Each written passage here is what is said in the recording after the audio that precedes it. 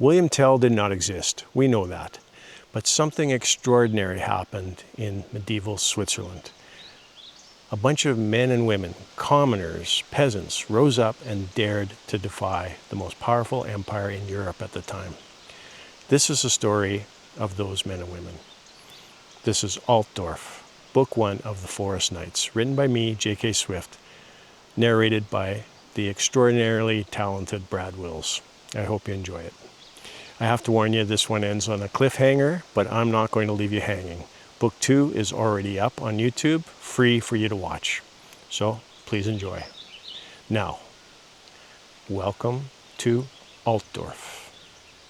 Altdorf, The Forest Knights, Book 1. Written by J.K. Swift. Narrated by Brad Wills. Chapter 1. Like shepherds from hell, the demons drove their flock of evil spirits and twisted minions over the Alps, far into the valleys below, spreading disease, insanity, and chaos. The only warning of their approach was the föhn, a warm, dry wind that preceded the horde's arrival. It was not superstition or myth to the locals, but simply an event that occurred a scattering of times every year, and the föhn in the late winter of 1314 was longer and warmer than any could remember. At first, as the warm breeze reduced great banks of snow to puddles, it was a welcome respite to a hard winter. But as the air continued to warm and the moisture was wicked out of the countryside, throats dried out, and animals became uneasy. Once the people recognized it for a föhn, the wise ones hastened to the safety of their homes to latch their shutters and bar the doors. They knew what chased the wind. Erich felt ill at ease, but he could not be sure whether the cause was the föhn or the 6 horsemen that had appeared with it. He had shadowed them from the woods for the past hour. Their mounts were great long-legged beasts, with heads held high and chins tucked in, not the sturdy mountain ponies that fared better in this land of hills and steep mountain passes. At first he thought they might be soldiers on patrol to Einsiedeln, or one of the other wealthy monasteries in the area under protection of the Holy Roman Empire, but they were not dressed like any Austrians Erich had ever seen.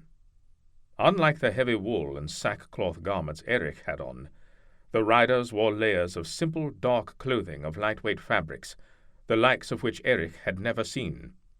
In addition, each man wore a black chain-mail shirt, the mesh so fine and light it seemed more a vest than armor. A single one of the mail shirts would fetch a price large enough to keep a family in these parts fed for years. But first it would need to be removed from the man wearing it, and that, Erich knew through experience and by looking at the weapons each man wore at his side, could only be accomplished one way. He waved to a man concealed in the woods 100 yards up the road, who in turn relayed the signal to more men hiding beyond a bend in the road ahead. Brigands, highwaymen, desperate men turned predators, who singled out the weak to provide for their own existence. Now in his late 20s, Erich had made his life amongst men such as these for nearly 15 years. His band of almost 30 men was one of the most lucrative gangs working the road leading north out of St. Gotthard's Pass. Traffic had been good of late, and by targeting nobles with insufficient escorts, the occasional small trade caravan, and local peasants as poor as the raiders themselves, Erich's group managed a comfortable existence, unlike most in the settlements surrounding the Great Lake. But they never ascended far up into the pass. The craggy peaks were the domain of demons, and were to be avoided lest one risk the corruption of his soul. And besides, there was no profit to be had on the other side. A number of years past, the Duke of Milan had purchased the area and built a great fortification, the Castel Grande, which sat atop a rock bluff overlooking the southern approach to the St. Gotthard Pass. Regular patrols from the castle had almost eliminated all banditry in the valleys on the south side of the pass. However, once the merchants managed the winding climb from the narrow valley floor out of the tree line and over the barren summit, which was covered in snow 8 months of the year, They were in Austrian lands, and there were no longer any Milanese patrols to protect them. Austrian patrols were rarely seen this far south. It was this pass that the 6 men had recently climbed, and they now rode slowly, relaxed. The weary slump to their shoulders told of a great distance travelled. Although tired of the road, they exchanged easy banter and laughed often, with one man standing out by his immense size. Clean-shaven and blond, he sat astride one of the largest horses Eric had ever seen. Yet the animal seemed no more than a pony the way the man's legs dangled around its torso. He talked non-stop, emphasizing his words and laughter with grand gestures from his brazier-sized hands. The fair-haired man was such a spectacle that Eric was surprised to find his attention always drifting to the darker man riding beside him. Though he appeared small compared to the giant, Eric could tell he was taller than most men. He wore his chestnut-brown, neck-length hair untied, and although beardless, his face was darkly stubbled, except for the area that a long, jagged scar passed through. The thick, pale tissue started under the man's left eye and ran down his face in a graceful curve to fold over the line of his jaw. He led a riderless, spare horse, 2 hands taller than his own, saddled and ready to be mounted. On his belt he wore a long knife, and hanging off his saddle was a mace with a heavy flanged head. His movements were relaxed, and his eyes never once left the road ahead to search the woods on either side. But there was an uneasiness about the way the man sat straight in his saddle that bothered Erich. Erich scanned the woods for his 3 hidden archers. He could not see them, but he knew they would be ready. Around the bend ahead, the road narrowed with thick stands of pine on either side. At his signal, he and his archers would open fire on the horsemen from the rear, and then the bulk of his men would emerge from the woods to chase them, leaving the riders with no option but to flee straight up the road. More men would be waiting with ropes stretched across the road that would unhorse the men from their galloping mounts. It was a tried-and-true system that had passed many a test. Erich knocked a noise-maker arrow to his bowstring, aimed into the sky, and let fly. A piercing whistle shrilled through the air. Seconds passed. Nothing happened. Where are my archers? A sinking feeling sifted through him and settled in his guts. Something was wrong. He scanned the woods to see 20 of his men scrambling out of the trees, shouting and screaming as they charged up the road towards the 6 horsemen. For bandits, they were well armed with heavy clubs or decent swords taken from previous conquests. Some wore unmatched pieces of armor, usually leather, but the occasional gleam of chainmail could be spotted when one of the intermittent patches of sunlight found it through the trees. Eric tried to wave them off, but to no avail. They were too caught up with adrenaline and bloodlust to spot him in the foliage as they rushed by, each man mindlessly intent on being the first to reach the victims. At the sound of the screams from behind, the 6 horsemen turned their mounts and formed up in a single line, the road just wide enough to accommodate all of the large horses. Their movements were precise and unhurried. As one, they drew their weapons. The tall man said something and held his mace high into the air. He turned his head and looked directly to Eric's hiding spot, his features obscured by the forest's shadows, save for the long, pale line, which even at this distance seemed to pulsate with a cool, white light. He reined in the riderless destrier close to his side with one hand and lowered his mace in the other to point at the attackers running up the road. The horsemen seemed to merge together into a single, multi-headed beast as they began to trot ahead, each man's knees close enough to touch the man's next to him. Then, as one, the great war horses leapt into a full gallop. Destriers bred and trained for this very situation, they snorted with excitement as they gathered speed and charged through the brand of brigands as though they were nothing more than tall blades of grass. Men screamed as they tried to dive out of the path of the frenzied animals. Bodies were blown aside like leaves in a maelstrom. Bones snapped, Shoulders dislocated, and chests caved in under the heavy iron-shod hooves. Once through the tangled maze of bodies, the riders turned their mounts with their legs and formed up for another charge. The road was littered with men on hands and knees, some still and lifeless, others groaning, crawling, trying to pull themselves to the safety of the woods. Those that were fortunate enough to have avoided the charge stood on trembling legs, their eyes darting from their trampled comrades to the demons on horseback readying their mounts for another charge.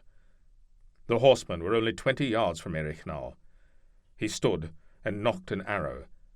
The tall man held his hand high again as the war horses snorted and pawed at the earth. Erich took aim at the leader's throat and pulled his bowstring back. "Hold!" came a whisper so close to Erich's ear he felt the words heat. A sharp point contacted the back of his neck, and he felt the coolness of blood trickle from the scratch. "Lower the bow and let that shaft fall to the ground," the voice said softly. "The riderless horse." Erich grimaced. There were 7. He had led his men into a trap. Erich's back muscles trembled with exertion as he eased back the string and dropped the weapon. The arrow slithered beneath a tangle of scrub still brown from the winter snows and disappeared. He turned slowly to see a mahogany-bearded man pointing a small crossbow at his face and holding another larger one at his side. His hair was cut short, but the reddish-brown beard was braided into a fork that reached down to his upper chest. The man lightly pressed the point against Erich's forehead. "It may be small, but it will tear a hole clear through your head, boy. In fact, this bolt is under so much pressure, and the tickler so touchy, it goes off by itself sometimes. Stay very still." He raised the other, heavier crossbow, took his eyes off Erich for a moment to sight down its length, and shot one of Erich's men standing 40 yards away through the chest. With a pop, the bolt spread apart the man's chainmail like thin spring ice and embedded itself far into his chest, the leather veins on the back end of the shaft all but disappearing. He turned to Erich and said, "Walk." On the road, the horsemen began their second charge. A few unwise bandits raised their swords and tried to sidestep the horses, but were cut down by the riders' weapons. Most fled into the trees, as did the others farther up the road that came from around the bend to see what the screaming was all about. In minutes, it was over. The bearded man marched Erich through the trees. They passed Erich's 3 archers, crumpled in the underbrush, lying in pools of their own blood with their throats cut. One of them still in his teens. Erich knew the circuitous route back to the road was taken solely for his benefit. He fought to push down the gilt building inside. Thomas took a slow drink from a water skin and then rotated his mace arm to work out the throbbing in his shoulder. The ligaments had been stretched one too many times, but he refused to admit he needed a lighter weapon.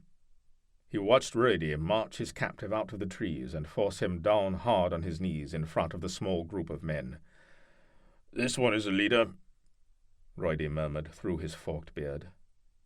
Thomas nodded, his dark eyes narrowing. He appeared tall because of his lean, wiry build, but he was still a full head shorter than Pierman Schnidrig, the fair-haired titan of a man standing next to him. "Just a kid," Pierman said, his words strongly accented. "Old enough to put a knife in your back if you show it to him," came another voice. Hermann Gissler, an angular man bordering on gaunt, with small eyes and black hair greying at the temples, strode forward and put the tip of his long sword in the middle of Erich's chest. "Do we hang him, or spare the tree and run him through now?" "Not worth the rope," said Urs, a short, stocky man with forearms thickened by years at the forge. "Let us take him to Schwyz and turn him over to the Vogt. Judging from the size of his band, they must have been quite active in this area. Might be a reward." Waste of time, Gissler said, shaking his head. He will only slow us down, and no village in these lands has money for a reward. Besides, they would just hang him anyway. Thomas gave his sore shoulder a hard squeeze to get the blood moving, and looked at the dead men littering the road. He turned to the man on his knees, who looked straight ahead, head held high and eyes unseeing. A small crucifix hung from the man's neck. He was healthy and better fed than the few people they had seen since crossing the Gotthard. Nevertheless, his eyes showed no hope. He had the look of a man who knew he was going to die, and perhaps that is what he deserved. Thomas had no way of knowing how many innocent deaths this man was responsible for, and he did not care. He had, of course, killed Christians before, but they had always been a threat in some way to the Christian kingdom in Ultremer. Saracen spies or lowly mercenaries loyal to God only until the gold ran out. But here, in this cold valley, hidden in the shadows of rocky peaks so high and numerous you could ride for hours without seeing the sun, it felt different, senseless, as though God had no interest in how the lives of these people played out. "We let him go," he said. Gissler looked at Thomas, eyes wide in disbelief. "We might not spot him next time. To show his appreciation for the mercy you have shown, he will put a quarrel in your back first chance he gets." "You confuse mercy with indifference. We are God's soldiers, chosen by our Lord to protect those who follow the one true faith. This man wears the cross at his neck. It is not our place to discipline half-starved ruffians." He looked at the brigand, whose eyes had come alive and were darting side to side with a new-found hope that he may not be killed. "You forget, Thomas.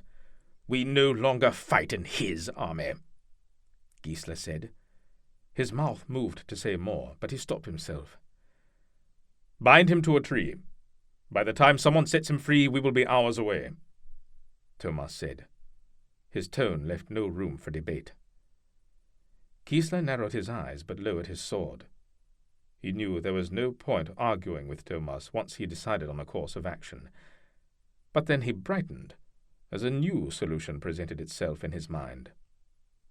In one fluid motion he reversed the grip on his sword, stepped in, and slammed the pommel into Eric's forehead.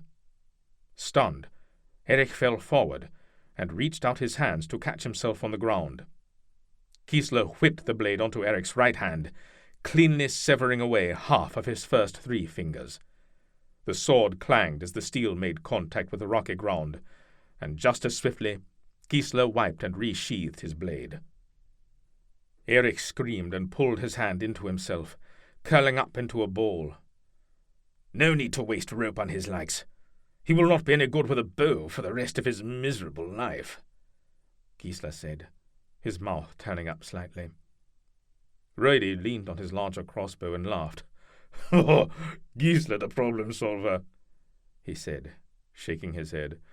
"Of course he could still use one of these," he said, holding up his small crossbow with one hand. Thomas let out a breath and stared at Gissler, but said nothing. It was not his fault. The others stood around drinking water, checking their weapons or comforting their mounts. No one was surprised by Gissler's sudden action, for they were all men shaped by a lifetime of war, Thomas included. It was, after all, common practice to cut off the fingers of enemy archer captives. Finally, Anton, a small man with several earrings in his right ear, who had taken to wearing perfume and bathing as frequently as the Saracens, wandered over to the writhing form on the ground and skillfully tied off the man's fingers, stemming the flow of blood. Then he began gathering kindling for a fire. "It will not take me long to cauterize this mess. Go on ahead. I will catch you soon enough," he said to Thomas. "Once you are done, take a moment for those on the road," Thomas said. "No man should die unshriven, but since they did not unburden their souls in confession, I am afraid a blessing is the best we can do. We leave them to God's mercy." "Yes, Captain," Anton said. His face paled briefly as he contemplated the horrors of facing his maker with an unshriven soul, and then he remembered the groaning man at his feet, who was still alive. Max, leave me some of your kirsch. Max, a barrel-chested man with a sour face and hair more grey than black, balked at Anton's request. "Get your own. This is one of my best batches. Who knows when I will have the means to make more?" Oh, calm yourself. Soon you will have all the cherries you want. You are back in the land of kirsch, remember? Grumbling, Max rooted through his saddlebag filled with packets of saffron, turmeric, pepper, and other exotic spices he had hoarded and brought from the east. It was worth a small fortune in the right hands, and if he remembered correctly, his family in Zug had connections with buyers. He found a small flask of one of the poorer quality cherry alcohol batches he had distilled himself, and tossed it to Anton. "That should be for drinking, not burning," he said. Was hoping to hear that, Anton said. He popped out the stopper and took a long swig, grimacing as the hard alcohol burned its way down. Then he roughly pulled Erich up to a sitting position and forced the young man to drink a few mouthfuls. He coughed and sputtered, but managed to keep most of it down. Max turned his back in disgust. The men mounted up, leaving Anton building his fire in the middle of the road amidst a handful of motionless corpses. Erich moaned beside him, cradling his stumped fingers. They resumed their travelling pace. By nightfall the party would be in the village of Schwyzer, where they would split up and go their separate ways. After so many years together, this weighed heavily in the thoughts of each man, but with no desire to speak of it, they rode mostly in silence. "I hate to say it, but Gissler was right, Tommy," Pierman finally said, in his melodic Wallis accent. "We should have made an example of the leader and left him twisting at the end of a rope." The way he sung his words made even a hanging sound like a cheery event. He came from the Matterhorn area, and everything about the man was big, from his almost 7-foot frame to the custom-made 8-foot-long battle-axe he carried. He was larger than life, an oversized blonde Adonis, both terrifying and beautiful to behold, and he was Thomas's closest friend. "A year ago you would not have taken any chances with that outlaw. I fear you are getting soft. As usual, God only knows what is rattling around in that head of yours." Thomas first looked slowly at the thick woods, patches of snow still visible at the bases of most trees, and then higher up at the white-peaked Alps surrounding them on every side. He could not recall any particular memories of this road, but breathing the clear air and taking in the majestic scenery of the Alps stirred up a warm, comforting feeling that was at the same time both new and familiar. Strange, he thought. There was no reason for him to have any feelings for this land. Unlike the others he rode with, he had almost no memories of family here. None that still lived, that is. He did not even know his true last name. For that matter, when he thought about it, he only knew 2 of the men's original last names. For the purpose of making record-keeping matters simple, the Hospitallers gave all the boys from the Alpine areas the same last name, Schwyzer, meaning one from Schwyz. The boys were forbidden to use any other last name. Hermann Gissler refused to surrender his family name. He got around the rules by telling the monks his first name was Gissler. As for Pirman Schnidrig, well, the monks tried to beat his last name out of him, but that only made him all the more determined to make sure everyone knew he was a Schnidrig. Not soft, just tired. I think I am getting too old to be one of God's soldiers, Thomas said. Pierman laughed and rolled his eyes. "Tommy, you were an old man when you were 5.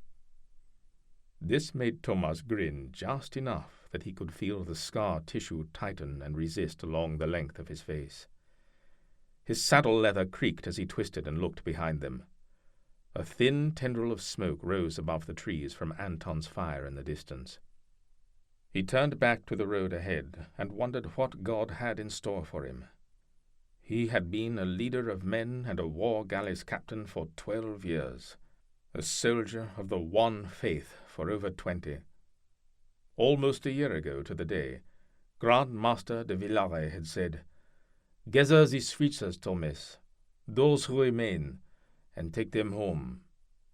This is the last order I shall give you."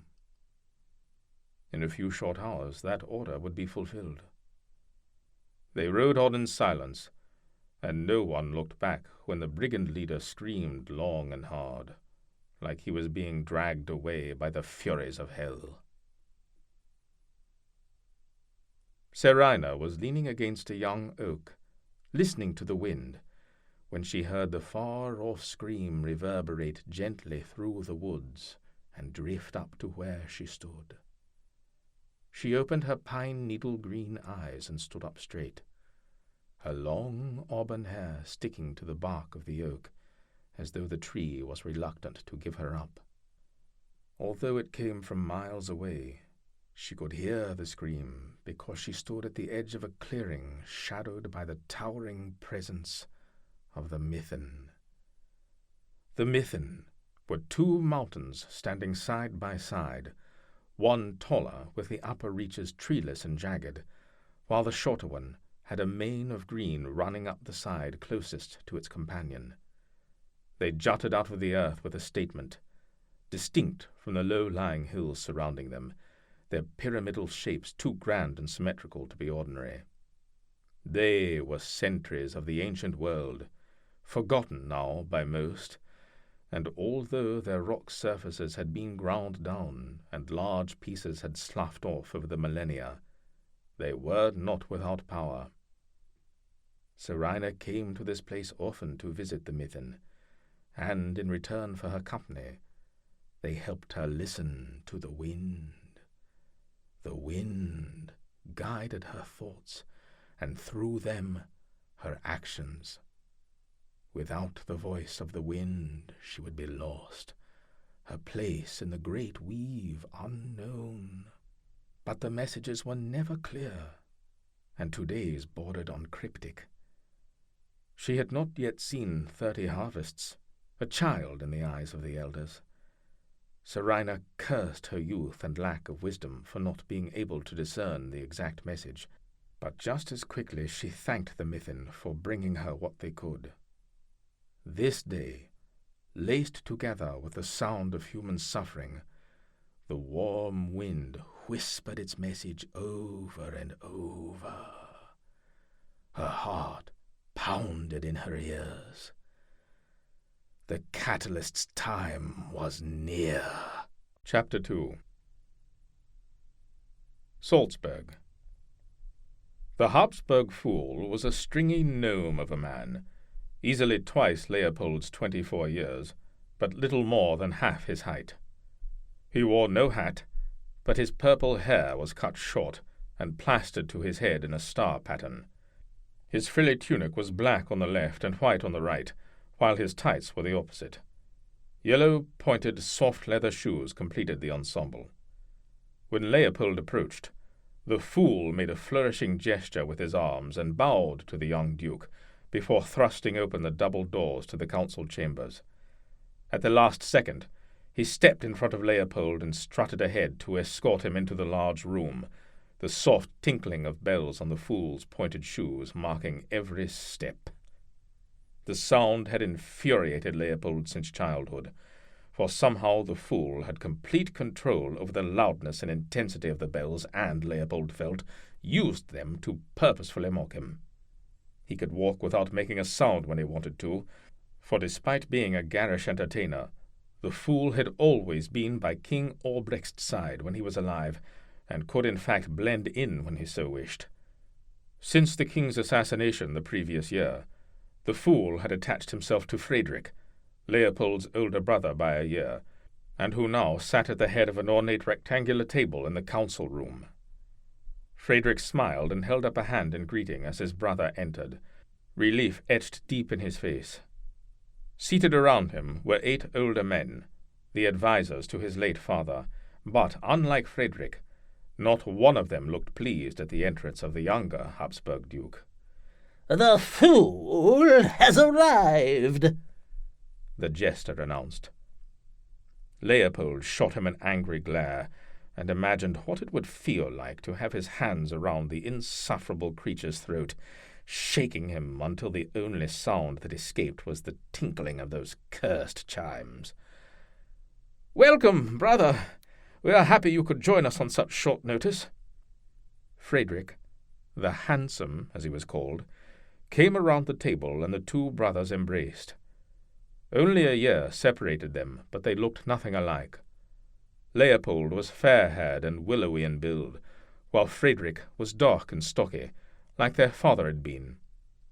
Most women would not say Frederick was any more handsome than Leopold, but there was a beatific honesty in his smile that made people feel comfortable. When under Leopold's bold stare, on the other hand, people were never at ease. He had his mother's sharp features, glistening blue eyes, and a high-bridged raptorial nose. 6 of the men were nobles of prestigious Austrian houses, powerful members of the German Empire, but Leopold's sudden presence made many of them shift in their seats. His open disdain for his father's advisers was well known. He trusted none of them, and felt sick when he thought of his brother in this room alone with these carrion-eaters. He made a point of looking at each man, and noting who met his eyes and who seemed surprised to see him here. The few who met his eyes quickly looked away, but that in and of itself was not a measure of guilt. The archbishop was seated to one side of Frederick, along with a simpler dressed monk Leopold had never before seen. Though he wore the robe of a Dominican, his face had the smugness of a merchant. "Forgive my lateness, brother. I should like to have been here sooner, but the messenger bearing your summons was waylaid on the road some miles from Habsburg Castle." Leopold let his eyes wander over the nobles, openly accusing anyone who met his stare.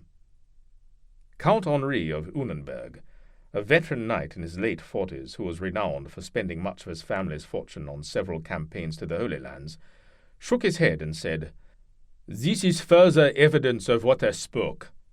Even the roads in the Aargau are no longer safe, since so many of our soldiers were sent north. We must have more patrols to ensure the safety of messengers and merchants.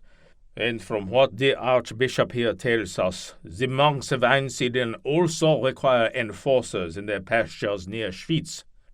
"Ridiculous." Otto, the late King Albrecht's grey-haired military adviser, grunted. "Louis the Bavarian openly defies Frederick's tutelage and is marshalling his forces as we speak.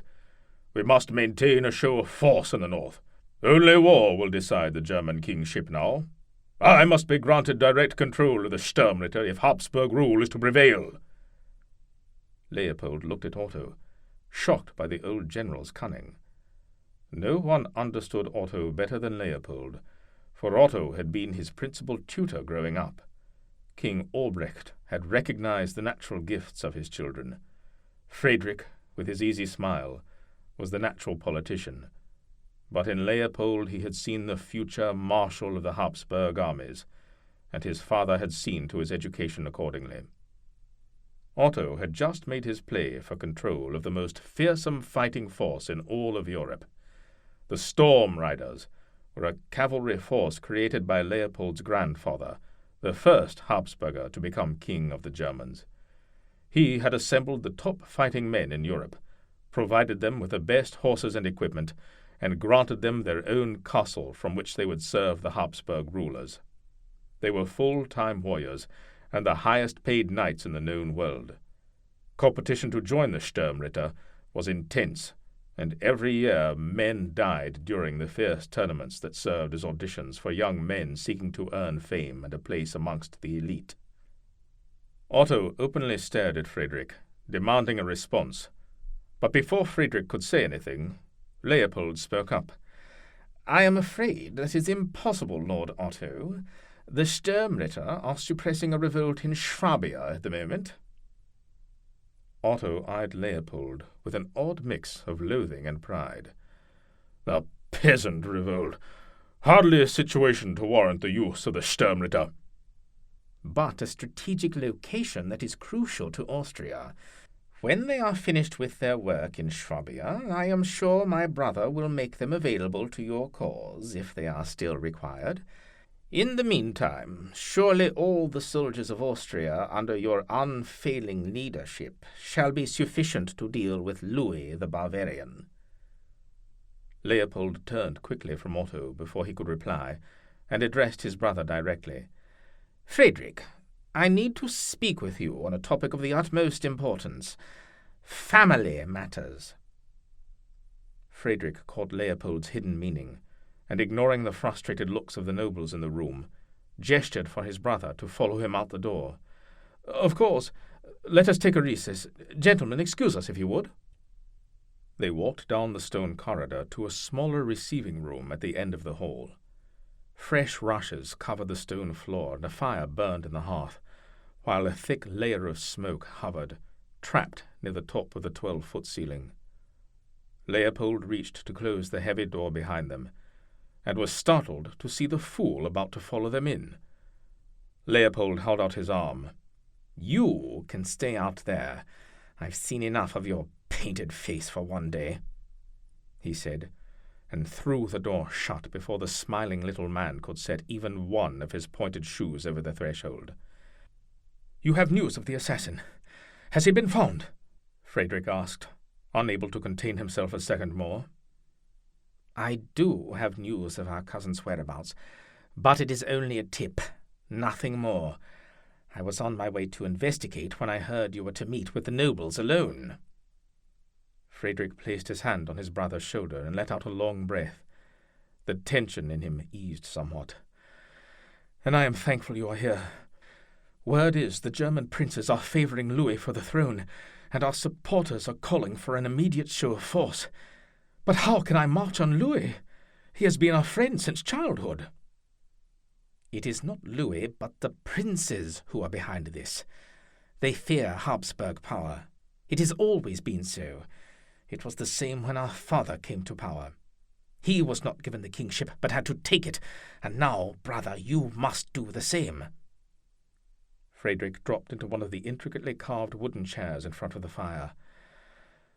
"How goes work on the Altdorf citadel?" Leopold grunted. "It is little more than a mound of rubble at the moment. Certainly not a citadel. I need more workers. Speaking of which, I do not suppose—" "If I had men to spare, they would be readying for battle, I am afraid," Frederick said. "Not playing with stone and mallet." Leopold's jaw clenched, starting a tremor in the muscles under his cheekbones. "Traffic over the Gotthard Pass doubles every month with the recent improvements the Milanese have made on the Devil's Bridge over the Reuss. The Gotthard is now the fastest way for all Mediterranean merchants to traverse the Alps and trade with the Hanseatic League. Both the King of France and the Duke of Milan are scheming for its control. Protecting Habsburg land from their hungry eyes is hardly playing, brother." Frederick let out a sigh and pinched the bridge of his nose between his fingers. He let his chin momentarily dip to his chest. "Forgive me, Leo. I am tired. I do not have the patience for these games. You should have been born the elder." Leopold forced a laugh, but in truth, a chill went through him at the thought of being king of the Holy Roman Empire, having to deal with advisers and petty petitions from nobles and commoners alike, always in the midst of the conniving German princes. No, that was not a position to covet. "Nonsense. I work better behind the lines. You know that." "I wish father was still alive. I can understand our cousin for feeling slighted, deprived even of his inheritance, but to go so far as to plan the assassination of the king? For the love of Christ, I cannot see what drove him to it." "Evil can be found in all men's hearts if you look deep enough," Leopold said. "Father was a great man. Even the Jews would admit as much. But something in him changed when Rudolf died. I know you felt it too." Leopold knew exactly what Frederick meant. King Albrecht had had 3 sons. The oldest was Rudolf, and it had been no secret that he was the king's favourite. After many years of scheming and brilliant politics, Albrecht had secured the throne of Bohemia for his son Rudolf. Unfortunately, barely a year into his reign, Rudolf succumbed to a fever and died. With the death of his eldest son, the aging Albrecht's mind had come unhinged. Not all at once in an obvious way, but to those closest to him, especially his sons Frederick and Leopold, the changes were readily apparent. He became forgetful, drank wine in the evenings, something he had forbidden his own sons to do, and appeared less frequently at the local courts he had fought so hard to establish during his reign. Near the end he would not be seen for days, and when he did appear, he was frequently in his cups. And then, one afternoon while crossing the Reuss River, he was attacked and killed by his nephew John and 3 fellow conspirators. The bloated bodies of John's accomplices were found days later miles downstream, but somehow John, the parricide, managed to escape the wrath of Albrecht's sons and fled into hiding. Claiming Frederick had enough to worry about with being the head of the Habsburg family and potentially the new emperor of the Germans, Leopold had declared he would take it upon himself to find John and bring him to justice. "You must be strong in this hour," Leopold said. "All eyes are on you now, and if the princes see weakness, you will never be elected to the throne. But more importantly, you cannot trust any of those nobles in the other room. They stand with you only because they need your strength to protect their lands, not because of any past loyalty to our father. Never for a moment forget this. Parasites, he thought. Every last one of them." Frederick looked up from his chair, his usually smiling eyes now dark and red-rimmed. It hurt Leopold to see him this way. His brother was a simple man, honourable and just, if not overly wise. He would make a good king. Too good. The German princes would flay him alive. It would be best for all if Frederick was not a candidate for the throne, but Leopold knew that was impossible. Their father had built the German Empire up for one of his sons to rule, and Frederick would give his life to honour his father's ambitions, no matter the cost to himself. Everyone knew Frederick the Handsome's honour and sympathy for his subjects were his greatest strengths, but Leopold saw them as weaknesses that would eventually lead to his downfall. And when he fell, as he most surely would, it was Leopold's duty to ensure the Habsburg line survived, and the longer he kept Frederick alive, the longer he would have to increase the family's private holdings. In Leopold's mind, the acquisition of land and estates in the Habsburg name was the key to maintaining power. That and, of course, the Storm Riders. "Promise me something," Leopold said. Frederick stared into the fire. "If I can," he said. "You will never relinquish control of the Sturmritter to another man, not even your military advisers. Especially them." "Then I would ask something of you," Frederick said. Leopold's head cocked to one side. It was unlike his brother to barter with him. With a great effort, Frederick pushed himself up from his warm chair like a drowning man kicking to the water's surface. "Take the fool with you to Argyll. It seems he has a history with many of our father's advisers, and I fear for his life while he is here. I cannot possibly devote the time every day to keep him from harm's path." Leopold took a deep breath before he spoke. "Surely no one could gain from killing the fool. This is his home. He would not be happy nor comfortable in our rustic country estates." "You and I know he is no threat, but some feel he was too close to father and was privy to all types of sensitive information. Please, Leo, obey me on this one thing. Father would want to see our childhood playmate taken care of as he enters his twilight years." Leopold forced his thin lips into something resembling a smile. Of course. But I have business to attend before returning to Habsburg. Have him ready his belongings and send him in a few days. Even that much of a respite would be welcome. Frederick placed his hands on Leo's shoulders. Thank you, brother. It may be a small thing to you, but knowing our fool is safe in your care lessens much of the weight bearing on my mind. He threw his arms around Leopold, and they embraced. Then, holding him at arm's length, he looked at his brother and said, Besides, you may find his advice intriguing. Sometimes I think he is my wisest adviser. Frederick broke into an honest, deep-belly laughter at this, which lifted years from his face. Leopold, grateful to see the change, echoed his brother's laughter, musing all the while whether God had a hand in inflicting this punishment. The cheese hut stood alone high in the hills. To provide a level foundation in the mountainous terrain, it was built on legs of differing heights consisting of flat stones stacked upon one another. The top stone of each leg was smooth and twice the size of the others, so as to create an overhang, an impossible barrier for field mice trying to climb up the legs and gain entry to the hut. A month from now, when the snow was completely gone and the grasses turned the hills green, the farmer and his wife would drive their animals up from the lowlands and live in the hut all summer long making cheese.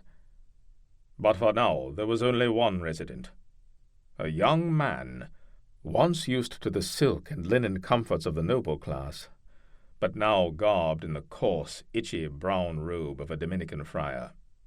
His hair was dishevelled, and dark, bloodshot eyes told of countless nights with little sleep. As dusk approached, he stood inside the small hut with the door ajar, looking out over the hills as two riders approached. His first impulse was to flee, but he soon recognized the riders and willed himself to stay put. Moments later, Leopold dismounted, while Klaus, a thick soldier who had been Leopold's man for many years, remained on his horse and kept a watchful eye on the surrounding slopes. Cousin, I thought you had broken your word and forsaken me in this damnable place, John said, his voice accusing and rough from lack of use. Leopold untied a bag from his saddle and tossed it to John, who snatched it out of the air and immediately snaked his hand inside to retrieve a thin slice of dried meat and a crusty loaf. It had been 3 weeks since his last visit from Leopold, and his desire to speak with another person was great, but so was his need to eat something other than the porridge and cheese he had been living on. He crammed the slice of meat into his mouth and bit into the loaf. Crumbs flaked off and clung to his shaggy beard. Leopold screwed up his nose and shook his head. I do not recall you being so uncouth at our last encounter. Perhaps you tire of this peaceful retreat in the Alps and are ready to move on. John ripped off another piece of bread with his teeth and spoke around it. You know I am. Do not play games with me, Leo. What news have you? Good news, cousin. You are free to go wherever you like now. John's eyes lit up, and he lowered the bag of food. The princess will grant clemency, then? I can return to Salzburg. Salzburg? I suppose you could, but keep in mind you are still Wolf's Head in Austria, and like the beast, your skin can be traded for coin. What do you mean? You said I had to but wait for the princes to assemble and vote. Surely they see what a madman the king had become. I have served the German Empire, and yet I hide in these hills, cowering like a common criminal. You swore to me. Leopold cut him off by grabbing the front of his robe and pulling him close. You are far worse than a common criminal, he said, and then, disgusted by the stench of the man, pushed him stumbling back into the cheese hut's wall. The Pope has placed you under the holy ban. The effect of the words was instantaneous. Horrified, John's legs went slack, and he slid down the wall to sit on the ground. Leopold rubbed his hands together, and then wiped them on one of Klaus's legs. The veteran soldier kept his eyes locked on the horizon. Apparently I underestimated how much the Pope respected my father. John sat on the ground, hugging his knees. His mouth opened and closed several times before he finally found his voice. "No, it cannot be. I will flee to Spain. No, Italia. I must go to Rome and buy indulgence." "Fool! How far do you think you will get when every man, child, and woman has the right to beat, rob, and kill you on sight? Under threat of excommunication, no one is allowed to aid you. I have wasted the past few months of my life building discreet relations with your connections at court. And for what? Nothing. You are useless to me now." John shook his head slowly from side to side. "No, this is not what you promised. You said I would be granted lands and titles when Frederick became king." He pointed his finger up at Leopold. "You gave your word." Leopold rolled his eyes and walked over to his horse. "My word, was it?" He pulled himself up into the saddle and said, "Sorry, cousin. I can deal with princes and kings, but a papal ban is beyond even me." John stood on shaky legs and stumbled over to the two mounted men. Klaus grabbed the pommel of his sword, but Leo held up a restraining hand as John wrapped himself around the young duke's boot and pleaded. "No, do not go, Leo. Please. I'm sorry I accused you. I have been alone too long. My mind is not right. Surely there is something we can do. I will stay in hiding, and when Frederick becomes king, he can beseech the Pope." Leopold gently placed his hand on John's head and leaned over him. "My dear cousin, can you not see I have no choice?" One corner of his thin lips turned up in a smirk. "And besides, you did kill my father. Why would I assist the likes of you?" Leopold pushed John away by his head, turned his horse, and jammed his heels into its side. He held up a hand in parting and called out, "Good luck on the road, cousin. Beware old ladies and children trying to kill you in your sleep." He left John the parricide, slack-jawed and hunched in front of the age-blackened shack, a man with no country and no God. Chapter 3. When they came to Altdorf, a town near the southern end of the Great Lake, Rudy abruptly announced he would separate from the party. Altdorf was a thriving town for these parts. Almost a city, Thomas thought. Easily the largest settlement they had seen since coming over the Gotthard Pass. On a rise in the distance, he could even see new construction underway. It appeared to be a large stone keep beginning to take shape. "Heard a rumor about 5 years back I have a sister in these parts," Rudy said. Course it came from a drunken Norseman, and he was not sure if he was in Berglin or Altdorf at the time. Still, nothing better to do. Might as well check it out." "Best of luck finding her. I swear this town has tripled in size since I saw it last. It was nothing more than a few farmers' huts clustered together from what I remember," Anton said. "Well, that is no farmer's hut," Pierman said, pointing at the keep on the hill. Thomas remembered the Norseman Rudy talked about. The Wyvern had been patrolling the waters off the coast of Turkey, and they came across the remains of a burnt-out merchant Gnar floating dead in the water. Only one man remained alive, though he hovered precariously close to death.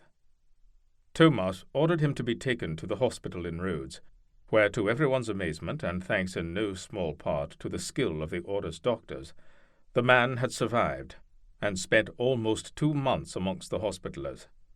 He was well-travelled and a tireless storyteller, provided he was kept in his cups, and told endless tales of the far north, and how most people there still believed not in one god, but in many, similar to the Greeks of old.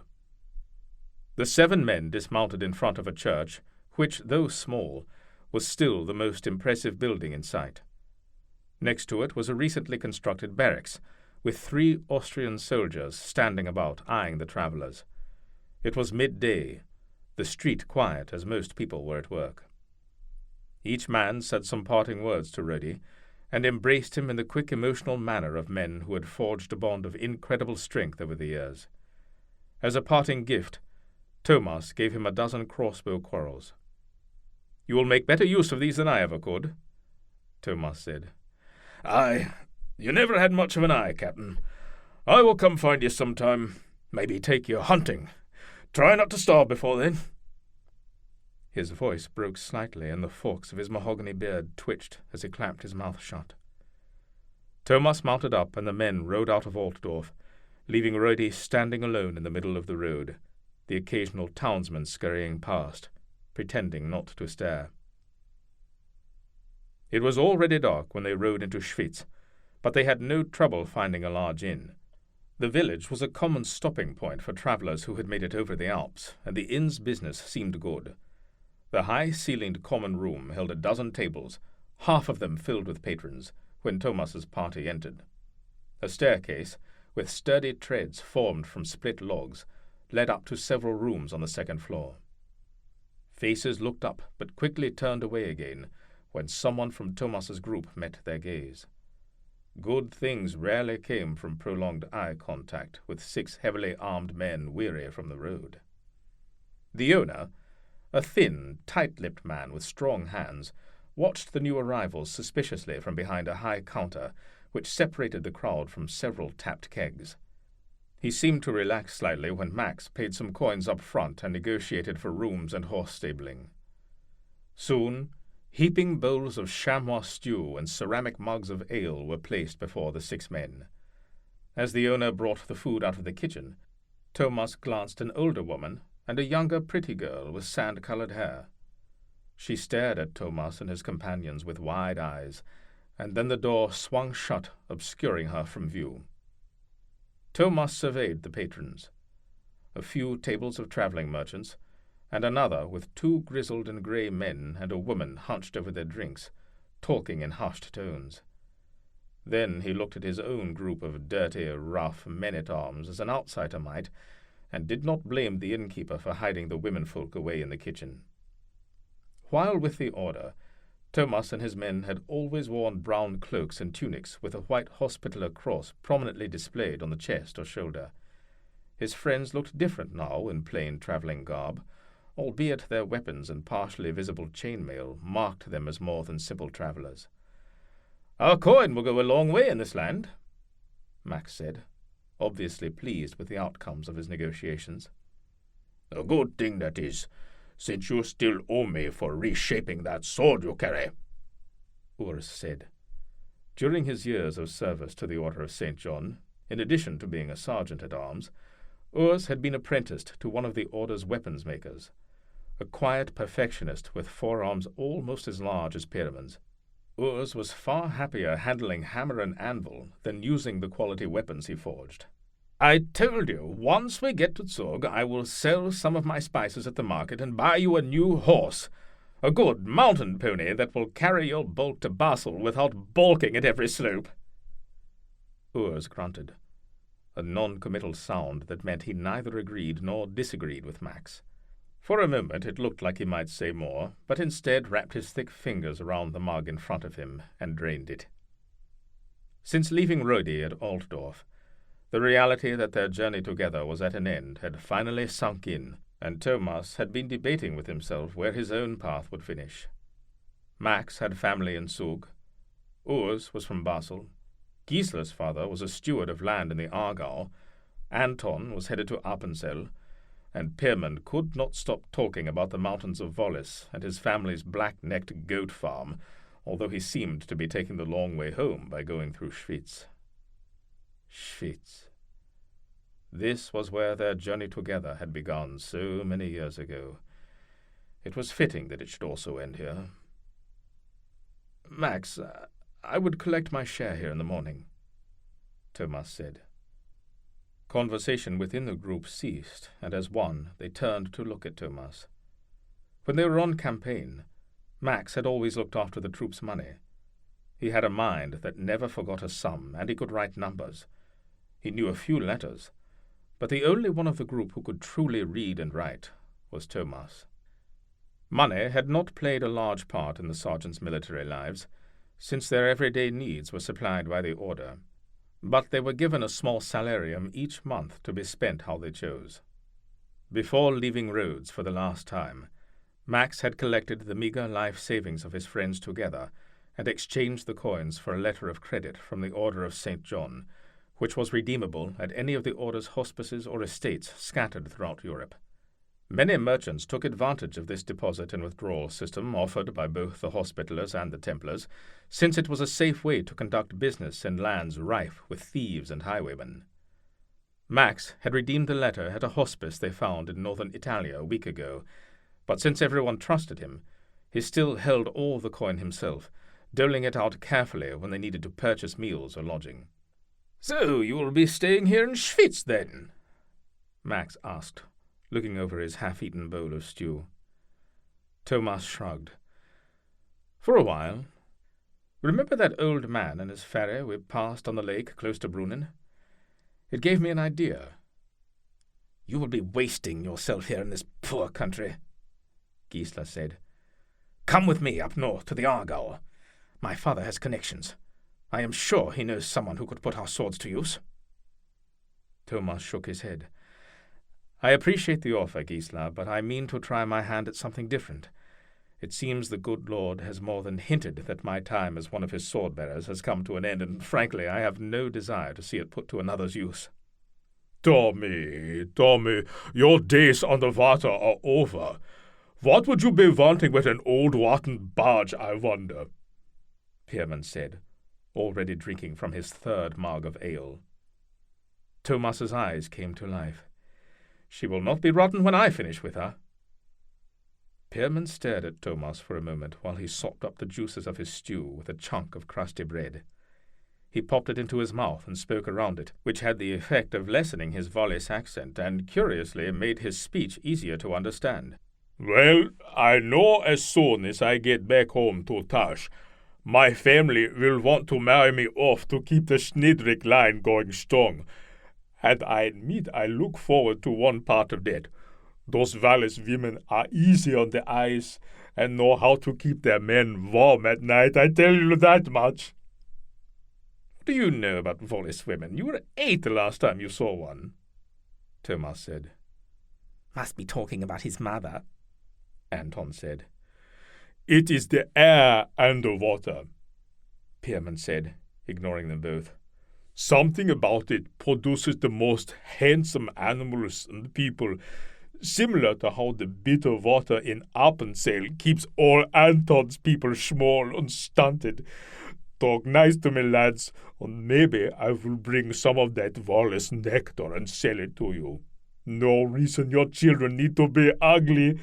God knows you and your kin have suffered enough already."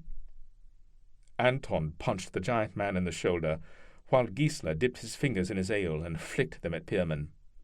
Pierman wiped his face and crossed himself, and then held up a finger. "But first, I think I will stay here for a time and help Tommy build his boat. Raise up, gentlemen, and let us drink to making ugly people better looking." "To new ventures," Max said, raising his mug. They echoed Max's toast and clanked their mugs together, splashing ale over the table. They laughed hard and drank long into the night, reminiscing over 30 years of shared exploits. For the remainder of the evening, they peeled back the years until each man saw only the faces of boys before him, and the aches and pains inflicted by a lifetime of war dissolved into the night. Chapter 4.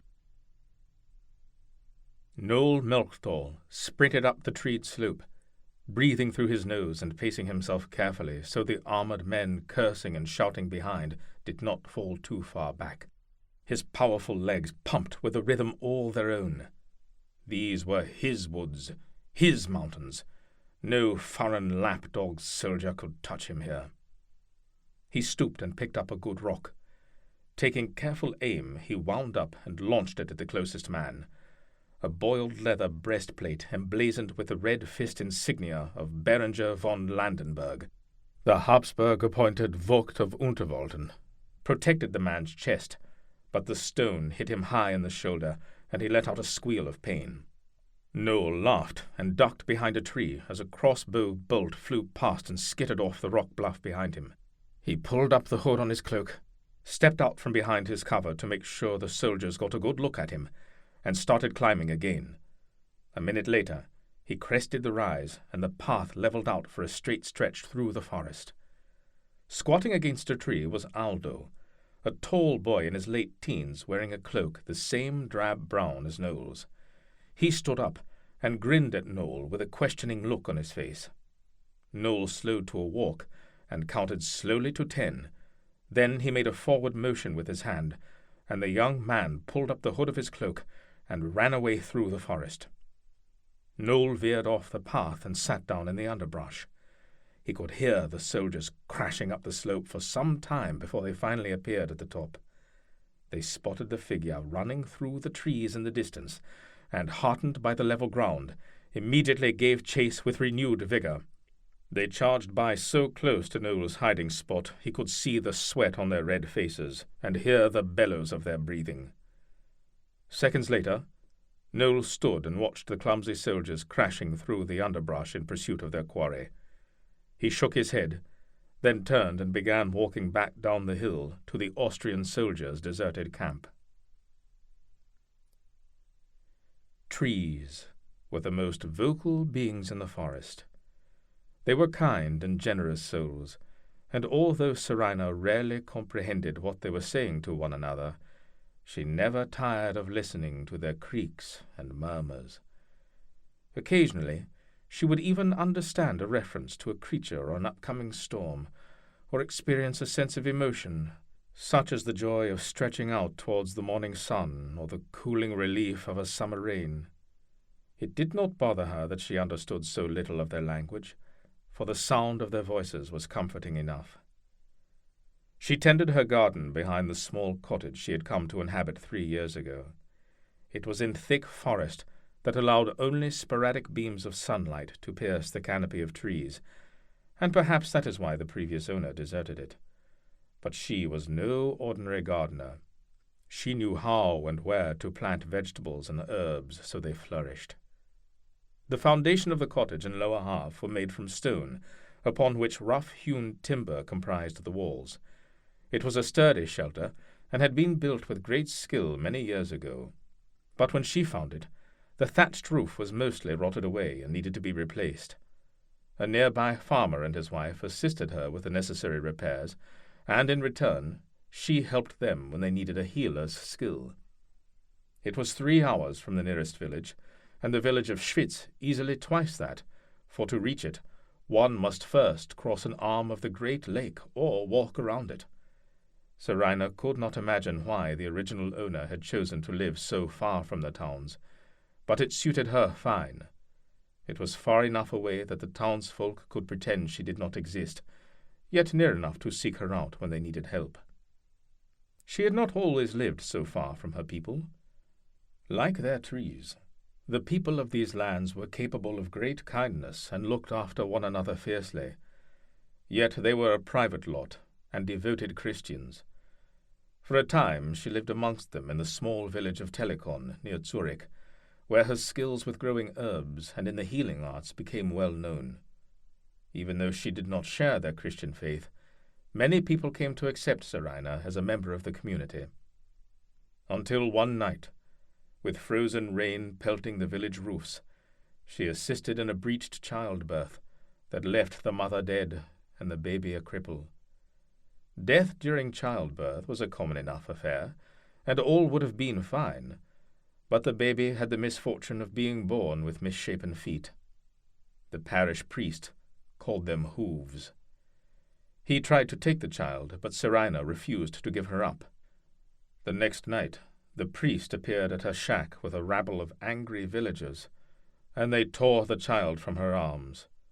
He named her a witch and a servant sent by the devil to corrupt the people of Telecon. Few believed his words, but even fewer were foolish enough to take the chance that a demon lived amongst them. She was driven from the town, but managed to escape her pursuers and watch from the safety of the trees as they burnt her shack and the entirety of her few belongings. The torches set to her home were lit from the same bonfire used to burn the child. Lost in her thoughts of the past, Seraina did not hear the young man approach until he spoke. "Pretty girls should pay more attention when alone in the woods. You never know what beast might be lurking nearby." Seraina started and stood from her garden. She cocked her head, her ears still picking up the voices of the trees, loud and unconcerned. Noel grunted as he dropped a large sack on the ground that clanged as it hit. The trees were extremely sensitive, and Seraina could tell when people and even some animals approached by how they reacted. She used to think it strange that Noel's presence never disturbed them, but that was before she knew him, before she had come to realize he was the catalyst.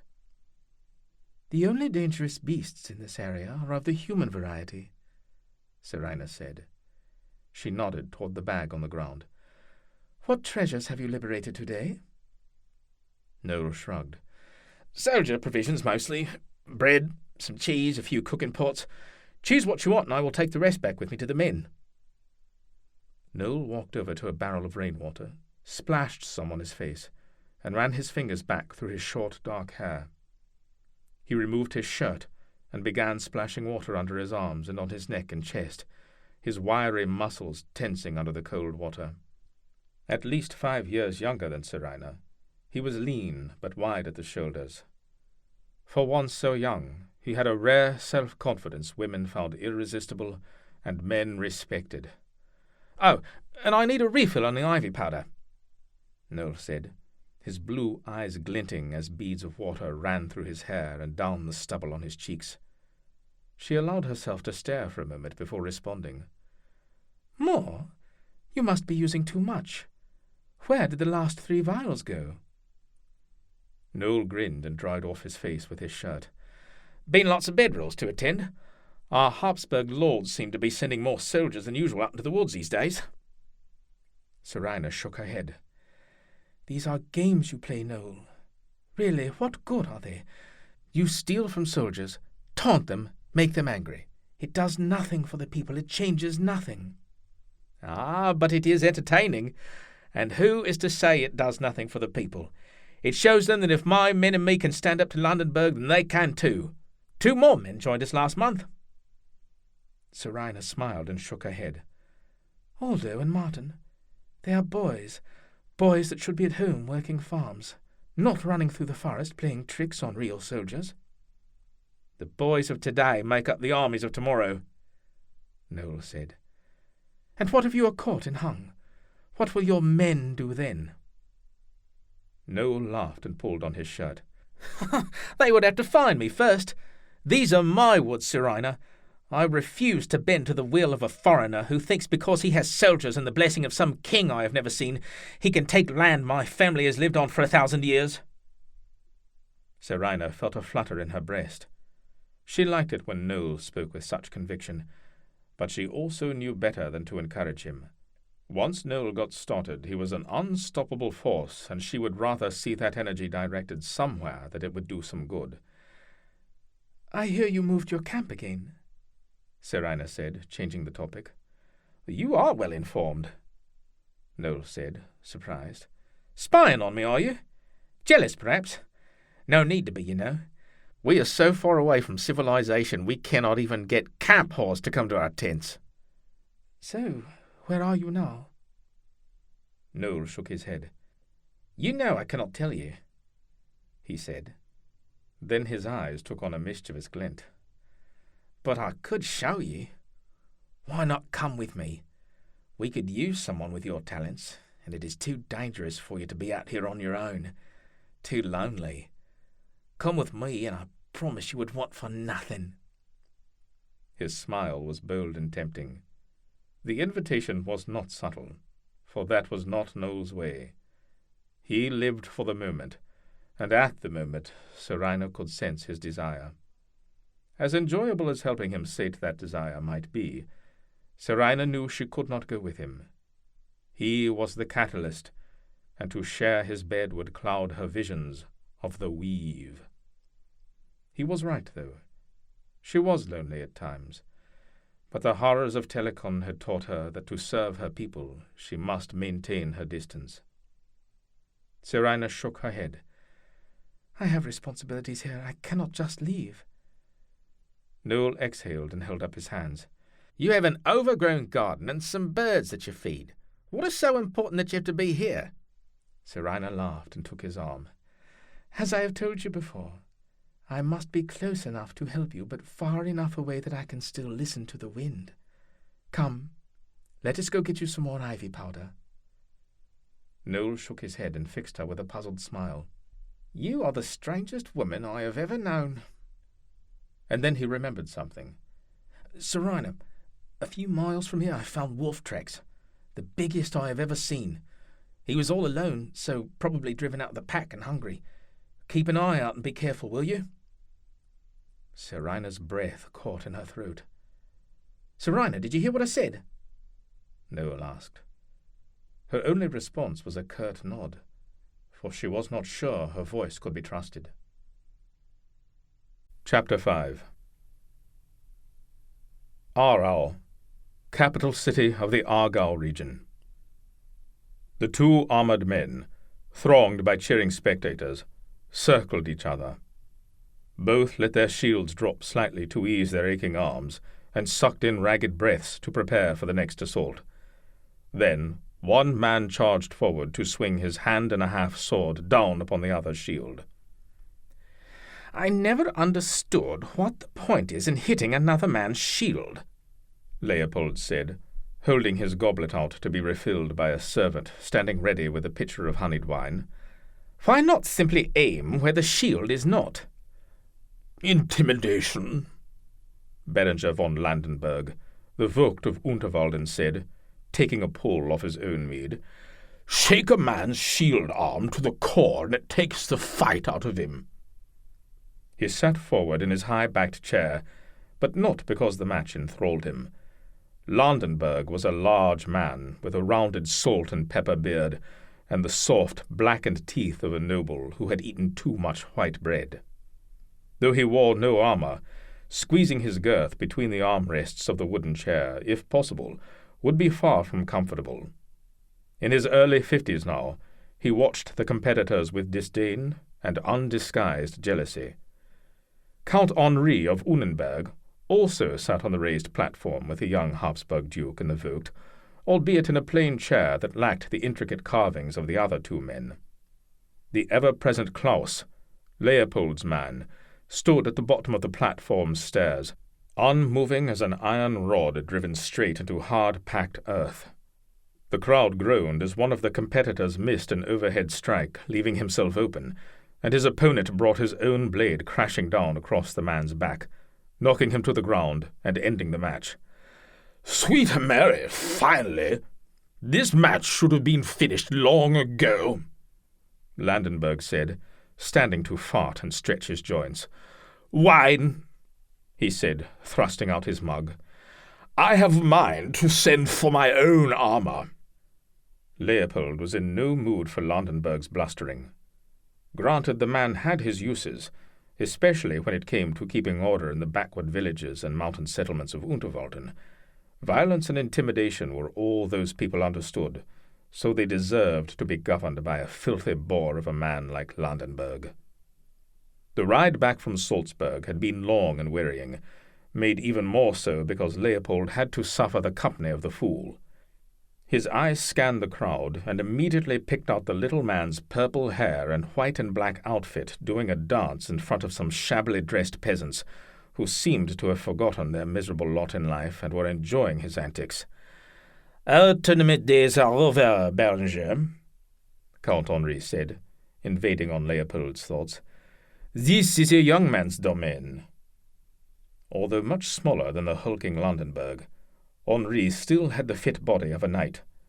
He had been fighting off and on in the Holy Lands for almost 20 years and had returned to the Aargau 5 years ago when his father died. He inherited his father's lands, 3 lucrative estates in the Aargau and 1 rocky tract of land at the head of the Gotthard Pass.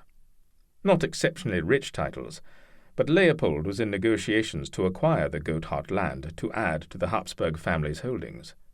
Henri's family connections with landowners in Uri, where St. Gotthard's Pass was located, had proved valuable when Leopold had purchased land at the head of the pass last year. The same land where Leopold currently had 50 stonemasons constructing a fortress that would be his new home. He needed some farmland to support the fortress, and poor though it was, Henri's small estate should do nicely. Henri's connections would prove useful in the coming years if Leopold were to bring the pass under Habsburg control. Count Unenberg is right. You have seen too many years to be playing the part of a ram, so sit down and accept your place. I would wager there is not a man on this field who would not rather be one of my governors than chafing under sweaty armour. Landenberg grunted at the rebuke. If I had your youth, my lord, I would gladly be on that field winning my share of honours. Honour is a myth. The tourney was created to keep our warriors occupied in times of peace, to prevent the dogs from turning on their masters, if you will.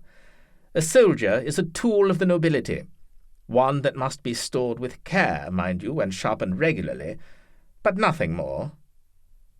And when the tool ages and shows signs of rust? Count Henri asked. What then? Leopold did not hesitate. We throw it out, or occasionally the axe is melted down and reshaped into a hoe. He made a point in looking at Landenberg as he spoke. Henri stood, smiling at Landenberg's discomfort, and said to Leopold, All this talk of politics has stirred my bowels, if you will excuse me, my lord. He stepped on off the dais and moved between two merchant stalls, one selling fire-roasted sausages on a stick, and the other small loaves of crusted dark bread. Leopold motioned the next pair of combatants into the ring. Landenberg, scowling, wedged himself back down into his chair. His eyes lit up when he recognized one of the combatants, a thick young man with blonde hair and the neck of a bull whose shield bore the markings of several tourneys he had won. "Ah, now we shall see some sport," Landenberg said. "That is Sir Rolf of Nuremberg. Saw him kill a man on this field last year. Damned fool's helm was too big, and the force of Sir Rolf's blow shook his skull to pieces." "He does appear capable," Leopold said, but his eyes were on Rolf's opponent. He was a thin, unremarkable fellow with greying hair, at least 15 years older than any competitor on the field, and, unlike the other fighters, the only armour he wore was a light mail vest that was almost hidden beneath a faded black tunic. Leather bracers covered his wrists, but there were neither plates on his shoulders or legs, nor a gorget around his throat. The older man hefted several different swords from the weapons rack and tested them for balance, shifting each one carefully from hand to hand, before finally deciding on a smaller one-handed blade with a single cutting edge. Leopold's lips turned up in a smirk. The young duke had been raised amongst men such as this. From an early age, Leopold had been sent by his father to live for months at a time in soldier barracks throughout the German Empire, France, Denmark, and Italia. While his older brothers were kept at King Albrecht's side in Austria to learn how to rule, Leopold's father shipped him off to live with foreign tutors, not so much to learn to be a soldier, but to learn how one thinks, to recognize what motivates them and what kind of discipline it takes to control them. He learned to read men's eyes, their postures, what body types made a good horseman, and which were better suited to infantry, who would be loyal and who could be bribed. This was his education. From the ages of 10 to 15, Leopold saw his father only 3 times, at public functions of state that demanded a show of Habsburg solidarity. Frederick had visited his younger brother regularly, but both Leopold's father and oldest brother were strangers who happened to share the same family name. 100 silver says the old man makes your Sir Rolf yield like a pliant serving girl. Landenberg's eyebrows arched, and he looked at Sir Rolf's opponent for the first time. He saw only an aging man with inferior equipment, desperate to earn some prize money and, perhaps, to hold on to a piece of his youth. "Let us make it 200, And since you mentioned a serving girl, you arranged to have the innkeeper in Schwyz send his daughter to serve in my household." Leopold had no idea who this innkeeper was, but it did not matter. "Done," he said, waving his hand to a nearby servant. The aroma of the nearby roasted sausages had watered his mouth. He summoned a page, and soon he had a hot, spitting sausage on a stick in one hand and a piece of dark bread in the other. He nibbled off a piece of the succulent meat and settled back into his chair to watch the match. The master of the ring called the men to their marks.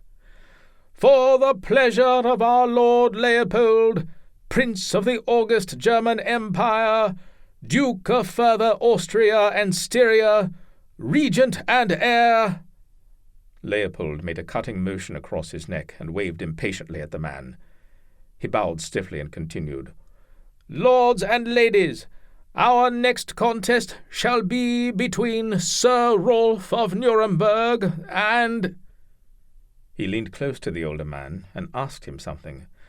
"And Gissler." Gissler bore no shield or helm, but walked calmly to his starting position. He avoided looking at his opponent. Sir Rolf's face visor was raised, and strands of blonde hair poked out from beneath his chain coif. A green silk kerchief from some female admirer fluttered in the breeze at his belt. "Fear not, grandfather," Sir Rolf said to his older opponent in a clear tone that carried far into the ranks of spectators. "You will suffer no serious injury by my hand." Laughter rippled through the crowd. Gissler looked up for the first time at his much larger adversary. His eyes narrowed and flitted casually over the young knight.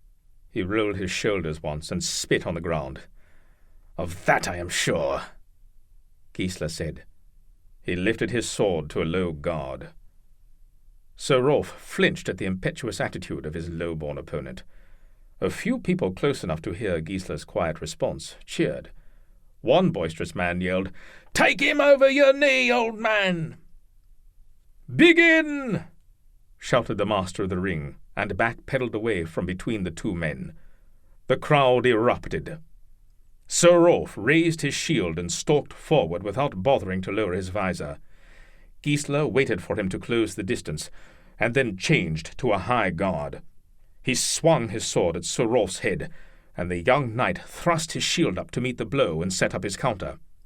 With surprising speed for such a large man in full armour, Sir Rolf took the blow on his shield and then dipped it to the side as he swung his hand-and-a-half sword towards Gissler.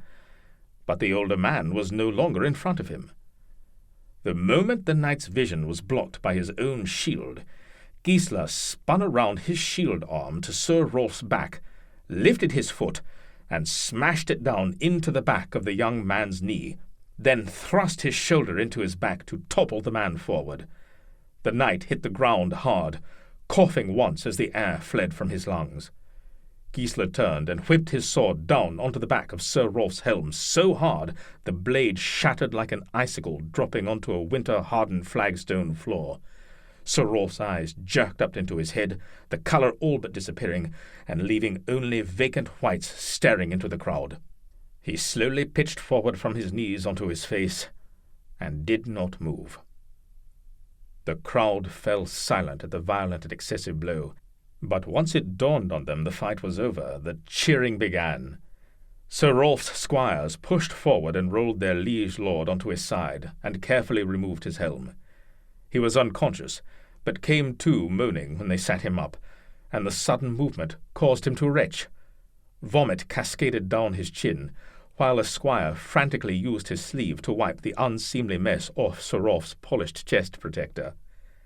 The ringmaster pushed his way forward, and, his eyes wide with surprise, raised his arm in Gissler's direction. "The winner is Gissler!" Gissler was already moving out of the circle toward the weapon racks when he heard his name called. "Gissler? By God, what land is this? Is that really you?" Count Henri stepped out of the crowd and clamped his hand on Gissler's shoulder. Gissler flinched, and he looked as though he might repel this new attacker, But then recognition flooded his face, and he stared open-mouthed, unable to speak. "But of course it is. I recognize your work," Henri said, nodding towards Sir Rolf's squires, struggling to get their lord on his feet. "Henri," Gissler said finally, shaking his head. "Look at you." He stepped back and gestured at the Count's richly tailored clothes and plumed hat. "A lord of peacocks if ever there was one." The two men laughed and threw their arms around one another in a rough soldier embrace. "What are you doing here? Why are you not with the order on roads? I have word the Turks are giving the Black Knights an awful time on that rock." Gissler shrugged. "That no longer concerns us. The Grand Master released us from our oaths, coming on a year now." "Us? Who else is with you, man?" "Every Schwyzer crew member of the Wyvern." Gissler told Henri how he had travelled back with Thomas, Pirman, Roide, Anton, Urs, and Max. A puzzled look crossed Henri's face. "But what of the others? Thomas's crew had 70 of you when I was last aboard. What of Lars and Gerhard, and that pug-faced fellow who fell in love with every Saracen whore he saw?" Gissler nodded, but his smile turned grim. "Jeff.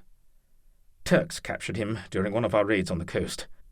He was known to them, so his passing was not easy, I've been told. Lars has been dead nigh 10 years, about the time the Mohammedans stopped accepting ransom for Hospitallers. We lost Gerhard at Rhodes, and as for the others..." Gissler held up his hands and shrugged. "We have been fighting a long time." Henri's grin faded, and after a moment he nodded. "The mind tries hard to forget the wars in Outremer after leaving. Some memories are better left stored away, I suppose. But I shall make a point of remembering the Schwyzers in my prayers tonight. They were good lads. Some, like your Captain Thomas, a little pious and headstrong, but a more loyal corps of soldiers I have never known." He winked and put his hand on Gissler's shoulder again. "But enough. I am sure you wish to put all this behind you now, so welcome home. What are your plans?" Gissler shrugged. "I arrived only yesterday," he said. Out of the corner of his eye, Henri noticed Duke Leopold ascending from his dais and walking in the direction, his man Klaus hulking one step behind. Leopold was looking directly at Gissler, but pretending not to. "Well, it seems fate is descending upon you as we speak. Let us make the most of it, shall we? Come, allow me to present you to the Duke." "You were a soldier in the Holy Lands?" Leopold asked. "Yes, my lord," Gissler said. "He was no mere soldier. Gissler was with the Black Knights," Count Henri said. Leopold's eyes widened, and he looked a little harder at Gissler. "I see it now," he thought. The alert way the man carried himself hinted at a life of discipline, but the aloof mannerisms and impetuous eyes betrayed him. He was indeed used to being seen as more than a mere soldier. He was far above that. He was one of God's chosen warriors, a Gabriel here on earth. These Black Knights answered to no one but the Pope and God himself, just as the Templars once did. The Church had decreed that not even kings could command these men, never mind a lowly duke of the German Empire. "Your order has done a great service protecting Christendom from the infidels. You are a Hospitaller Knight, then?" Gissler's mouth twitched at the corner, and he paused before responding. "Not a knight, your grace. Merely a brother sergeant-at-arms. Or I was. I have recently been released from the order." Leopold nodded, noting the bitter edge to Gissler's voice. The Knights of St. John were largely made up of nobles from France, Germany, England, Spain, and Italia. They were required to give up their noble rights and will their land and holdings to the order upon their death. They also took vows of chastity and poverty, and swore to accept the poor and sick as their lords. But the title of knight was reserved for those of noble blood. Despite the order's disdain for secular titles, there existed a strict hierarchy within the order itself, and no commoner could ever rise above the rank of brother sergeant. Tell me, Hospitaller, what do you think of the recent trial and condemnation of the Templar Knights by His Holiness the Pope? I understand they were rivals of your order in a way?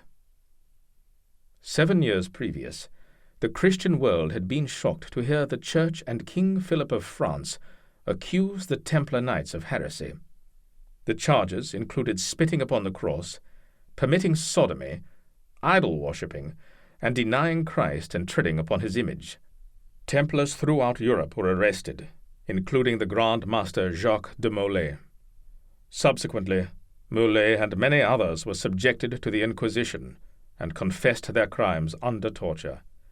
They had been kept in the dungeons of France for the past 7 years awaiting their fate.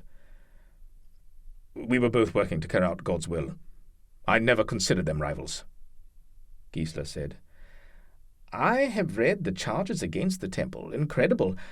And the knights have confessed to many of them. Did you know they worshipped a skull with 3 faces? I did not, Gissler said. And they rubbed small cords on this idol, which they then wore wrapped around various parts of their bodies. The Grand Master himself confessed that the idol was responsible for imbuing the knights with great riches.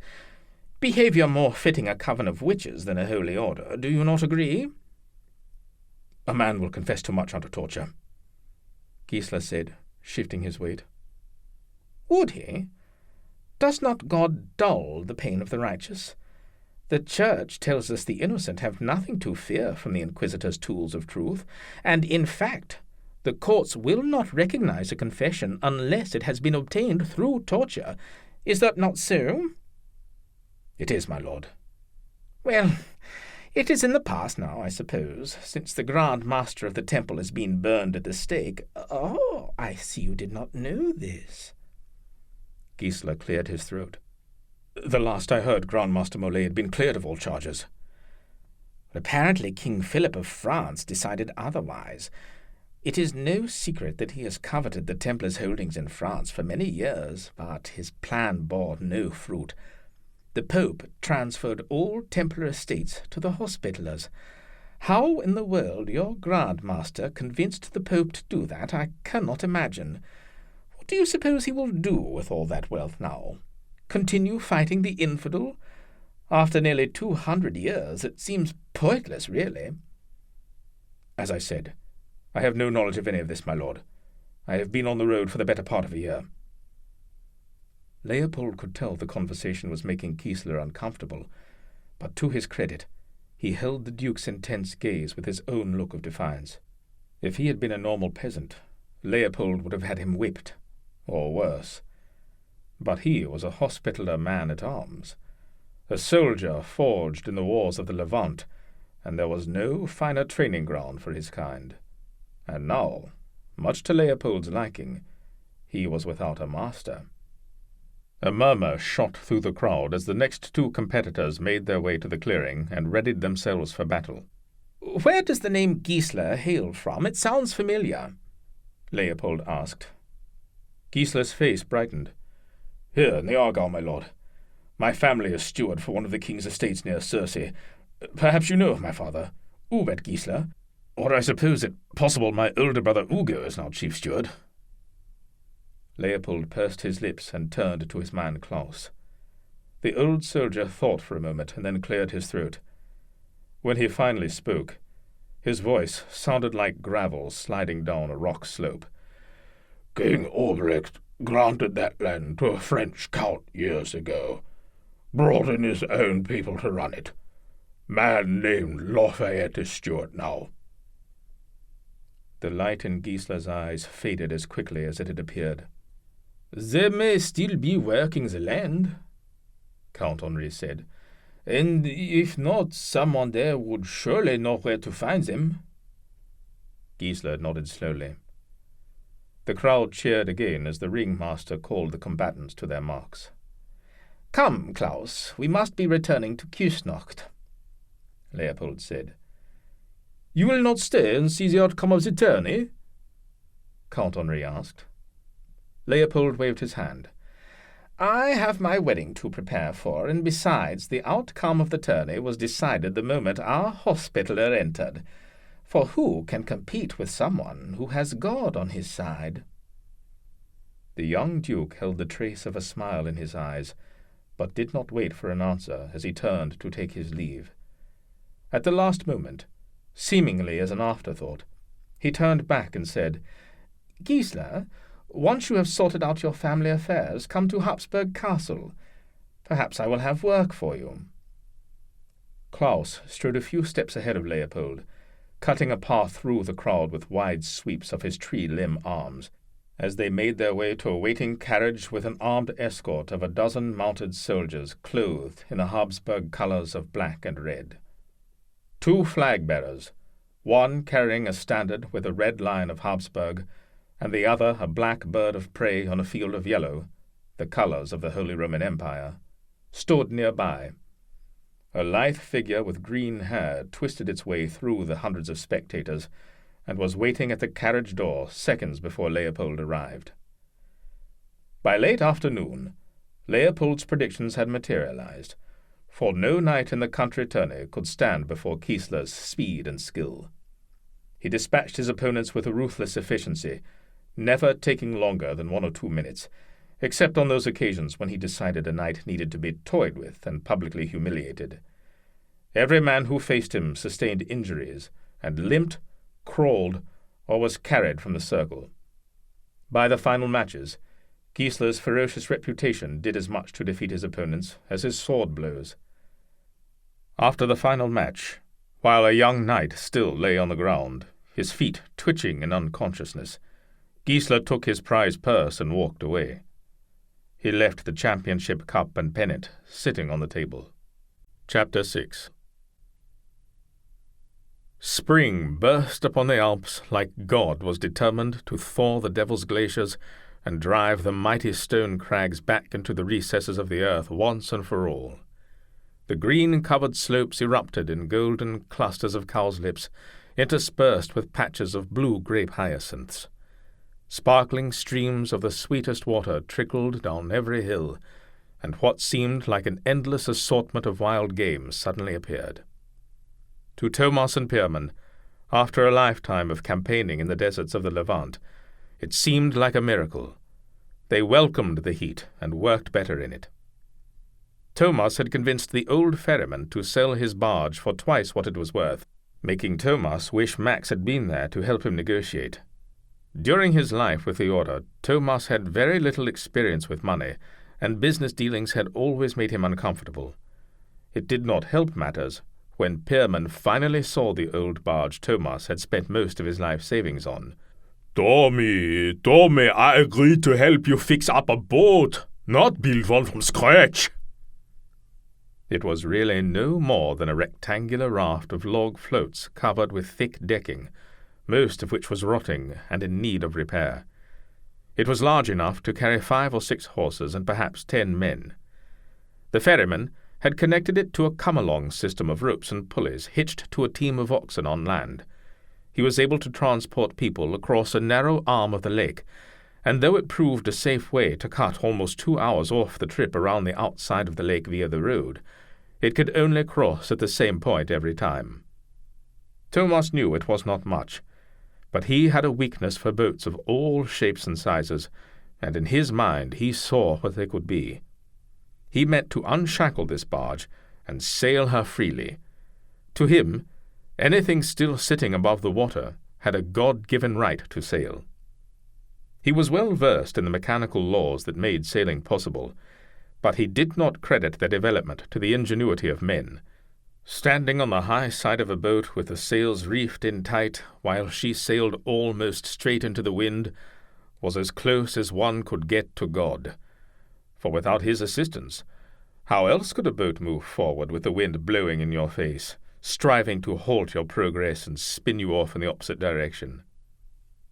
"A little work never killed a man, but you were never one to understand that," Thomas said, shaking his head. Do not look down on her. She's got good bones, and once we fit her with a leeboard mast and a lateen-rigged yard, she will cut through this lake fast enough." "You mean to sail the beast? She will handle like what she is, a pile of logs held together with pitch. At least when she sinks and we have built up an appetite from our swim to shore, we will be able to eat the oxen." "We could have," Thomas said, "if I had the silver to buy them." Pierman groaned and held his head between his massive hands. "And where are you going to get good planks if you already spent all your coin?" Thomas picked up one of the 2 old axes the ferryman had included in the deal. Holding it by the head, he pointed with the handle at the forest behind Pierman. "We have a shipbuilder's dream of resources. Have you ever in your life seen trees as tall and straight as that? Granted, it may take a little more effort than ready-cut timber." "You always insist on doing it the hard way, eh, Captain?"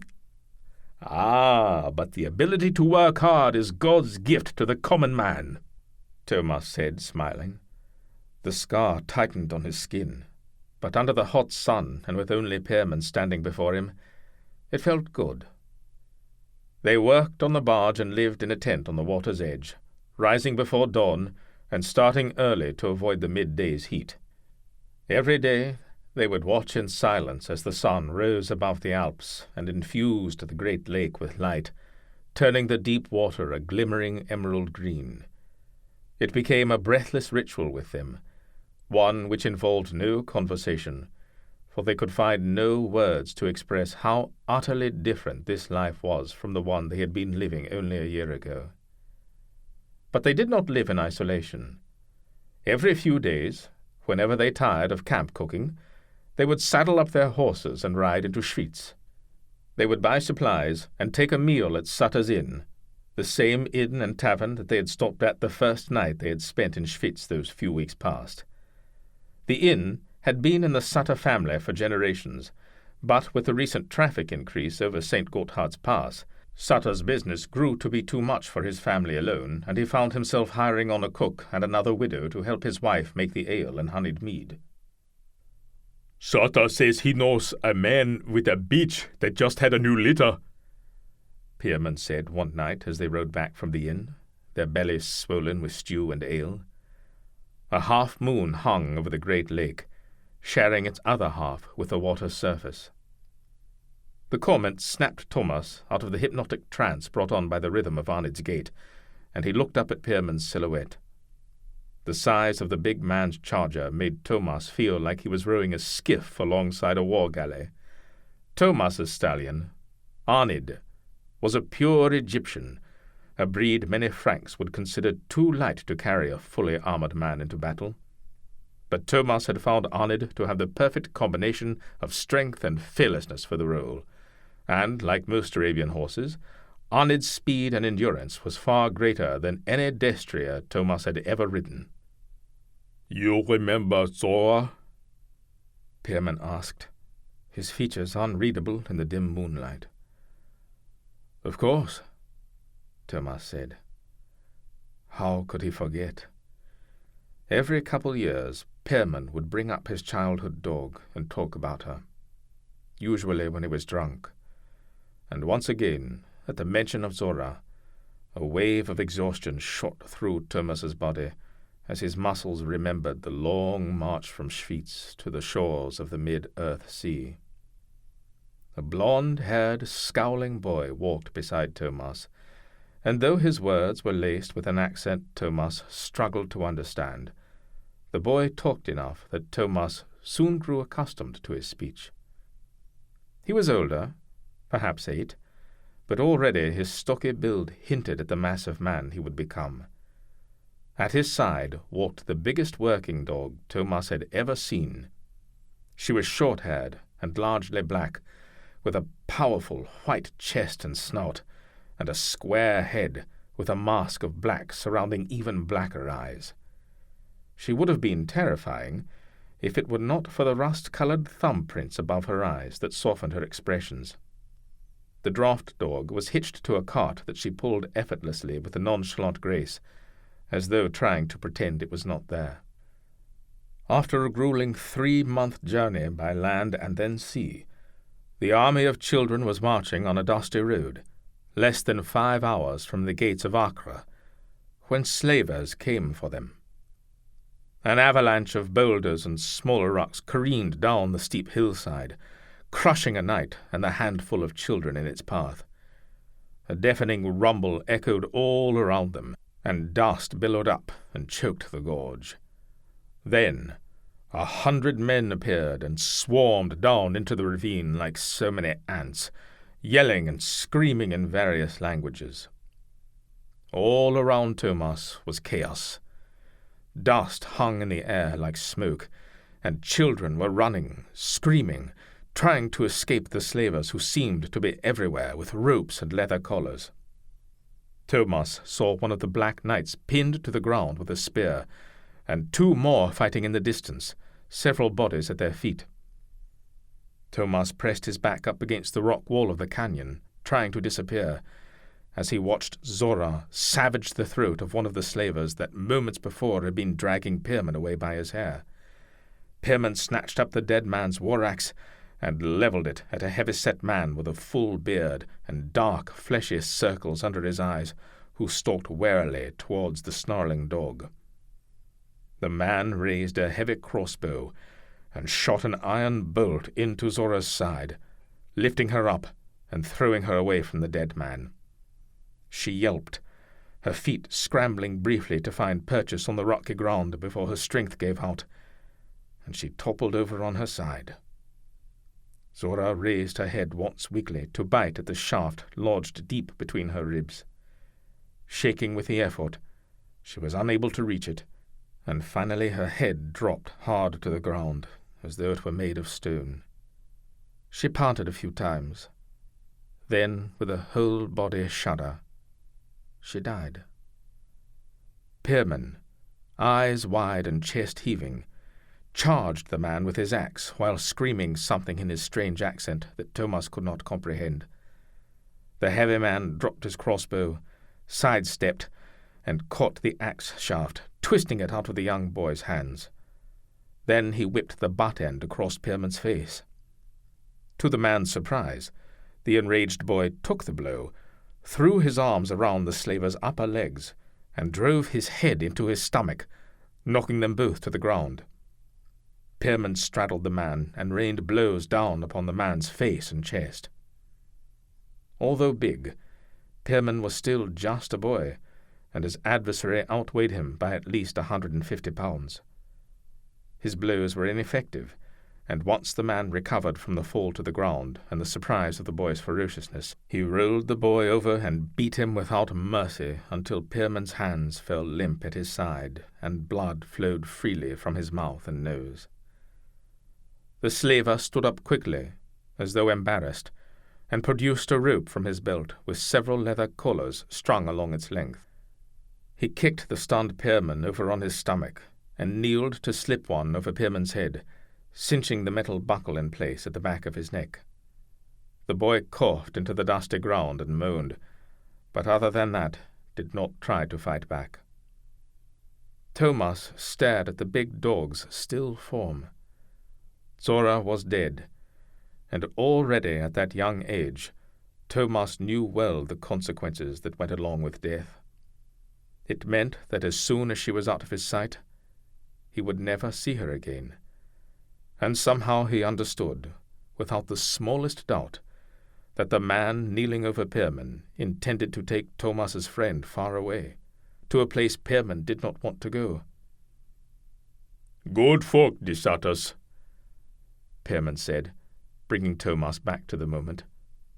These days, Thomas hardly noticed his sing-song Wallis accent, but others did, especially women. "Their girl has a fondness for you," Thomas said, "though she is not much more than a child." Pierman laughed, a deep, honest sound that bubbled up from his soul and would put at ease anyone within earshot. "I have done nothing to encourage that, and even if I had, Mara will be of a marrying age in another season." "Do not even think it. She is a child, and you older than her father." Though, Thomas admitted to himself, Pierman looked 10 years younger than his age, and his boyish good looks had faded little over the years. Ah, but she's a beauty, that one. Might be just the woman to pluck me out of this monk's life I have been living all these years. Thomas grunted. I think you do not fully grasp the meaning of the word monk. Monks do not sleep through matins because they have been out all night whoring. Whoa, easy now, Captain. I would appreciate it if you did not put me in the company of the common soldier. I do not have anything against horse, a necessary trade if you ask me, but one I prefer not to support. In fact, I have paid for a woman only twice in my life. Once— Thomas interrupted. Once before you knew you could get it for free, and another time when your love-making was so rigorous you were sure you left the woman with child. I have heard the story more times than you have told it. Oh, yes, of course. I know how you and the rest of the lads would whisper about me in the dark of the barracks after I had snuck out. Thomas shook his head in denial, but there was some truth to the big man's words.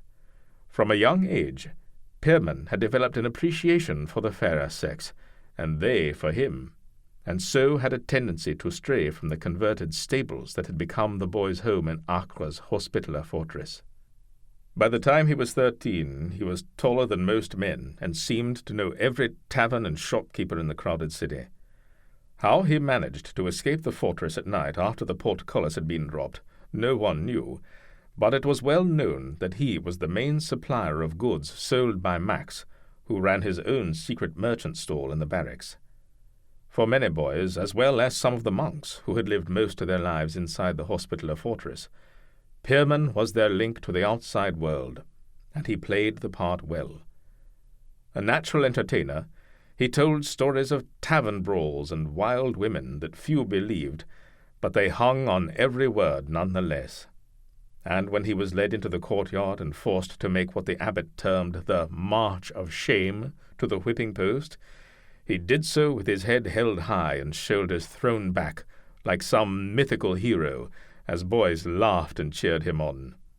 He never cried out when the strap bit into his exposed flesh, and when it was done he would limp away, but not without smiling or winking at a few of the other children, as if to say, "You know it was worth it." The Schwyzers were inducted into the Order of St. John as brother sergeants, fighting men. They were required to take the vow of obedience and the vow of poverty, but not the vow of chastity, and that, Pierman often said, was God's way of telling him that it was his duty to share himself with the female populace. Thomas knew, of course, it merely showed that the Schwyzers were meant to be an expendable military arm of the order, and since their life expectancy was so very short, nothing more was expected of them. Still, living amongst monks and priests had its influence, and unlike Pierman, Thomas had taken his studies seriously. Women were the origin of sin and Satan's ultimate instrument of temptation, one that Thomas had successfully resisted his entire life, though he saw little evidence of the devil in most women. "I wonder what he is doing now," Pierman said suddenly. "Who?" "You know, my son." "You cannot be talking about the whore you imagined you planted your seed in," Thomas said. "Of course. A man can tell when he has side offspring, you know. Wonder if he looks like me. Or his mother. Cannot readily recall what she looked like, though. Comely, I think." Thomas shook his head.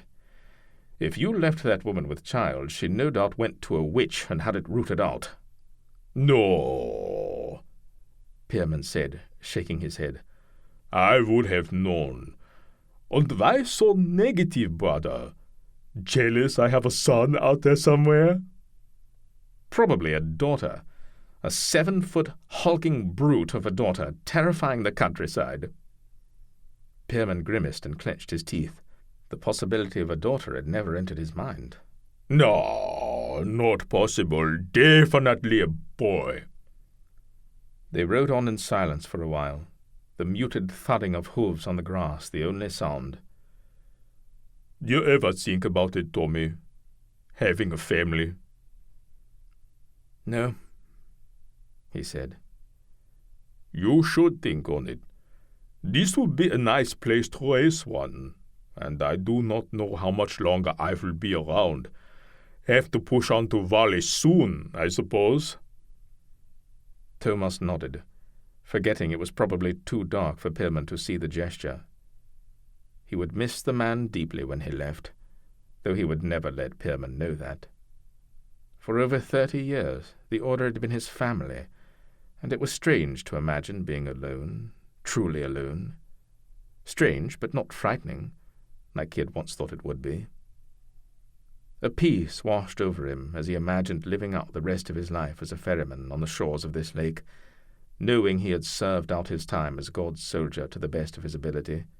Perhaps this stage of his life was his reward for faithful service, a taste of heaven here on earth. Why so quiet? What are you thinking about, Tommy? You make me nervous when you get like that. Thomas took a deep breath of the warm night air. He nudged Arnid with his knees to pick up the pace. The stallion surged ahead. They were both eager for home. Chapter 7. Gissler hovered at the edge of the trees, looking at the small hovel in the distance. An aged man struggled across the muddy courtyard, carrying a bucket of slop, each jerky step causing a foul splash down his leg. Finally, with a Herculean effort, he upended the bucket into a pig-pen's trough, and a half-dozen dirty sows squealed with delight. The man was gaunt, a fact even the full grey beard and baggy russet clothes could not conceal. Gissler recognized the man as his brother, only on some primal spiritual level, for there was nothing left of the proud older boy he had looked up to as a child. Ugo was only 5 years older than Gissler, but the bent, misshapen figure shuffling about the pig-pen looked to be in his 60s. Gissler could not remember even his father looking as old or broken as his brother did now. The Gisslers had been a family with stature. Being stewards of land for 3 generations had given them a position of respect within the community and the right to a share of the land's crops and animals. His father always talked about the peasant class as those people.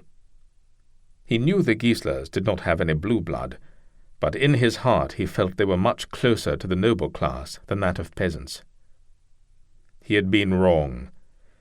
When King Albrecht rewarded a French count the estate, the Gisslers were unceremoniously forced to leave the land they had faithfully managed for more than 50 years. It must have been a devastating transition for his father, to learn to rot in the mud as just another peasant, Gissler thought, and upon seeing the sorry living conditions of his elder brother, one that his father could not have survived. "You come to talk with my papa?" Gissler whirled at the sound of the voice to see a small girl no older than 7 years old. Dirty bare feet stuck out the bottom of her grey threadbare dress, which may have been pale blue at one time. She had a small mountain flower pinned in her hair, and a few more clutched in one tiny hand. In the other, she cupped a baby bird close to her chest. "He is just over there if you want to talk to him," she said, pointing with her chin. "What is your name?" Gissler asked, surprised at the little girl's fearlessness. "Sarah," she said. She had her father's large brown eyes. They were the eyes Gissler remembered from his boyhood. "Actually, I came to see you," Gissler said. Sarah's eyes narrowed. "Why do you want to see me? I'm just a kid." Gissler laughed, and the sound made Sarah smile. "A friend of your father's asked me to give him something, but I'm in a hurry. I was hoping you could give it to him for me. Would you do that?" Sarah shrugged. "I guess so, but I have to put this bird back in his nest first. I saved him from a cat, you know." "Fair enough. I will help you, and then you help me. Agreed?" "You said you were in a hurry." I make time for worthy causes, and I can think of no purpose higher right now than returning your friend to his home." With only a slight hesitation, she led Gissler to the bird's tree and pointed out the nest. He asked about her family, and learned her mother and brother died, and she never had any grandparents, only a papa. After the bird was tucked safely back in its nest, Gissler hung the coin purse that he had won at the tourney around Sarah's neck. "Take this to your father right away," he said. "I think he may be waiting for it." She promised she would, and started walking back towards the cabin. Then she turned abruptly. She ran back and handed Gissler one of the little white flowers she still held in her hand. "Here, take this. It will protect you from the bad elves." Without a moment's pause, she was off again, running full speed towards the house. Ugo looked up in alarm at the sound of his daughter's calls. She ran up to him, and he listened to her words stumble over one another in an excited recounting of the man she had met in the forest. His eyes went wide when he opened the purse. He looked up and scanned the woods, searching for any sign of the man. A soft wind stirred the trees, but nothing more. Chapter 8. The first heat of summer was upon them by the time Thomas and Pirman finished work on the ferry. Thomas had his first customer the same day they completed rigging the sail, a goat herder, moving his herd to new pasture. He paid with a bag of green apples, and the goats left their own payment all over the ferry deck. It took Thomas and Pierman the rest of the day to scrub down the wooden planking. That was enough of the ferry business for Pierman. He began hanging out more often at Sutter's inn, doing odd jobs for the family. Sutter would usually pay him with food and ale, which suited Pierman just fine. But Thomas knew Pierman would have done the work for nothing, so long as he could sit in the evenings drinking and talking with the inn's patrons. It did not matter whether they were travelling merchants or the local regulars. Thomas had never seen another man like him. So huge and terrifying on one level, but if left in a room for an hour with total strangers, they would part as the closest friends, slapping each other on the back and swearing to get together soon. Pierman set up a bed in Sutter's hayloft, and Thomas saw him less and less. At first, Thomas would go to the inn every other day, but lately his trips had grown less frequent. Unlike Pierman, Thomas found little pleasure in the company of strangers. Where Pierman saw the good in people, Thomas was deeply suspicious of almost everyone, and he found being in large groups of strangers exhausting. So he spent more time alone working on a cabin near his ferry, seeing 1 or 2 people a day, many of the locals as wary of the new ferryman as he was of them. Thomas stood on the wharf originally built by a ferryman long before the time of the one he had bought the barge from. He wrapped the ends of a rope, making a mental note that he should replace it the first chance he had enough coin, and stowed it on the bottom of the barge. His eye caught something moving up the road. Whoever was coming was not moving fast. He continued with his inspection of every sheet and halyard on his ferry, and when he next looked down the road, the lone figure began to take shape. It was an old woman, hunched over by the years and rail-thin. Her threadbare cloak flapped around her bones in the breeze like a flour sack snagged on scrub brush. Slung across her back, threatening to topple her with every step, was something heavy. Her eyes were fixed on Thomas as she stepped onto the dock and made her way to the side of the ferry. Thomas picked up another rope and began running the length through his hands. The old woman halted in front of Thomas and pushed back the hood of her cloak, letting much-needed light into eyes whitened with age. She kinked her neck up at an awkward angle to look at Thomas, and stared at him, her eyes scrutinizing his face, and coming to rest on the pale, jagged line running down the left side. For all her physical ailments, her voice was surprisingly strong and clear. "You would be the one they call the ferryman. They said I could tell by the scar." "Or the ferry," Thomas said, nodding at the barge he stood on. "You looking to go to the other side, old woman?" "Not yet," she said, offended. "I've a few more years in me." She continued to stare at the scar on Thomas's face and did not say anything else. The silence was uncomfortable. Thomas leaned over and tucked away his coil of rope, then stepped onto the wharf. When he faced the woman again, he had his left side angled away. "Something I can do for you then, grandmother?" "Came to give you something," she said. "Oh, and what might that be?" The woman reached to her shoulder and struggled briefly to duck her head under the shoulder strap. She held out the pack with both hands. "Take it," she said. Her arms were starting to shake. "Take it! Cannot hold this thing all day." He reached out, not because he wanted anything from her, but he thought she might fall over if he did not relieve her of the weight. He took the bag and helped the old woman sit on the edge of his barge. The bag was heavy. The woman was stronger than she looked to have carried it from who knew where. He peered inside cautiously. "It is a wheel of cheese, one of our better ones. Me and my daughter made it. Her son helped some, but mostly he is useless, that one." Within the pack, the cheese was carefully wrapped in a clean white cloth, which did little to keep the enticing aroma contained. "It smells delicious, but why give this to me if you have no need to cross?" She gave no indication that she had heard his question. "When my daughter was born, we did not have animals. Very few people in these parts did. We're grain farmers for years. Then finally we came together as a community and got some pigs." She paused and looked out over the water for a time. Thomas nodded and glanced helplessly around. The woman was old and had no one to talk to. But then again, neither did he. "Pigs are good, I suppose," he said. The woman shook her head, the movement more aquiver. "We knew nothing about animals then. Not how cruel they could be, or how a sow will deny the runts of her litter her milk." Thomas knew little of animals himself.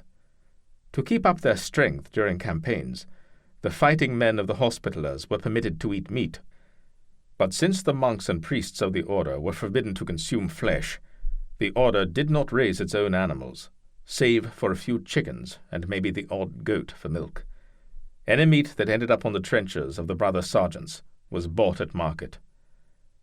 The woman seemed to recognize his confusion and explained. "You see, she has only got so much milk, and if she lets the little ones drink, the others, well, they might not get enough to grow up strong. Some of them might even die. Better to let the little ones starve than end up with a whole litter of runs." She was not looking at Thomas now. Her white eyes were gazing out across the greenish-blue waters again. "Me and my husband never cared much about that. We were just happy to have some animals. Life had been much harder before we got those pigs.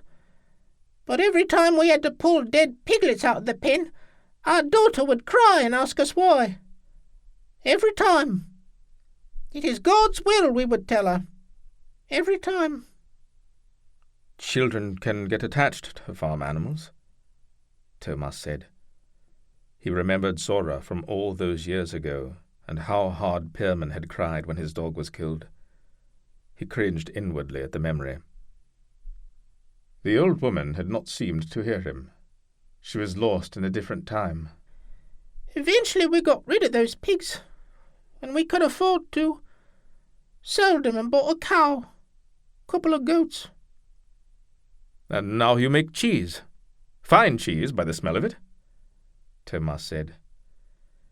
There was something about the woman that was beginning to grow on him. She was a survivor, and he sensed an inner strength about her. She heard him this time, and when she turned to look at him, he felt her eyes probing. She wanted something from him, something she would never ask for. "Still, I cannot look in my daughter today and not see that poor little thing of yesteryear crying her eyes out. I wonder if she blames me. Sometimes I think I should have given those first pigs back, kept to grain farming. Her thin shoulders fell, and she seemed to be trapped in her memories of the past. Finally she spoke. "But the truth is, we would have all starved. We needed those pigs." The old woman looked at Thomas, her jaw set firmly. She motioned for him to help her up. He did so, and she put the hood of her cloak back up. Then, without another word, she turned and began to walk back the way she had come. "Are you sure you do not need me to help you go somewhere?" Thomas asked, puzzled by her sudden departure. Without stopping or even turning to look back, the old woman said, "You have done more than your bit. Enjoy the cheese, ferryman." Thomas shook his head. Crazy old woman. He picked up another rope and began working it through practiced hands, squeezing and pulling, testing for weaknesses. He watched the old woman until she eventually receded into the distance and disappeared amongst the green slopes. He heard the heavy breathing of the two men before he saw them. Unlike the hard-packed desert ground in Outremer, the grassy slopes in this country muffled the sounds of approaching footsteps. Thomas turned to see two men struggling down the hill toward him, one leaning heavily on the other for support. Even though one man was obviously injured, they moved quickly and were at Thomas's ferry moments later. Thomas helped the one man lower his companion, a boy in his late teens, to the deck. When he took his hand away from the boy's back, it was covered in blood. We were hunting in the woods, and my friend fell off his horse," the man said, speaking quickly. "I need to get him to the healer in the woods fast." He was only a handful of years older than the injured teen, but he spoke with the commanding confidence of one much more senior. He was used to giving orders. "What happened to your horses?" Thomas asked. "Bolted when I got off to help him. Somewhere in the woods yonder," the young man said without hesitation. But when he looked in the direction of the woods, his eyes flicked over the landscape nervously, as though searching for something. Thomas got the impression he was not looking for his own horses. "We'd better stop their bleeding first, or your friend will not make it to the other side." The man looked at Thomas and said, "You get this ferry moving, and I will see to him. The sooner we get him to the healer, the better. I have double your payment here, if that concerns you." He patted the pouch at his belt, next to a short sword in a well-oiled leather scabbard. His eyes were hard, determined, but fear danced at their edges. A soft groan escaped from the boy on the deck, and Thomas turned to see him squirm onto his side. "Get some pressure on his wound. I will cast off." The wind was up, and they were well out into the deep waters when a dozen horsemen rode into view. They sat atop a hill and watched the ferry make its way across the great lake. They were too far away for Thomas to make out the details of their crests, but the way they rode in formation told him they were soldiers. He shook his head as he pondered the ramifications of helping fugitives escape the local authorities. Well, he would worry about that later, he told himself. Right now a man was dying on his deck. He trimmed the sail and lashed the rudder in place, then went to where the man dabbed at the wound with a dirty rag, attempting to staunch the steady flow of blood coming from the boy's back. His ministrations were clumsy and reckless. Thomas grabbed the man by the wrist. "Give me that," he said. "You do not know what you are doing." The young man snarled and pulled his arm free. He dropped the rag and grabbed the handle of his sword. Thomas ignored him and ripped open the boy's shirt to expose the wound. "You will not be needing to use that on me, but if you insist on cutting your own throat for almost killing this boy, I will not stop you." "Watch your tongue, ferryman. I saved his life." "I have seen many things, but never a man who can pull a crossbow bolt out of the middle of his own back. Some unthinking fool pulled it out, cutting open every blood vessel around and leaving a jagged hole bigger than some men's brains." The young man clenched his teeth and glared at Thomas. "Careful. We are off the bank, out of reach of Londenberg's men. I do not need you any more to sail this raft." Thomas pulled out his curved belt knife in one quick motion. The young man jumped to his feet, his hand starting to pull his own blade.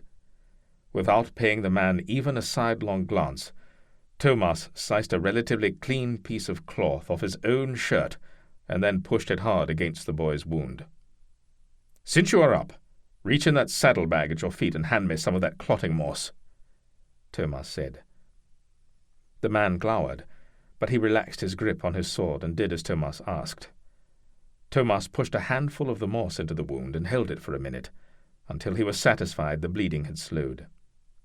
Then he had the man take over and keep pressure on, while he went back to helm the ferry and bring her into shore. Once on shore, he cut some clean bandages and produced a mouldy piece of bread from his bag, along with some more moss. He put them over the wound and wrapped it tightly with the bandages. The young man watched quietly. "You learned that in the Holy Lands?" Thomas looked up, his eyebrows knit together. "What makes you so sure you know anything about me?" The man laughed. "I know more about you, Thomas Schwyzer, than you know about yourself. I know you have returned to Schwyz after 30 years of fighting in the Holy Lands. These are my mountains. I have eyes and ears everywhere. If I did not, the Habsburgs would have hung me years ago." "You are the outlaw, Noel Melchthal." The realization came fast. He was a favourite topic between Pirman and Sutter at the inn, but Thomas had imagined him as a much older man. Apparently this Noel was a brigand wanted by the Habsburgs, but was looked on fondly by many of the locals. They saw him as some kind of freedom fighter. The thought of turning him over to the Austrians for a reward crossed Thomas's mind. "I am no outlaw. I recognize no Habsburg judge and refuse to be ruled by oafs such as Landenberg. He may be the Vogt of Unterwalden, but he has no authority in Schwyz or Uri. We are a free people." Thomas nodded at the boy lying on the ground. "Talk like that gets people hurt. I know your type. You are a rebel by nature and live only to disrupt the natural order ordained by God." "Only a fool would believe God wants these lands ruled by Austrian blue bloods." "What would you do, overthrow the noble class? And replace it with what?" "Do you find it so hard to believe that common people can rule themselves? We need no royalty or foreign judges enforcing corrupt laws. The Habsburgs get rich from our pain and suffering. It is not right, and I have 100 men under my command that agree. We do not only want to drive the Austrians from our lands, we want justice." Thomas blinked at the force of Noel's convictions, but then shook his head. One did not simply tamper with the divine natural order. The king and church worked together to protect the common man from the devil and himself, not subjugate him. God had granted the peasant class the ability to work in the fields, perhaps learn a trade. They had no capacity for politics, and thrust into that arena would prove incapable of ruling themselves. Politicking was the domain of the noble class, which in turn was under direct control of the king. Together they saw to all matters secular, while the church protected the spiritual souls of all devout Christians. True justice can only be dispensed by God. 100 men is nothing but mouths to feed, for the Habsburgs could have 1,000 soldiers on your doorstep tomorrow. Do not be in a hurry to throw your life away in war." Noel shook his head. "God does not concern himself with justice. I have seen enough of this world to know that." Thomas crossed himself and levelled a finger at Noel. "Still your tongue. I will have none of your blasphemy on my boat." "Why not join us, ferryman? You've been back long enough to see the poverty, the corrupt soldiers that reap our lands. Help us drive out the Habsburg blue bloods." Thomas shook his head. "You swim in black waters, boy. This will end badly, mark my words." Noel scowled at Thomas and then shrugged. He bent low and scooped up his wounded friend, hoisting him across his shoulders. He stood up easily, as though he carried no more than a sack of grain. He was not a large man, but lean and efficient, and his powerful legs did not tremble in the least at the added weight. "When you are shut up safe in your hut, in front of a warm fire, and the screams of dying countrymen can be heard beyond your walls, I trust you will say a prayer for them, ferryman." "I am no priest," Thomas said. "You talk like one." Noel turned away. He stepped slowly, but took long strides so as not to jostle his precious load. From up the path, without turning his head, he called out, "If you should change your mind and want to mate with me, mention it to Sutter. The right words travel easily in these mountains." Thomas watched until Noel disappeared into the trees. The devil had a purchase on that one, he thought, and at the same moment he realized Noel had neglected to pay him for the ferry trip. Chapter 9. "Seraina!" She looked up from trimming one of her plants in the direction from which Noel's voice carried. The cry was desperate, and the trees marked his coming with incessant whispers, which Seraina followed with her eyes. Seconds later, Noel burst into her clearing, with Aldo hanging limp across his back. "Lay him here, in the sunlight," she said. Together they eased him down onto his side, and Seraina began examining the wound on his back, fearing the worst. She peeled back the bandage, and was surprised to see the mouldy bread and moss covering the wound. She did not move them, but held a hand to Aldo's cheek. He was pale from loss of blood, yet not feverish as he should be. She placed her other hand on his chest, and listened to his heart rhythms while Noel fidgeted at her side. "Deep, but strong and regular." She leaned back and looked at Noel. "He will live," she said, "but not by my craft." Noel, who was still standing, fell down on the ground and wiped the sweat off his brow with the back of his arm. He took in a deep breath. "Who saw to his wound?" Seraina asked. "It was not you, that much I know." Noel still laboured over his breathing. He had carried the boy far, and up a steep slope as well. "What? The new ferryman applied a simple poultice. Pox on his hide, he's a stubborn man, that one." "The ferryman?" Seraina's eyes widened in surprise. The dressing had been wrapped with precision and skill. The use of birch mane to stem the flow of blood and clean the wound was not well known. She continued to quiz Noel about the man until he threw up his arms and said he knew nothing more, and if she wanted to know more about the ferryman, she was going to have to ask him herself. Noel walked to the rain barrel and ladled some water into one hand, and then rubbed them together to wash off the dried blood. "Can I leave Aldo with you until tomorrow? The Eidgenossen are meeting tonight, and if I am to reach the meadow in time, I had best be on my way." "Ah," Seraina thought. That explained Noel's foul mood. "Has the council finally invited you?" she asked. When the leaders of Uri, Schwyzer, and Unterwalden met, it was always in secret and strictly by invitation, for they feared reprisals by their Austrian overlords. "What need do I have for an invitation? I'll merely assume my father's position, since he cannot be there himself." Noel shook the bloody water off his hands and wiped them on his breeches. "And if Walter First or old Starfacker try to deny my right to speak, I am prepared to make them listen." Seraina met Noel's icy stare and felt her heart skip a beat. Behind her, the trees murmured their approval. A short time later, Noel said farewell, and she watched him wind his way up the slope above the tree line until he disappeared over the grassy ridge. "He is an exceptional young man, and as headstrong as all you Helvetii seem to be." Seraina jumped at the sound of the voice behind her. "Gildas!" She turned to see the old man sitting on a boulder, a blade of grass between his straight teeth. The green stood in stark contrast to the downy white of his beard, which in turn blended into the white hooded robe of the druids. She was aware of another white form, but this one as insubstantial as mist, padding through the trees to her right. Remembering her manners, she fought off the urge to run into the trees, chase after Opid, and nuzzle his fur. Instead, she held up her hand in ritual greeting.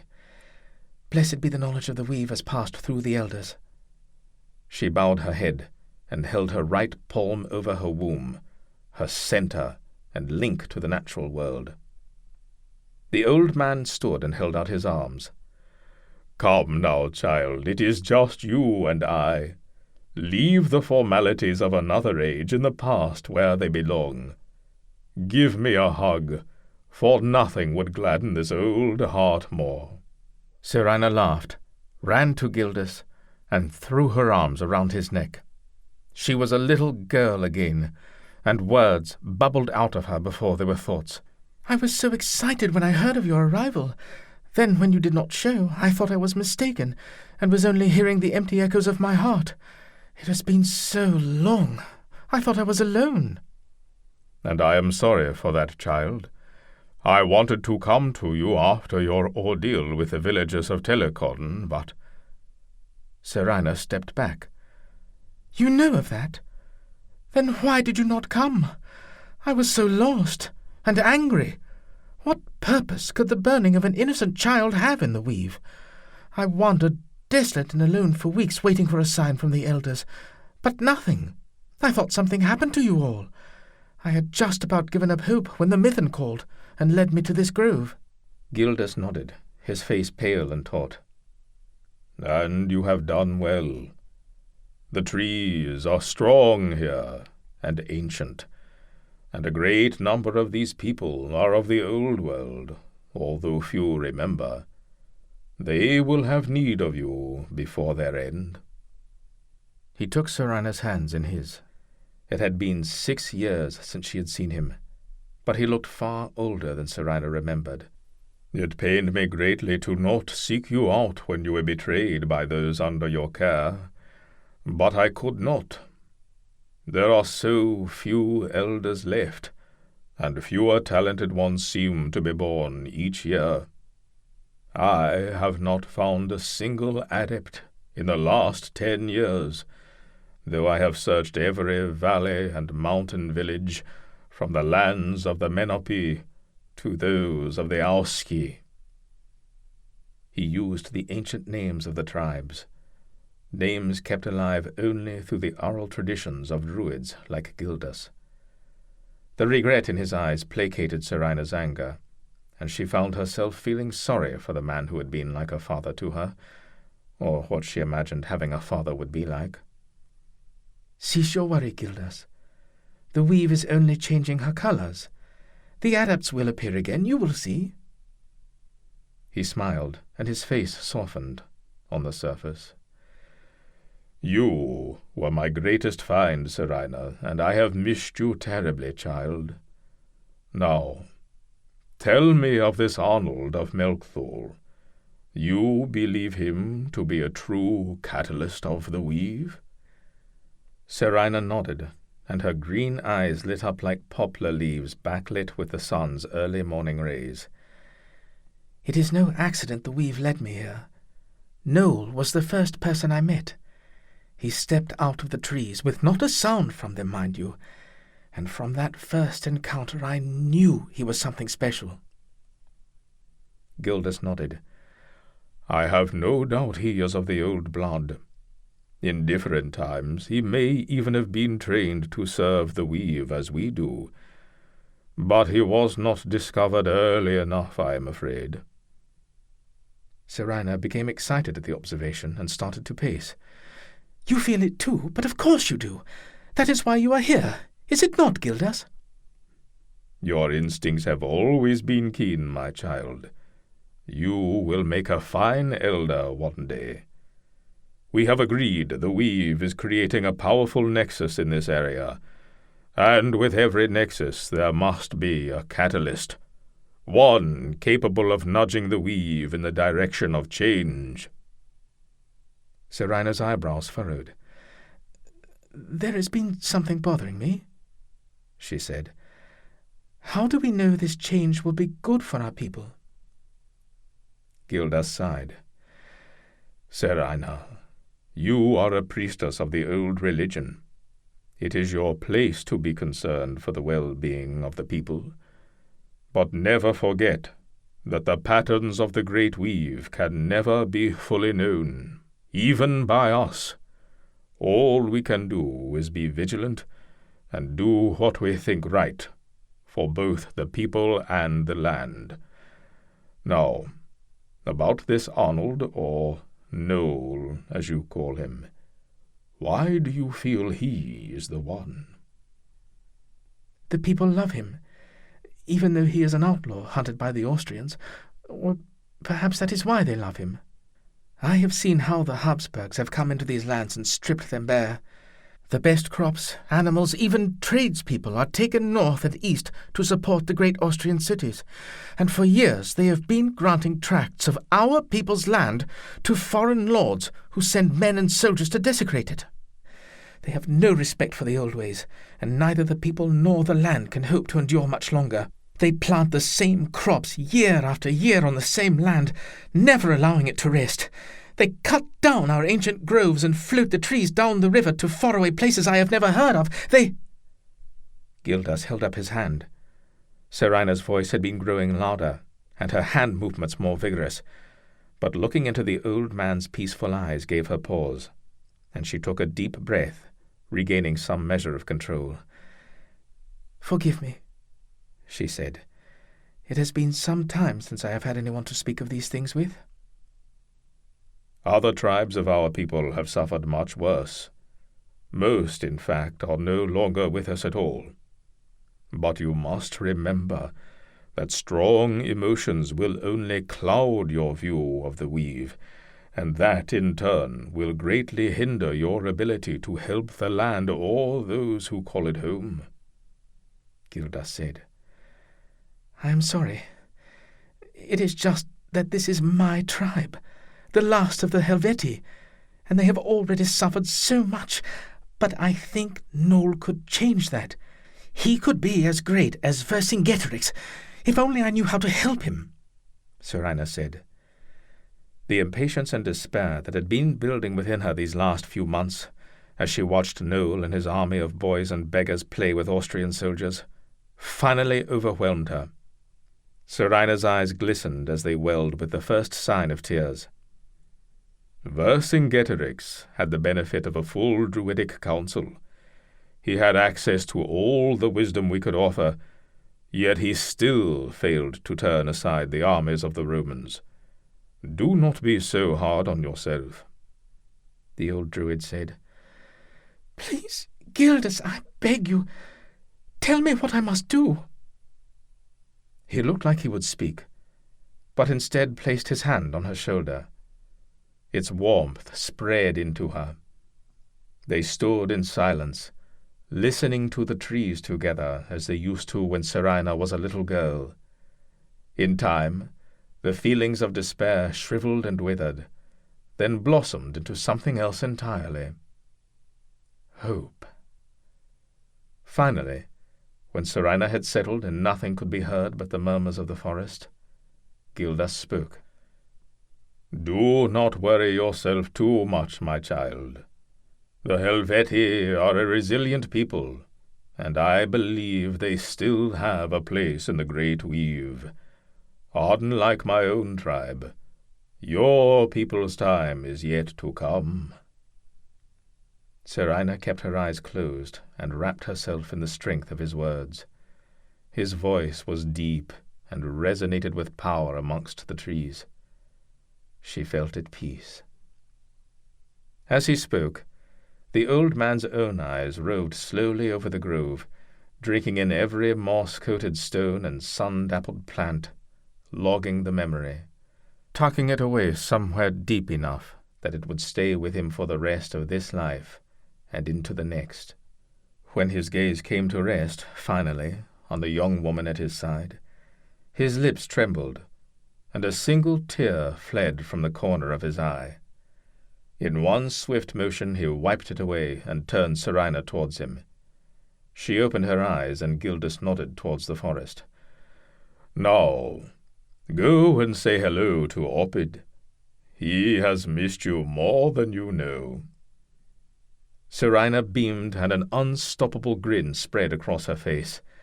With a shriek of delight, she ran off into the trees, calling out the wolf's name. Chapter 10. The slivered moon offered little light to guide Seraina's climb up the path from the water's edge. Being careful to stay well back of the torchlight and the harsh whispers of men's voices, She avoided the main route and made her way in darkness through the forest of straight pines towards the Rutli meadow. She took her time to enjoy the clear night air, stooping occasionally to pick star lilies, a red-petalled plant with flowers that only revealed themselves at night, and was the base for many of her fever-suppressing remedies. Slipping silently through the woods, Seraina caressed saplings, spoke in soft tones to the old growth, and skirted around areas with new shoots poking up from the forest floor.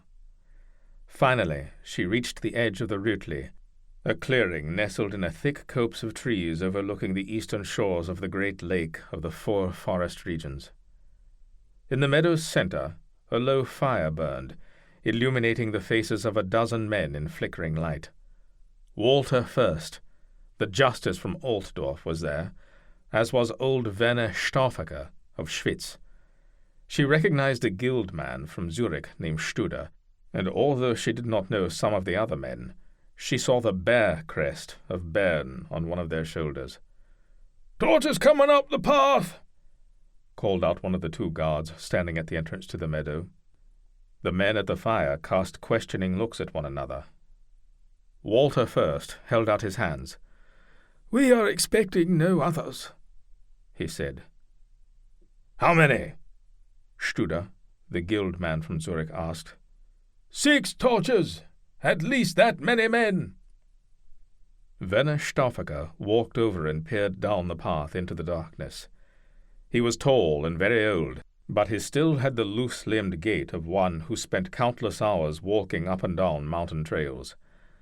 "Arnold of Melchthal and his band," he said, shaking his head. Studer cursed. "Outlaws," he said to the man from Bern.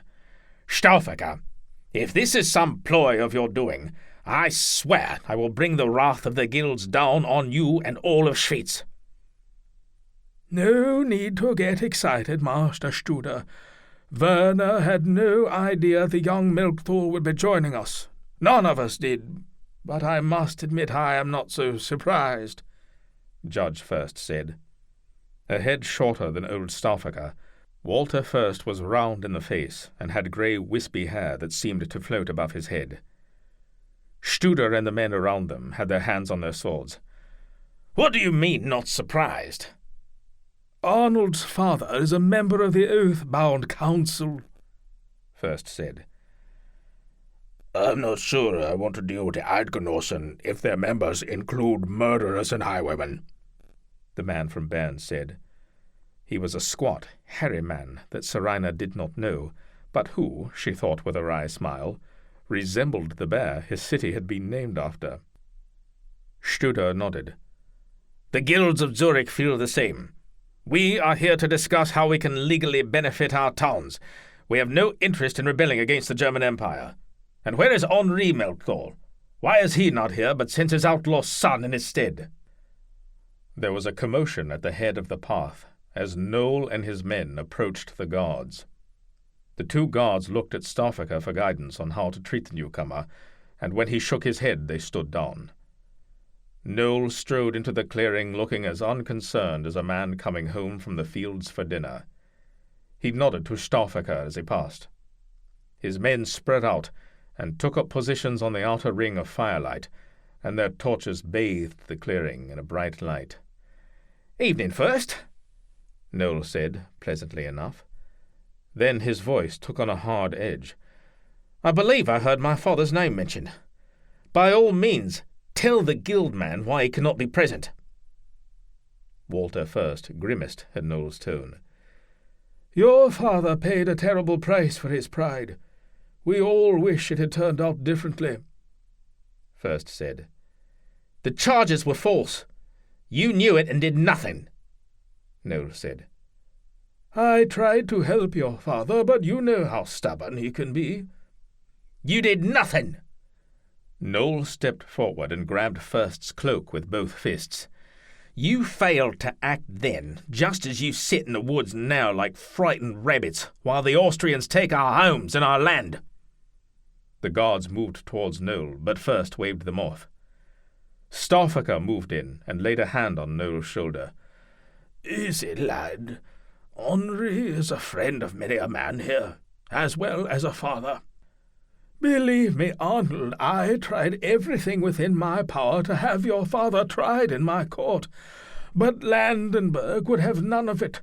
He has since accused me of sympathizing with rebels against the German Empire, and I fear it is only a matter of time before he finds a way to remove me from my seat." Seraina slid forward through the brush. She had no fear of being seen.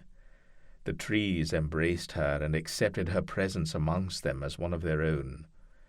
A cool breeze stirred the leaves of a low-hanging willow branch, rustling at her in warning, but she parted them and peered out like a curious child half hiding in her mother's skirts. She faced Noel's back and saw his shoulders bunch up, tensing under Stoffaker's touch. Noel released first and stepped away from the two old men and turned towards Seraina's hiding spot, his face bathed in the wavering glow of torchlight. The pain she saw there made her cringe. She had tried to talk to Noel about his father, tell him it was not his fault, but what First had said about the elder Melchthal being stubborn was equally true of his son. These men of the Alps had a willful streak to them that was at once their curse and their greatest strength. Henri Melchthal had been accused of not meeting his annual grain quota, so Landenberg gave orders to his tax collector to seize a team of Henri's prized oxen. Noel argued with the man and ended up rapping his hand with an axe handle when he tried to take the oxen by force. The collector fled the young Melchthal's wrath with several broken fingers. A few days later, Landenberg himself came with an escort of soldiers. While Noel hid in the woods and watched, Landenberg allowed his collector to burn out Henri Melchthal's eyes with the very same axe handle Noel had struck him with. Perhaps Noel felt Seraina's presence, knew she stood only paces away, and had caught him in a vulnerable moment, for suddenly he dragged a hand across his face and gave the woods a long, blank stare. She leaned back and held her breath, feeling guilty for having experienced Noel's pain without his knowing. Noel turned back to the group of men. He stared hard at First and let out a slow breath before he spoke. "I am sorry for my words, Walter. I know you did what you could. It would do our people little good to have the last non-Austrian judge removed from office." Noel whirled to face the other men and raised his voice. "One territory cannot stand against the might of the Habsburgs, but if the guilds of Zurich and Bern joined with the Eidgenossen, we could drive the Austrian dogs from our doorsteps for good." "You are a fool," the leader of the men from Bern said. "The Habsburgs have the might of the German princes at their command. This is nonsense. I will not listen to any more of this." "And when will you listen? You think you're safe behind your city walls? For the time being, perhaps. But what will happen once the Habsburg fortress has completed Altdorf? They will control all trade that flows through Italia to the Hanseatic League of the North Sea. Altdorf will be the new Habsburg centre of commerce, and they will choke the flow of goods to your cities and tax your caravans like you have never known." Studer, the Zurich guild leader, crossed his arms and laughed. "And what would an outlaw hiding in the hills know of commerce, boy? What information are you privy to that the guilds of Zurich and Bern are not? We have given the Altdorf fortress much thought, and when it is completed we will survive. We will pay our tithes when they come due, but in the meantime our guilds profit nicely at Duke Leopold's expense. One of the first rules of business is do not bite the hand that feeds you." Noel opened his mouth to respond, but an old woman's voice rang out across the clearing before he could speak. "Some hands you would be wise to snap at, Master Studer." Gertrude of Eberg stood at the path, leaning on an ancient walking stick, and since she carried no torch, the guards there jumped at her words, surprised as anyone at her sudden appearance. Of course, Seraina had been hearing whispers of Gertrude's approach for some time, and was relieved the woman had made the climb safely. She put her hand over her mouth, lest the glint of her smile give her away to those around the fire. "Is there anyone who does not know of this secret meeting?" one of the bairn men asked. First threw up his hands. "Then what is your wife doing here?" Stauffacher cast him an apologetic look and shrugged. Werner, do not answer him. Come help me get these old bones over to the fire. And Walter, keep quiet. I am sure you have said enough already tonight. Stauffacher scurried over to take her arm, and the men made room for the old woman around the fire. Few people did not know Gertrude of Eberg, but she had retreated from actual council work in recent years, so her appearance at the secret meeting of the Oathbound was unusual. Studer bowed his head stiffly. "You look well, Gertrude. The years favour you more than most." Time has no favourites, but I appreciate any show of civility I can get from a merchant, she said. She bent down and grasped a piece of firewood larger than a woman her age should be attempting to lift, and flicked it onto the fire, sending a plume of sparks drifting up to rival the stars. Zurich and Bern would do well to listen to the likes of Arnold Melkdahl. What the boy says is true. Leopold has designs for these lands, and I fear none of us will prosper by the likes of him. The man from Bern spoke up. Bern is a free city-state, granted the right to rule herself by the German emperor before my father's time. We have no quarrel with the Habsburgs. Noel turned on him. As was Schwyz and the free men of Uri. But look around and count the Austrian soldiers that patrol our towns, and the corrupt judges that sentence our people. Walter, how many of our countrymen have been sentenced to work on the Altdorf fortress now? 50? 100? How many have died? Just last week the Menznau boy was found thrown out like so much garbage. Leopold keeps that fortress clouded in secrecy, so we have no way of knowing how many of our sons and daughters have suffered similar fates. Seraina's smile left her face at the mention of the Menznaus. She wrapped her arms around herself and was suddenly aware of the coolness of the night. She imagined herself standing amongst everyone near the fire, and although the thought warmed her, her smile did not return. "And if you controlled a goat heart, just how much would you charge my caravan to pass?" Studer said, a contemptuous smile on his lips. "Nothing," Noel said. "I would welcome every merchant at the top of the pass with open arms, provide a warm, safe refuge to water and feed his animals, let him rest, and send him on his way when and only when he wished." The men around the fire laughed. Noel raised his voice to be heard. "Word would soon spread, and merchant caravans would be lining up to use the free Goatheart Pass. And as they descended into Andermatt, the villagers there would also welcome them. Of course, their services would not be free, but they would be appreciated nonetheless. The innkeepers would feed the travellers, the smiths would shoe their mules, apothecaries would heal them, and the resources to accomplish all this would come from the farms and tradespeople surrounding the town. The coin from these foreigners would travel far into the countryside, and it would be the same for every town and village the merchant caravans passed through." The men no longer talked amongst themselves as Noel's words took hold. "Merchants and locals alike would prosper," the man from Bern said. "Everyone except the Habsburgs," Studer said.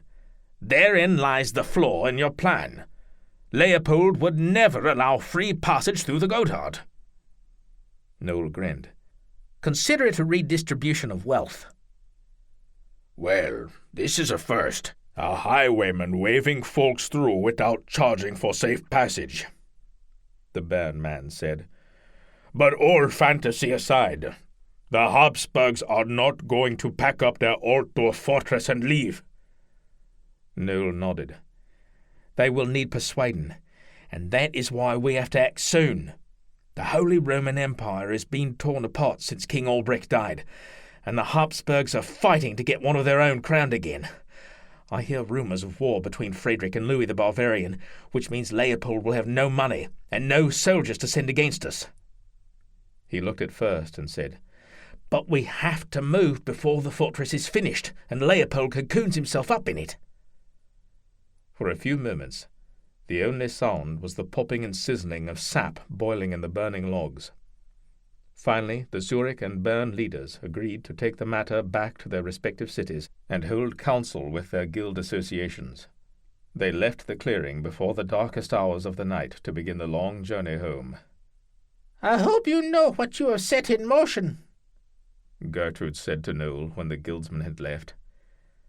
Seraina did not hear his reply, but she could hardly contain the excitement she felt. At last, the catalyst had awakened. Chapter 11. "Did the witch's brothers give you any trouble?" Leopold asked. Gissler shrugged, and his hand went to the fresh scratch marks on his cheek, just now beginning to scab over. "Not as much as she did, my lord." Leopold leaned back in his upholstered chair and looked at the motley group forced to their knees before him. The three brothers were chained to one another at the neck, and their wrists and ankles were likewise shackled. All of them had black eyes or bloodied faces. One could barely walk, and was helped along by the other two. "Gissler has done well," Leopold thought. "It may be time to put some men under his command." He turned his attention to the woman. She lay curled up on her side on the flagstone floor. Her right thumb was shackled to her right big toe, as was her left thumb to her left toe, making it impossible for her to walk. A necessary precaution, for if the witch's hands were left free, she would be able to cast spells and carry out the devil's mischief.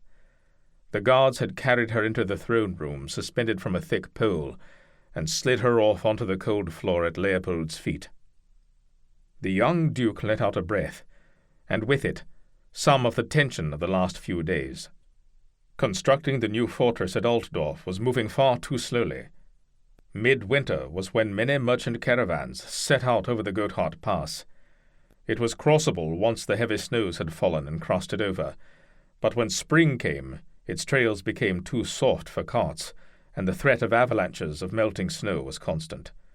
The footing would remain too treacherous for most travellers until the first day of summer. This meant that if Leopold did not have his toll gates active before winter, he would have no revenues from the pass until well into next summer, almost a year from now. With Frederick's campaign already eating up most of the Habsburg coffers, Leopold knew he could not wait that long. The Altdorf fortress must be finished before the first snows fell. There was still time, but he needed more workers. He had sent a messenger to his brother requesting 50 more labourers. He knew Frederick could not spare soldiers, and was confident they would arrive any day now. Added to these worries was the pressure of his upcoming marriage only 2 weeks away. Lady Catherine and her entourage would arrive on the morrow, and the thought of having to don his courtly mask of manners twisted his lips in a grimace. Originally set for next year, Leopold had pushed for his betrothal to take place earlier. The dowry was needed now, not in a year's time. A moan came from the witch as she tried to shift herself into a position that eased the pressure on her thumbs and toes. She was young, with an angelic face. How did the devil manage to recruit one so full of innocence? Yes, this was just the diversion he needed. There was nothing like the battle of good versus evil to take one's mind off matters of state. "Shall I remove the witch and her servants to the dungeon to await trial, your lordship?" Leopold's secretary asked. The young duke nodded. "Take the men away, but leave the woman, and summon the judge. I would try her within the hour." "Today? But, my lord, may I remind you that you have other appointments to make preparations for the arrival of Lady Catherine?" Leopold waved his hand and brushed the comment aside. He looked at the girl and caught her eye briefly. She trembled and looked away, apparently not finding any comfort under Leopold's intense gaze. Few ever did. "Cancel all my appointments," he said. "Keeping my people safe from the devil's spawn must take all precedence. Now get me that judge, and summon my scribe. There may be useful information gained here today for my manuscript." The secretary bowed and hurried from the room. A short, black and white clad fool followed closely behind, imitating the secretary's hasty shuffle, the soft tinkling of bells punctuating every step. But for once, Leopold did not notice. "What do you know of witches, Gissler?" Leopold asked, squinting beneath a hand raised to block out the bright sun. He strained his eyes to keep track of the naked body of the girl as she bobbed in the slow-flowing river. A guard on either bank held her in the middle with ropes tied around her waist. Her thumbs and toes still clamped together, she struggled to float on her back, gasping for air. Then the current rolled her over in slow motion like a piece of driftwood. There was a series of frantic splashes beneath the surface of the water before a guard righted her by pulling on one of the ropes. She broke the surface, coughing and gasping for breath, her eyes bulging with terror. A judge, a wizened man in a black and yellow ceremonial cloak, stood at the river bank, staring intently at the proceedings. "I have no experience with witches, my lord," Gissler said. Leopold's eyebrows arched, and he cast a sidelong glance at Gissler. "A cautious answer, but I suppose it would not do for one of God's soldiers to admit to keeping company with Satan's kin." He focused again on the dunking, anxious to not miss any outward displays of devilry. "Fascinating creatures, really. But this one is not as clever as some I have seen tested. Perhaps she is too young. Her craft has not matured properly." He may be right, Gissler thought. She had indeed failed the very first test. Once the judge arrived in the receiving hall, he had the guards strip the girl bare, and while she screamed and then sobbed quietly, he examined her body carefully, looking for non-human marks. When he found something suspect, a freckle that was too large, or a swollen lump of tissue, he would poke it with a needle to see if it bled. After testing spots on her thighs, buttocks, and neck, which all bled, he finally inserted the needle into the lower part of her left breast. He pulled it out, looked at the needle, then roughly lifted her breast up and examined the location. He passed sentence immediately. "No blood, my lord. The devil protects this one, there can be no doubt." The judge was convinced, and that should have finished it, but Leopold had insisted they perform a dunking trial as well. His scribe was to carefully record the results for Leopold's witchcraft manuscript he had been working on for the past several years. "There! Did you see that? She floats with no aid from the ropes," Leopold said. Wonder filled his voice as he pointed at the girl, whose struggles were growing less with every moment. "I saw it too, your grace," the judge shouted. He shook his head. "There can be no doubt." "I am not king, so call me Grace again, and I will have you flogged." "Forgive me, your lordship. I served your father for too many years, and my tongue has grown careless. But I am sure it will not be long before another Habsburg sits upon the German throne." Leopold waved the man to silence. "Did you see that, Gissler? It makes one's blood run cold, does it not?" Leopold craned his neck to get a better look at the devil's handiwork. He walked to where the judge stood and signaled the soldiers to let go of the rope. As they did so, the girl, who had now been face down in the water for several minutes and was no longer struggling, continued to float and drifted a short distance on the river's almost imperceptible current. The judge gasped, and both he and Leopold made the sign of the cross in front of their faces. Leopold barked at the soldiers to take up their rope again quickly. Gissler saw nothing but a young girl drowned to death. When Leopold turned back to Gissler, his face was alight. "You did a good thing bringing me this creature," he said. Gissler bowed. "I am here to serve, my lord. But one question, if I may." "Of course. The witch's guilt was proven beyond all doubt, because even shackled she could float. Leopold nodded. Even now, though she is most likely dead and her stomach filled with water, she still floats. Gissler nodded. I see. And if she sank to the bottom of the river, it would have proven her innocence? Of course, Leopold said. But in all likelihood, she would be just as dead, Gissler said. Yes, and God would have received her into his kingdom, Leopold said, looking perturbed. Gissler nodded, masking his thoughts. Having been part of the Hospitaller Navy for 20 years, he knew very well what dead bodies did in open water. Some floated, some sank, a few drifted between the bottom and the surface. The only way to guarantee your body would sink to the ocean floor was to cut the air from its lungs and weight it with a bag of rocks. He searched the Duke's eyes for some sign of insanity, a glint of madness, but found nothing. They were clear, focused, and fiercely intelligent. And yet somehow he was convinced that by ridding the world of this beautiful young girl, he had promoted himself in the eyes of God. Come, Gissler, time to celebrate. Tonight you dine at my table. Oh, I almost forgot, Leopold said, and reached into his vestment and pulled out a purse that he tossed to Gissler. Your payment. Stand by me, and you will rise high, Hermann Gissler. Hearing his full name spoken by a duke, and a prince of the German Empire no less, made Gissler forget about the witch and stand a little taller.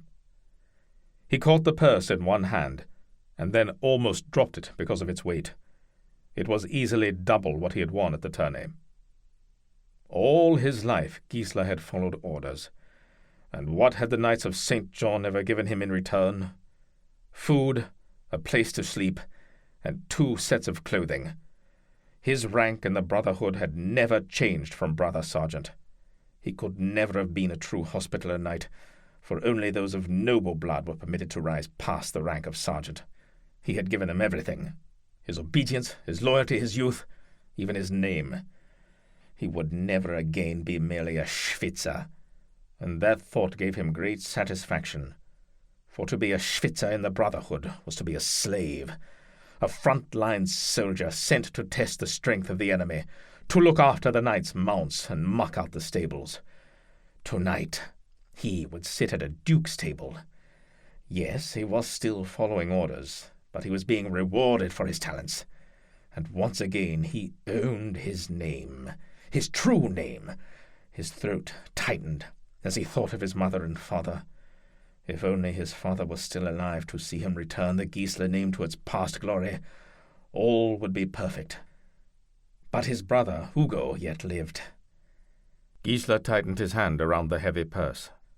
Soon he would go back to his brother's dismal hog farm and take him and his daughter away from their wretched life of poverty.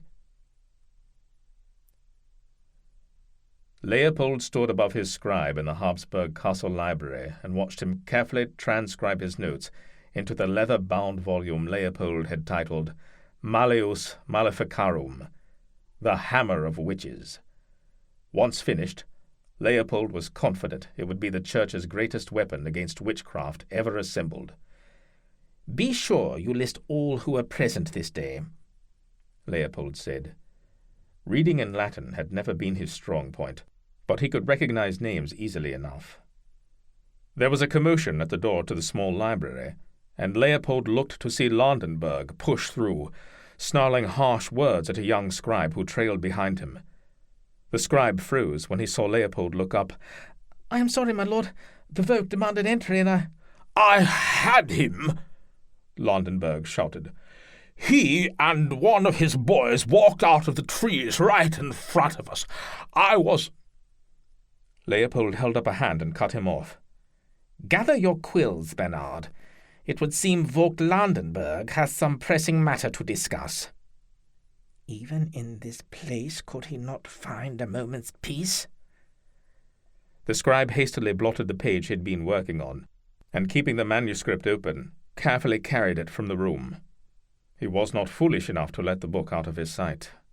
Bernard was the only one permitted to touch Leopold's tome, and he knew his life was forfeit should anything happen to it. From the enthusiasm in your words, I can only assume you had another encounter with Arnold Melchthal. We crested a rise outside Brunnen, and there he was. Him and one of his men just stood there. We stared at one another like startled cats, unsure what to do. They ran. We gave chase, and I put a bolt into his man's back. That one's thieving days have come to an end, I tell you that much. Beautiful shot. From horseback, too, I might add. So, Melchthal eluded you again. Is that why you have burst into my study? To bring news of such a noteworthy event? Leopold said the words softly, with only the slightest trace of sarcasm. In truth, there were few things in this world he enjoyed more than seeing Landenberg squirm after being played for a fool. Landenberg threw up his hands. He is more rabbit than man, that one. We lost him for a bit in the trees, and when next we saw him, he was halfway across the lake on a ferry. What ferry? Some peasants set up a barge that crosses the waters near Brunnen. Who uses this ferry? Merchants? No, only locals, I should think. The road runs along the water's edge, and merchants tend to be a distrusting sort. They would not risk their goods on those unpredictable waters. Leopold sat in the chair Bernard had been in moments before, and steepled his fingers in front of his face, as he thought through what Landenberg told him. Then burn it, he said. What? Burn the ferry. As it stands now, Melchthal has beaten you. He escaped. By removing the method of his escape, you ensure that this particular tactic of his will never work again. Also, you send a message, a warning, to both Melchthal and, more importantly, to those who would harbour him. Landenberg nodded. His thick lips spread into a grin clearly visible even through his shaggy greying beard. Consider it done, my lord. Chapter 12. Once every month, Seraina would load up her mule and make the day-long journey into Schwyz. Once there, she would set up in the market and sell fresh herbs from her garden, or ground-up ingredients with her granite mortar and pestle to relieve people's ailments. After, she would go to the homes of anyone that was too sick or injured to come to her stall in the market. Invariably, someone would offer her a bed, or at least a barn full of straw to sleep in for the night. Early the next morning she would begin the trek home to her grove. But that was not the only time she had contact with the villagers. A few times every month, someone would turn up on her doorstep looking for healing or advice. These were usually men and women whose positions or circumstances made it difficult to seek her out in the public space of the market.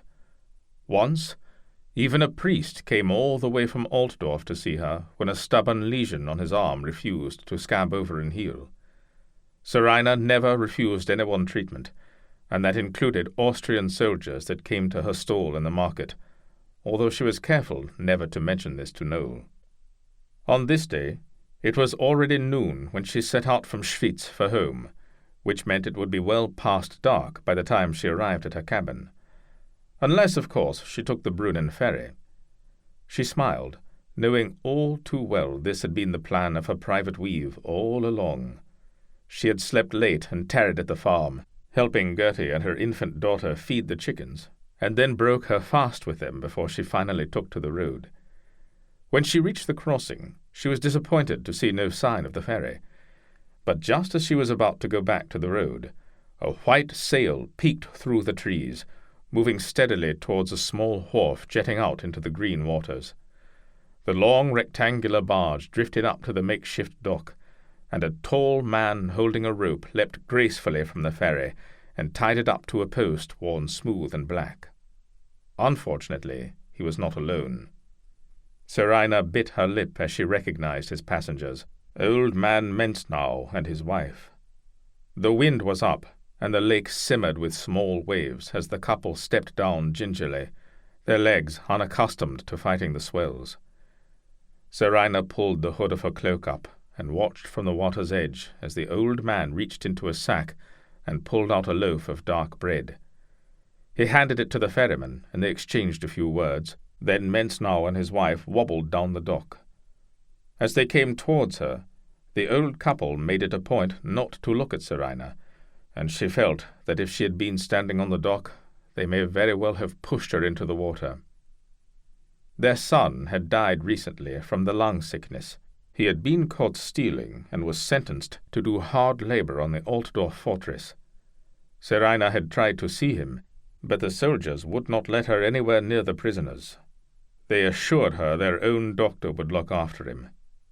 He did not, and the only reason the Mensnows learned of the fate of their son was because a relative found his body mixed with the ever-growing pile of refuse heaped against an outer wall of the fortress. As the couple passed, she felt their grief surface and flare. Seraina watched their backs, hoping they might turn around and let her try and soothe their pain. "You wishing to go across? If so, we leave now, as I would be back at this dock before nightfall." She turned to see the ferryman running his hands along the mooring rope, head down and focused on it like his question had been directed to it instead of Seraina. But as she stepped down onto the ferry, he held out his hand and she took it. Just then the barge lurched on the waves, and she leaned into his grip to right herself. She laughed, and not so much saw, but felt him smile at the sound. She looked up into his face, and his eyes made her gasp. They were large and brown, with amber flecks, and would have been beautiful, but Seraina could see deeper than most people. Beneath the calm swirled unfathomable darkness and pain. There could be no doubt that his spirit had brushed up against evil. She blinked hard from the intensity of the man's life.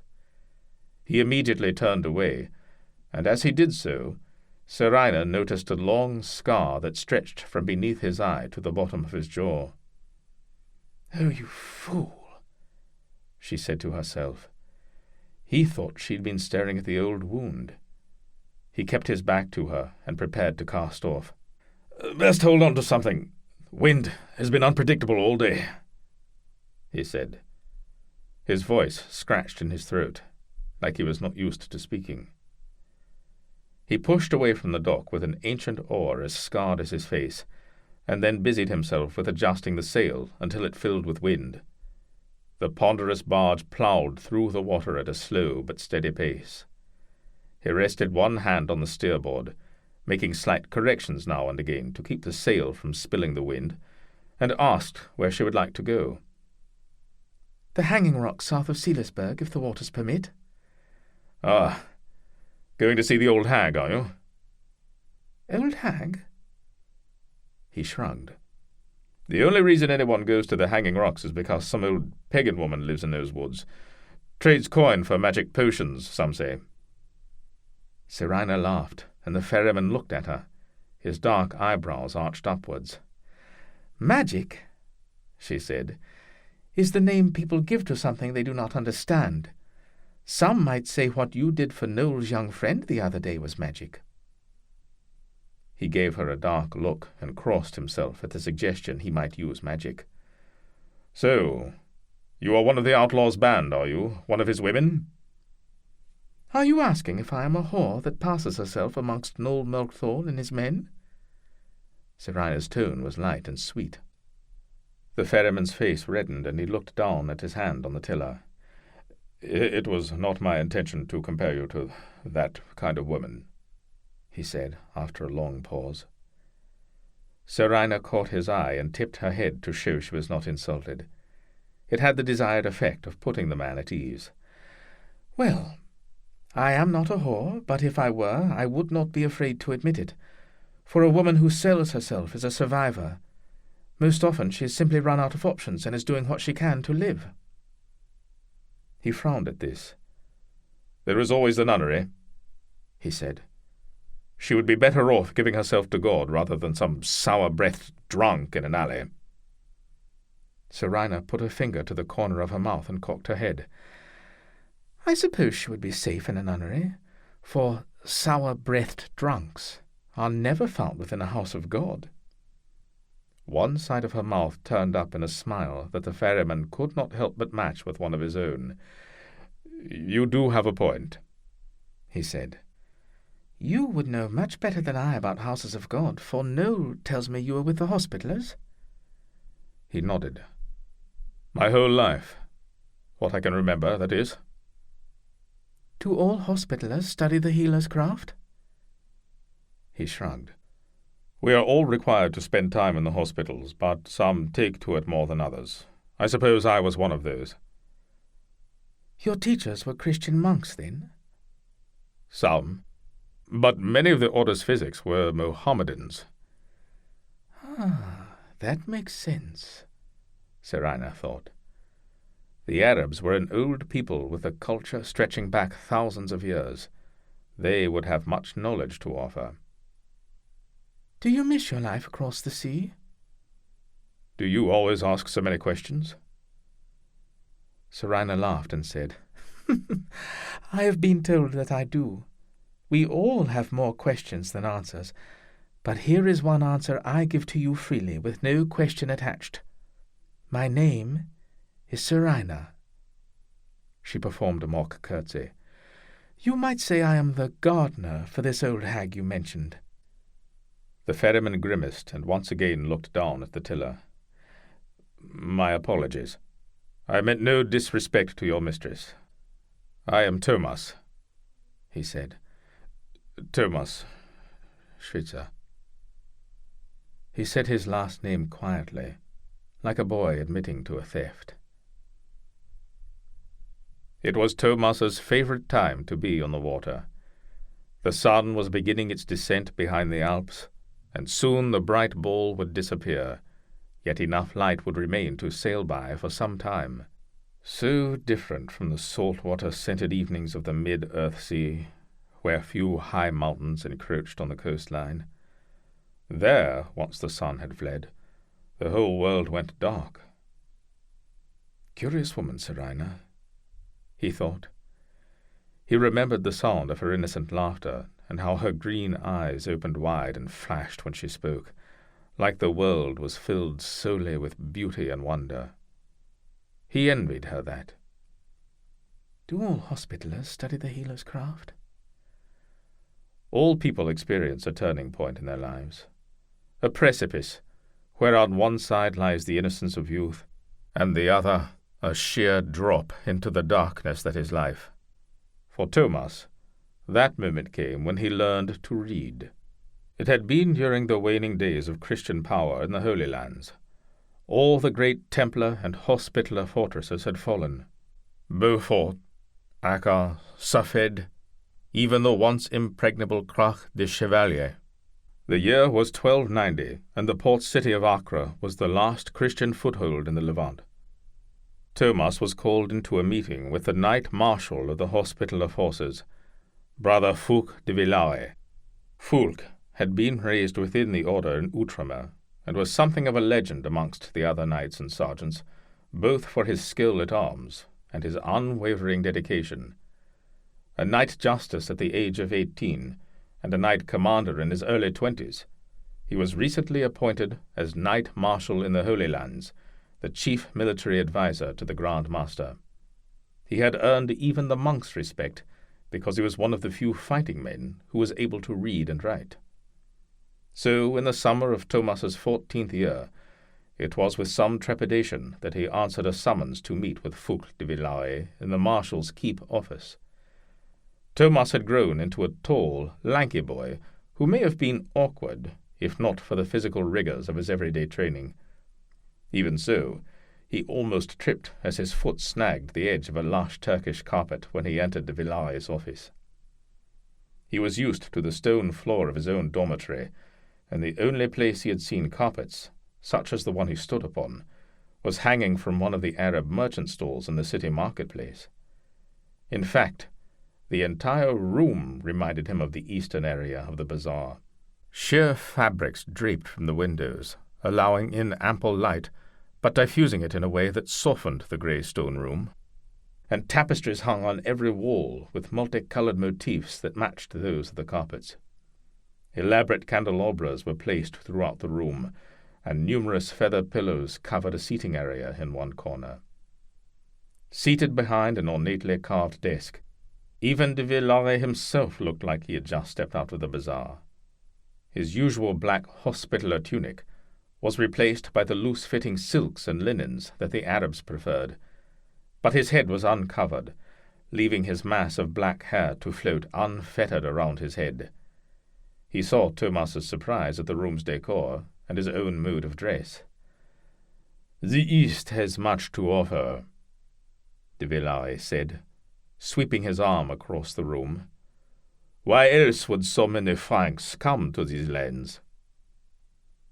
There was an uncomfortable silence as Thomas considered how to answer the knight, or if indeed it had even been a question.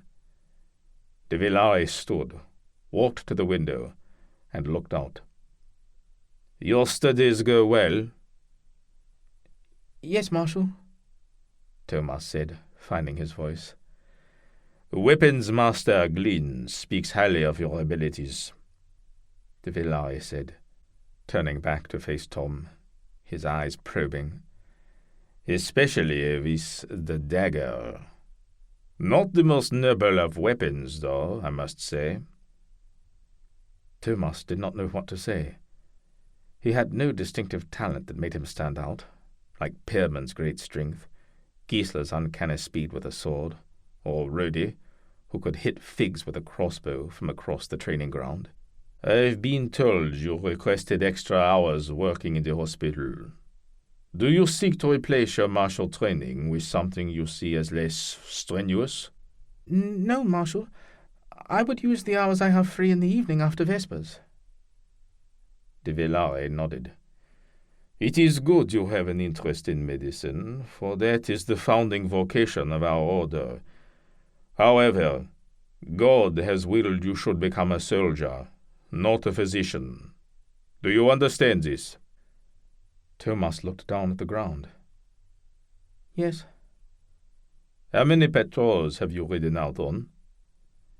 "1 a week for the past year." "Have you taken the lives of any of the enemy?" Thomas looked up, and one of his dark eyes twitched.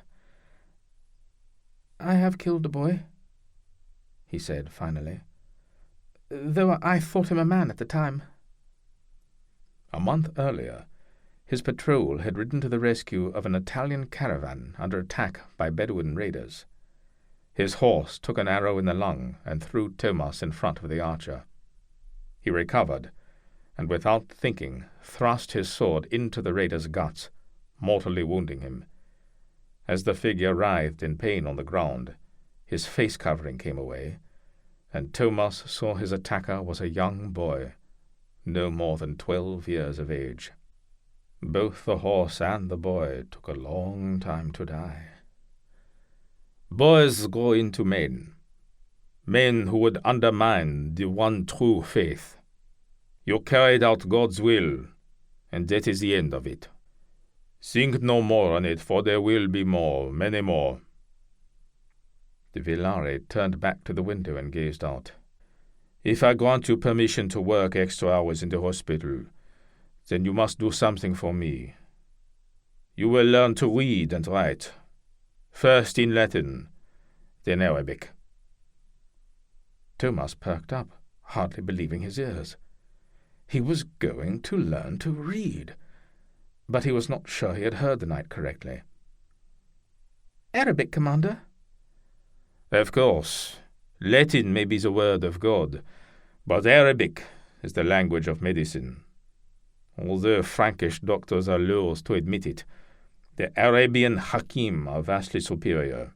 The works of the great Greek and Roman physicians have been lost to the West for centuries, but not to the East." "But the writings of Galen and Hippocrates have been translated to Latin," Thomas said. "One of the monks showed us copies." "Copies, yes, copies of Arabic texts. The originals are long lost, so the Latin versions are translations of Arabic works. I feel the Latin copies possess a sometimes diluting layer of interpretation that the Arabic texts never intended. You have read them? Yes, and so should you, provided it does not interfere with your military training. But not only the works of Galen and Hippocrates. Arabic medicine is the medicine of the Islamic world, not just the Arabs. That means that the Persians and Nestorians in the East, and even the Spanish and Jews in the West, have all contributed to Arabic medicine. You will become familiar with these works as well. Thomas was shocked. What de Villars suggested was blasphemy. Even the Jews? But they are the enemy of Christ. So we are told. But as his soldiers, then is it not our duty to learn from the enemy? The truth is, as Hospitallers, we owe the Jews and Muslims a great deal for keeping the knowledge of the ancients alive. Knowledge long ago lost in the West, due in no small part to the Church's fear of the common man exploring the divine mysteries of the human body. The Church is content to have us refuse medical treatment and pray while sickness ravages our body, leaving our lives in the hands of God alone. There was a hard edge to de Villars' voice. Thomas glanced around the room, looking for any place that may conceal an eavesdropper. The talk made him nervous. But surely the Church's position has changed. We are, after all, an exempt order, subject only to the Pope himself. If the Church was truly against the study of medicine, why would they have allowed the Hospitallers to form in the first place? De Villars' eyes narrowed as he looked at the youth before him, and he shook his head.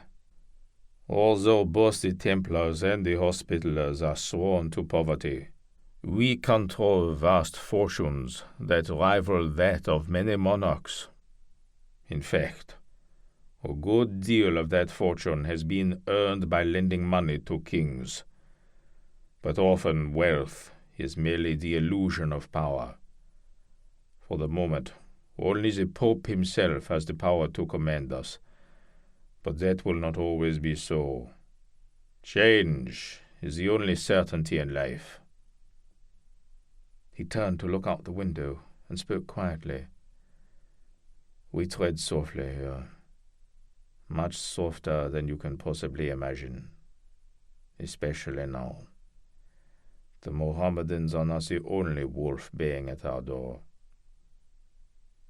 There was silence for a moment, and then de Villars wheeled around. But I did not summon you here to lecture. In return for me allowing you to study in the hospital, I have a task that you are to complete for me. But it is for me alone. No one is to know of our conversation today. Is that clear? Yes, Marshal. Thomas's eyes darted around the room once before answering. De Villars reached down to his desk and lifted a rolled-up scroll. First, you must learn to read the 300 names on this list. Then you will learn to write well enough to prepare your own list of the 100 young men you think are the most suitable.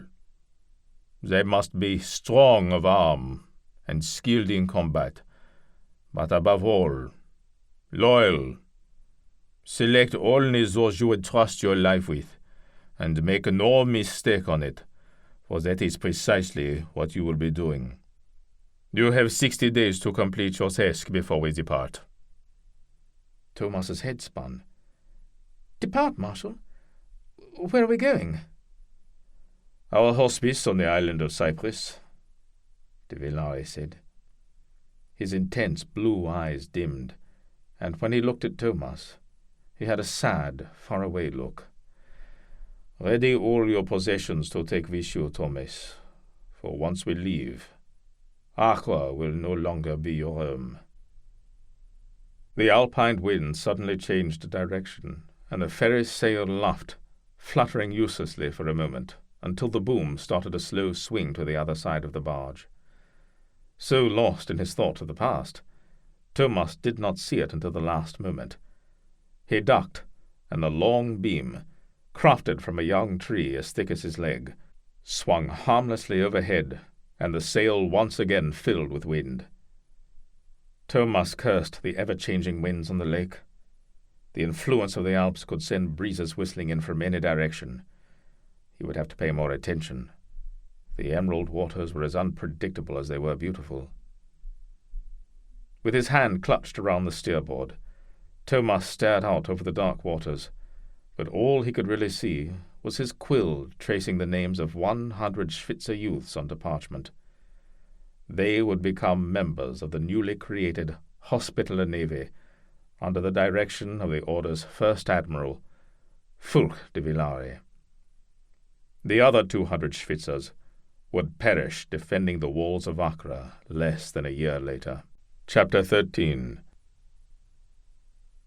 Habsburg Castle lay a half-day's ride from the easternmost inlet of the Great Lake.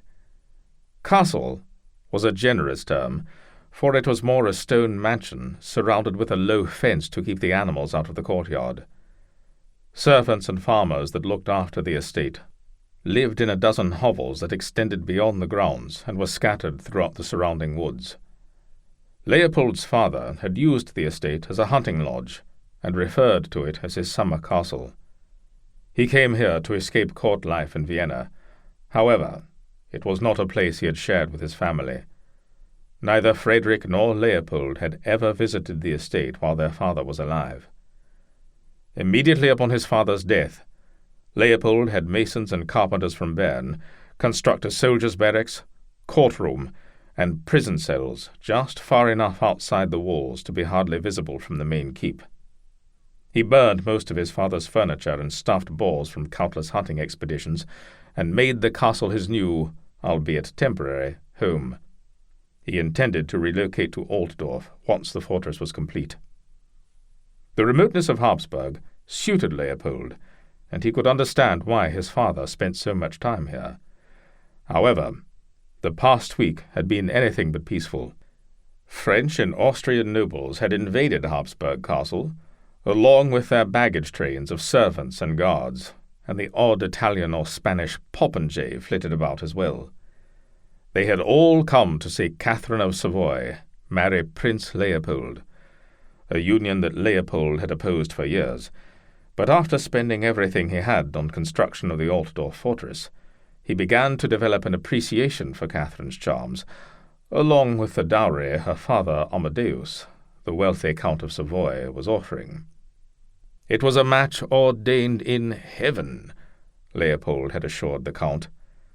Amadeus had agreed, and blessed the marriage wholeheartedly, contributing generously towards their new life together.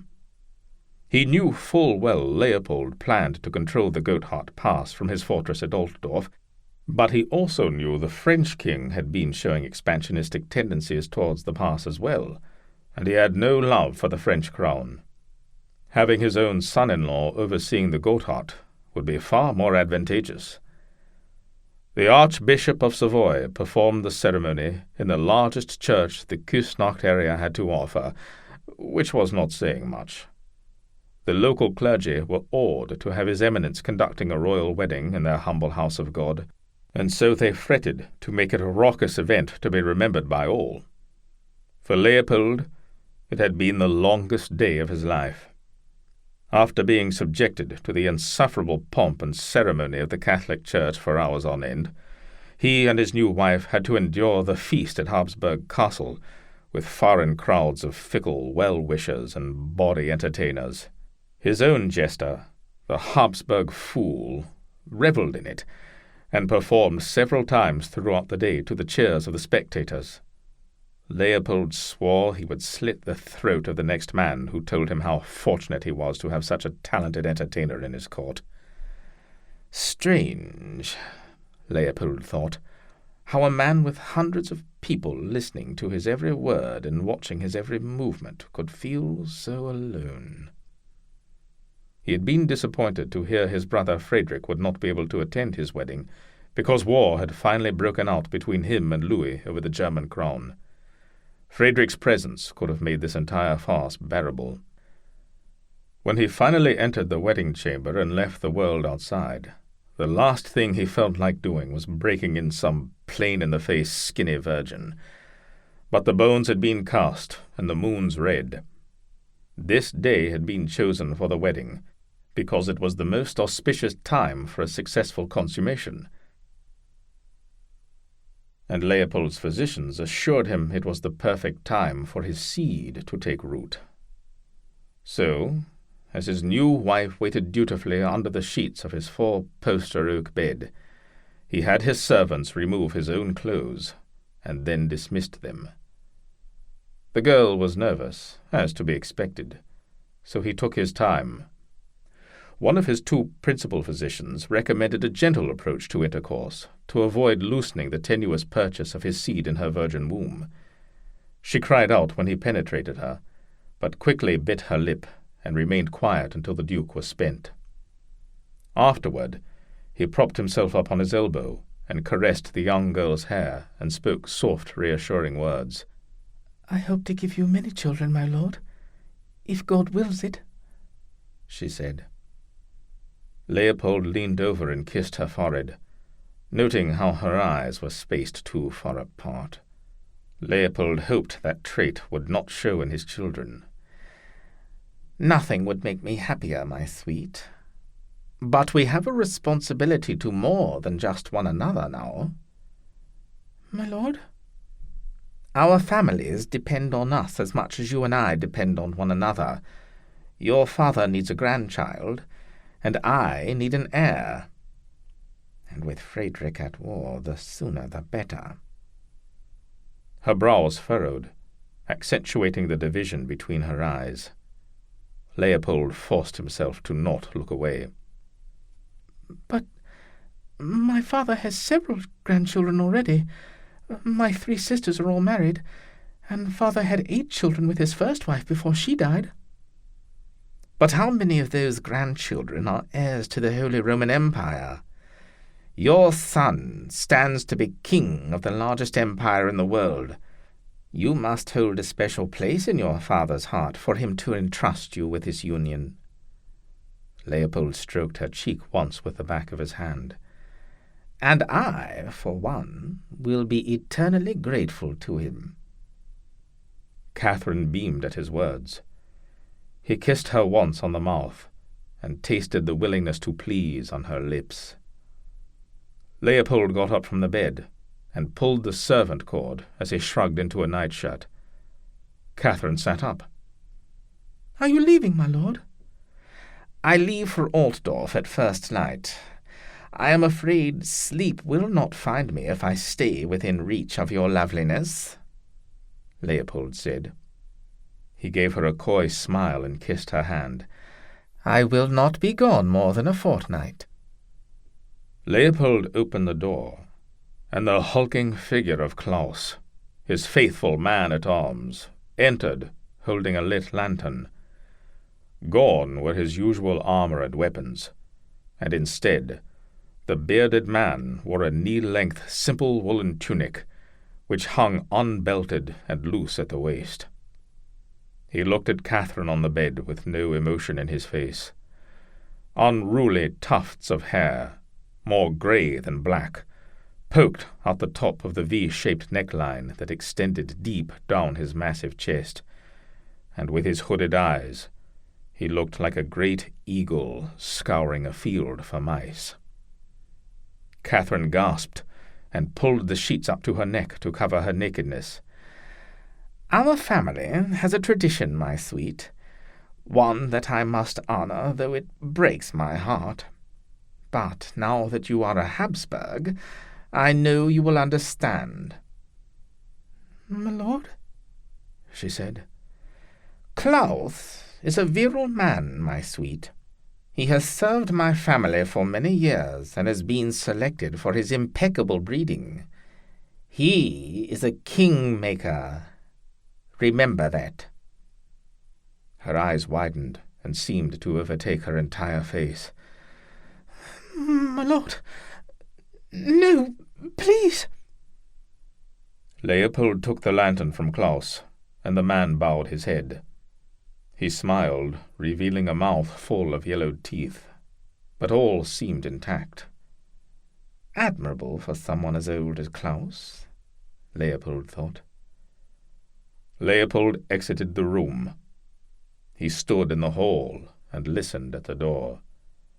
He heard the bolt being slid into place, and the sound of the oak bed creaking as a ponderous weight fell into it.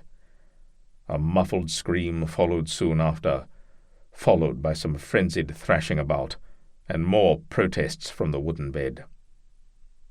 Leopold's second physician favoured vigorous sexual intercourse because it made for a stronger, more robust fetus, one that would be more likely to survive a difficult birthing.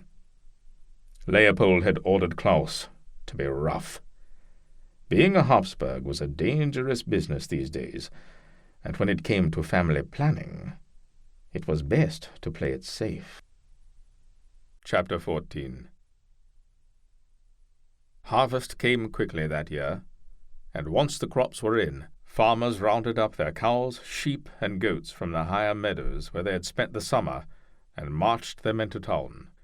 There they were placed in holding pens to await the festivities and fall market. The town of Schwyzer tripled in population over the course of the week, as inhabitants of nearby smaller villages came in to celebrate the end of harvest. It was the biggest gala of the year, and for many, it was the one chance they would get to see relatives and friends from some of the more remote settlements. Pierman stayed in town all week, of course, not wanting to miss a single day of the celebrations, but Thomas had remained at his cabin on the lake, using the busy ferry business as an excuse to avoid coming to town. The week of celebrations had indeed been good for business, with a vast number of travellers seeking passage across the water. Thomas saw many new faces on his barge during the week, and almost everyone looked at him with suspicion in their eyes, and asked what happened to the old ferryman.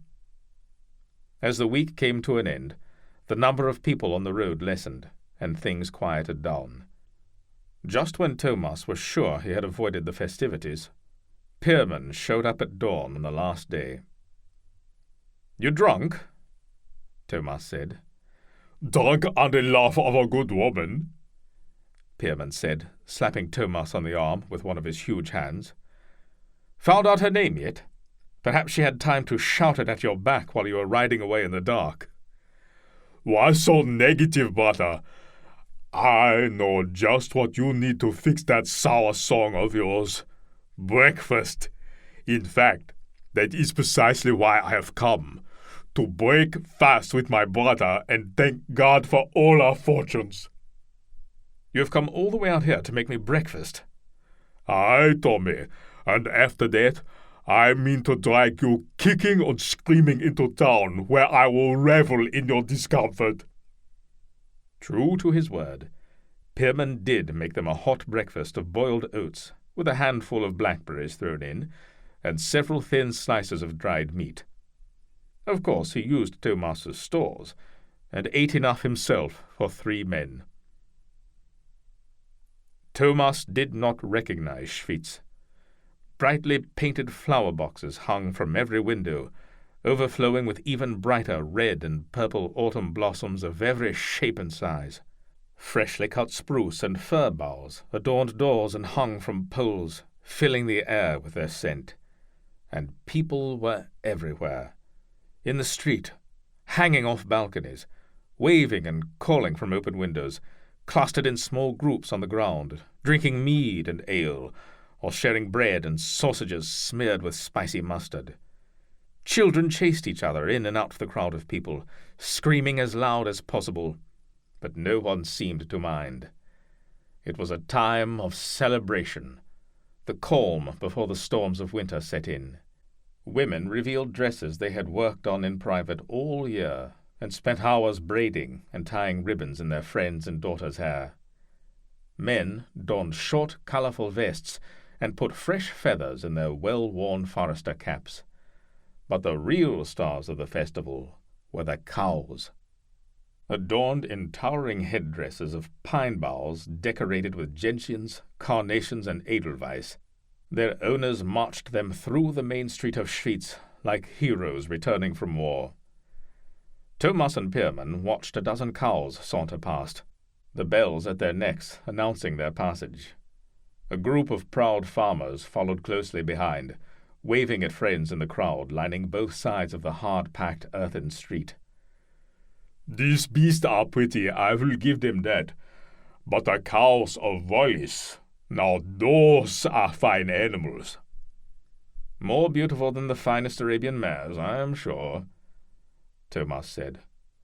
"Beautiful? No, Tommy, ugly as the devil's ass, but strong, mean, and black as sin.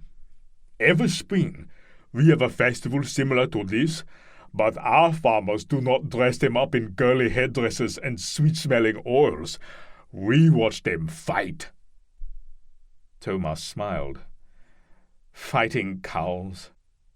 This was a new tale on the superiority of Wallis, the land of the Matterhorn, where the water was pure, the men brave, women descended from goddesses, and now, apparently, the cows ferocious. "Do you doubt me?" Pirman shook his head and wagged a finger in Thomas's face. "You are too mistrusting. I bet you only drank milk from one of your mother's teats." "I have known you too long to start believing everything you say, my friend." "Well, you can believe this.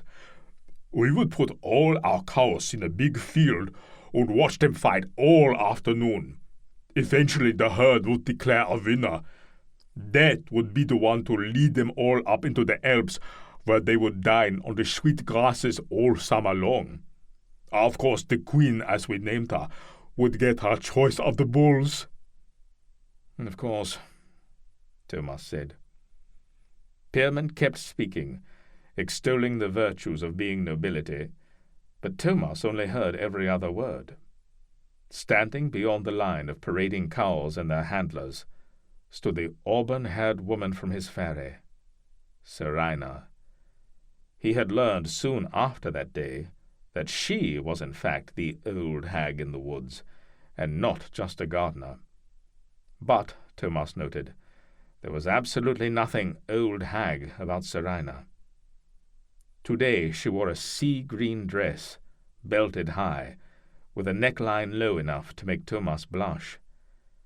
She looked up and caught him staring, then smiled, and Thomas marveled that he could make out the brilliance of her emerald-green eyes even at this distance. Seraina stepped light-footed into the street, amongst the rush of cows and bulls, and for a moment Thomas worried for her safety. But she paid them no mind, and the throng of men and animals parted around her like water flowing around a boulder in a swift-flowing river.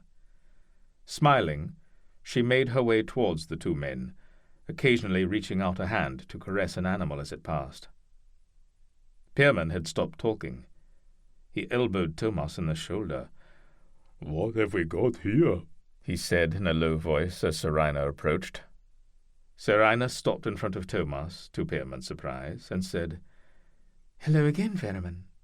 Enjoying the parade?" Thomas introduced her to Pierman, who could not stop staring at Thomas with undisguised amazement. "Tommy, when did you manage to meet such an enchanting creature?"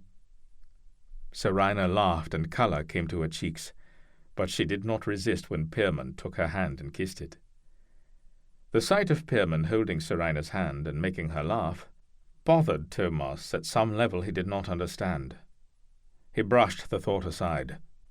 A few moments later, Pierman excused himself to chase after someone he spotted in the crowd, leaving Thomas alone with Seraina. As she watched Pierman leave, Seraina said, "Your friend is a charmer. I suspect he does quite well with the women." "You have no idea," Thomas said. She turned back to Thomas, her eyes flashing. "And you, Ferryman? Are you also a man of many conquests?" Thomas's head became hot, and he was suddenly conscious of his scar. In the guise of looking at the last of the cows marching past, he angled the marred side of his face away from her. He was saved from responding by a cow passing a few feet in front of them, with a towering headdress of pine branches interspersed with brilliant yellow flowers. Seraina pointed and cooed with delight. But Thomas found himself more interested in how her eyes lit up at the sight. She stood close enough for him to smell the sunlight on her bronzed skin, and when she leaned forward to get a better view, her breast pressed lightly against his arm. He marveled at her softness and found himself rooted to the spot, afraid to move. "That is my favorite flower in the world," Seraina said, turning to Thomas. He edged back a step, and for the first time looked closely at the colourfully adorned cow. "It is an autumn crocus," he said. Seraina raised an eyebrow. "Some in these parts also call it a meadow saffron, but I prefer its older name," she said, looking at Thomas with an impish grin. Colchicum autumnale? Thomas recited its Latin name. In the right doses, he had seen it used to treat some types of fever, but it was more often used as a deadly poison. "There are many languages older than that of your church, Thomas," she said, using his name for the first time, he noted. He decided he enjoyed the sound of it on her lips. "The name I was thinking of," Seraina continued, "is Naked Lady." She smiled and held Thomas's eyes with her own until he looked away. "I am sorry. I did not realize an ex-soldier would redden so easily," Seraina said with more amusement than sincerity. Thomas cleared his throat. I was a hospitaller, not a common soldier. Most of us did not have occasion to speak with women." "You mean it was discouraged because all women are sinful? Is that not how your priests see us?" "Women are not all necessarily sinful, but they do tend to be more susceptible to certain temptations than men," Thomas said, realizing too late how much he sounded like one of his monk teachers. "Ah, that would be lust, temptations of the flesh." If Thomas's face was glowing before when Seraina mentioned the Naked Lady, it felt ablaze now. "Perhaps," he began, searching for the words that would make him look lesser a fool than he had already proven himself. "Strange, but I have known more than a few men to be just as lustful as any woman. And what of it? Lust is as essential as water in living a healthy life. Do you not agree?" As Thomas racked his mind to think of a response, Pierman appeared up to the crowd. Thomas's relief vanished, however, when Pierman stepped aside and revealed a man who had been eclipsed by his bulk. "My lady, I apologize for interrupting." He flashed a smile down at Seraina, who returned it with a shake of her head. "Tommy, this here is the fellow I told you about." The lithe figure of Noel Melchthal stepped from behind Pirman and held out his hand. "Good to see you again, Ferryman. Have you put thought to my offer?" His blue eyes sparkled like a melting glacier, and although he smiled, it came across as warm as his eyes. Thomas gave Pirman a withering glare. He did not take Noel's hand. "You two know each other, then?" Pierman said. "Good." Seraina cut in and put a hand on Noel's shoulder. "Leave the man alone. This is a festive day, and not one for recruiting. Come, let us go sample some of Gertrude's cheeses." She performed an elaborate curtsy to Thomas and Pierman, looking every bit a little girl playing at being a lady, then took Noel by the hand and led him away to the food vendor stalls. After the parade was over, the games began. Enormous logs were rolled into the town square, and men and women of all ages clamoured over one another to take part in competitions devised around chopping or cutting through trees in all manners imaginable. Pierman lived for competition, and when the axemen lined up in front of the crowd, he was standing amongst them, towering over them all. When his name was called, he hefted his 8-foot war-axe with one arm over his head, and the crowd went crazy, cheering louder for the big man than any of the others. The sight made Thomas smile. They had been in Schwyz for only a few months, and Pirman was already the hometown favourite.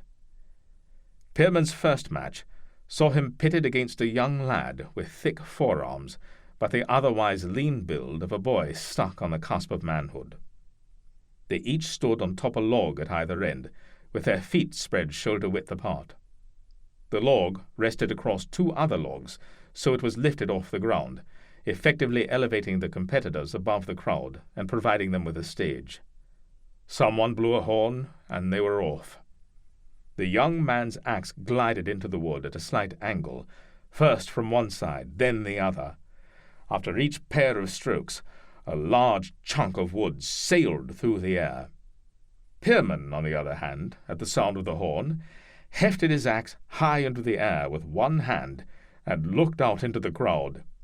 He egged them on with his other hand, and they whistled and cheered. A group of young girls stood at the front and chanted, "Pierman! Pierman!" Only after he had worked them into a frenzy did he grab hold of his axe with both hands.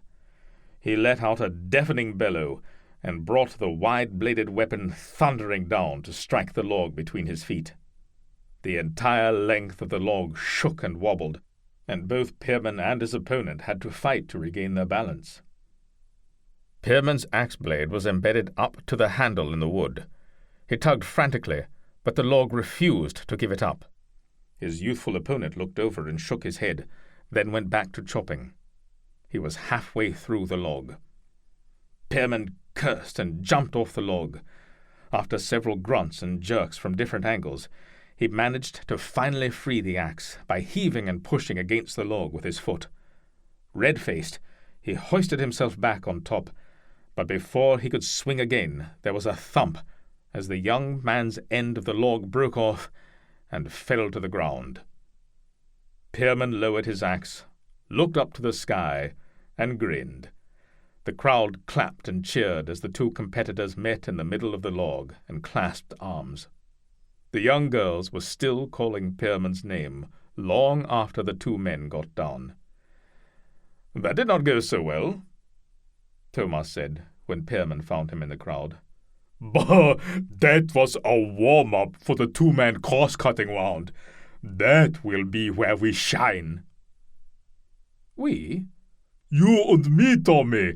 Entered us already. And after all that practice this spring cutting timber for your bleeding ferry, I expect to win. So drink some water and let us be off."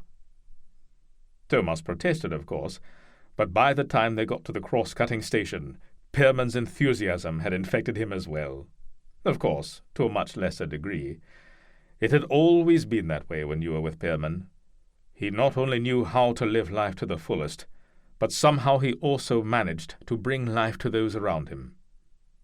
As Pierman had said it would, the cross-cutting went much better than the axe event. Labouring on either end of a long, flexible saw, they managed to win their first 4 matches and had become a crowd favourite. Thomas knew it was not due to their skill, but he did not care. It felt good to hear strangers call out his name.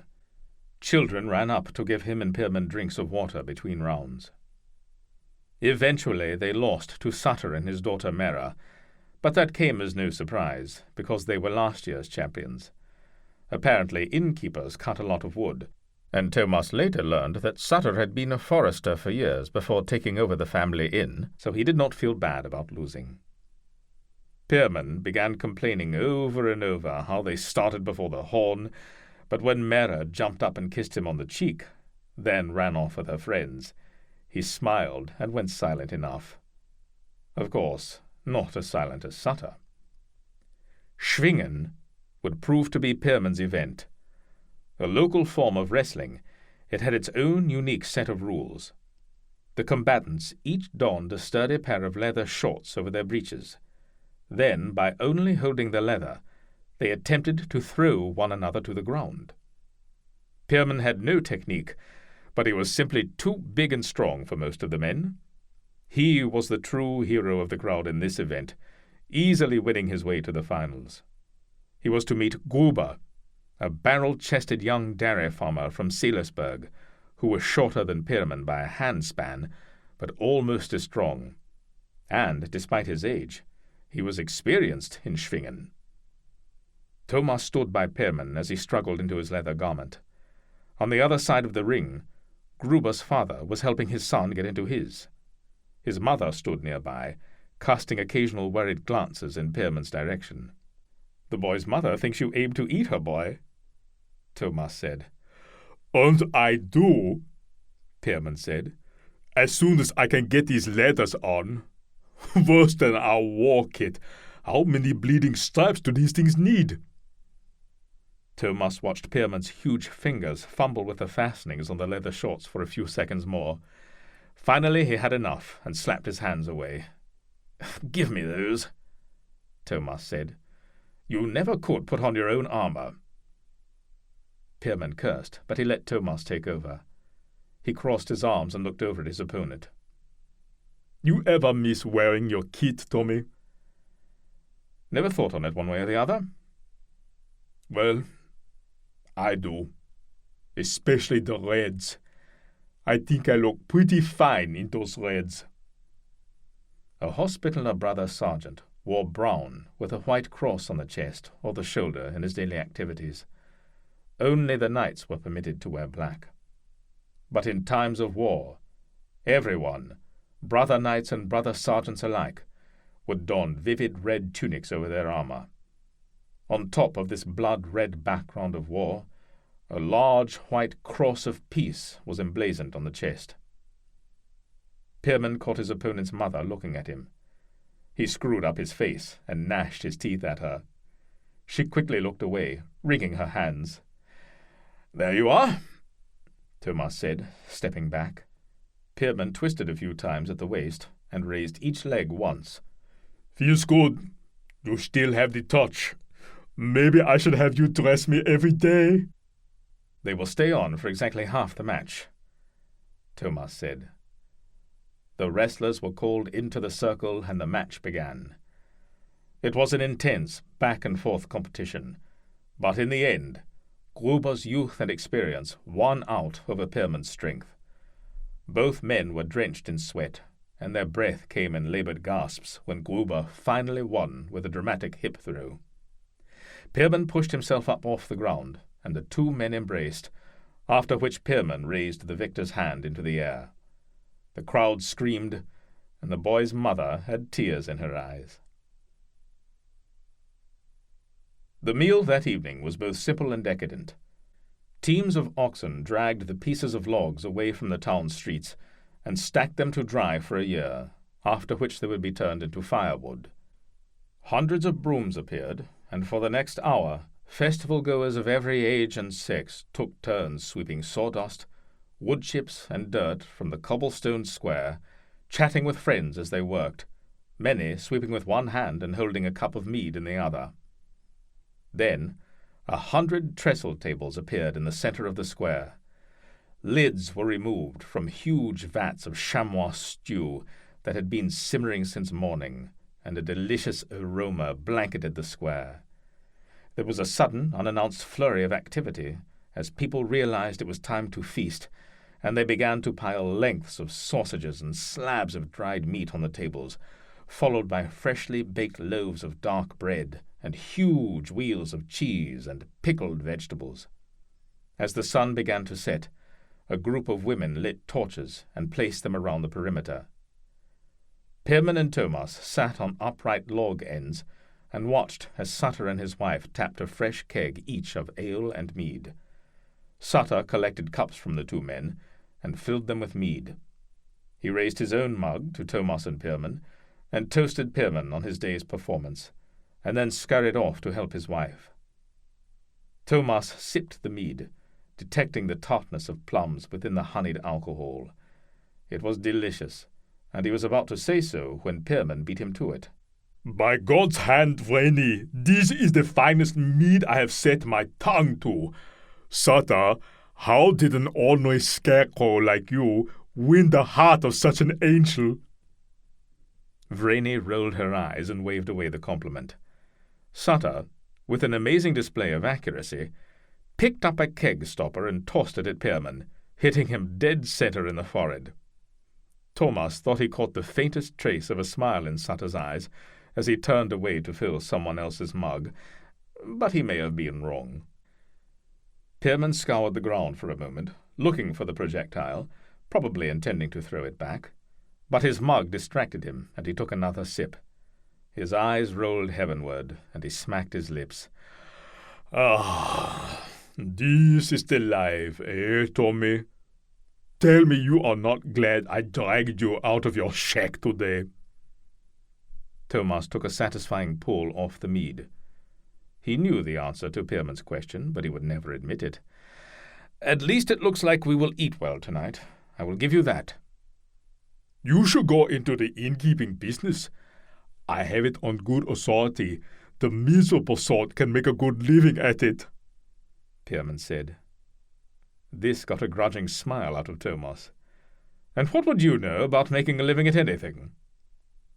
They settled into the easy, mocking banter they had known since childhood. But Thomas could sense uneasiness in his friend. He was working around to asking Thomas something. A favour, perhaps. Maybe Pirman needed money, which would not be unlike him. Finally, his curiosity won out over his patience.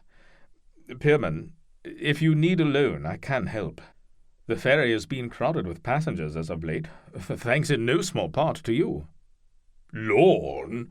No, Tommy, Pirman said, shaking his head. Sutter pays me more coin than I am worth, that I know, and more importantly, all the free food and drink I can stomach. He must be a very rich man, Thomas said. Well, if it is not coin you are after, out with it then. Something is on your mind, I can see as much. Pierman chuckled and squinted down at Thomas.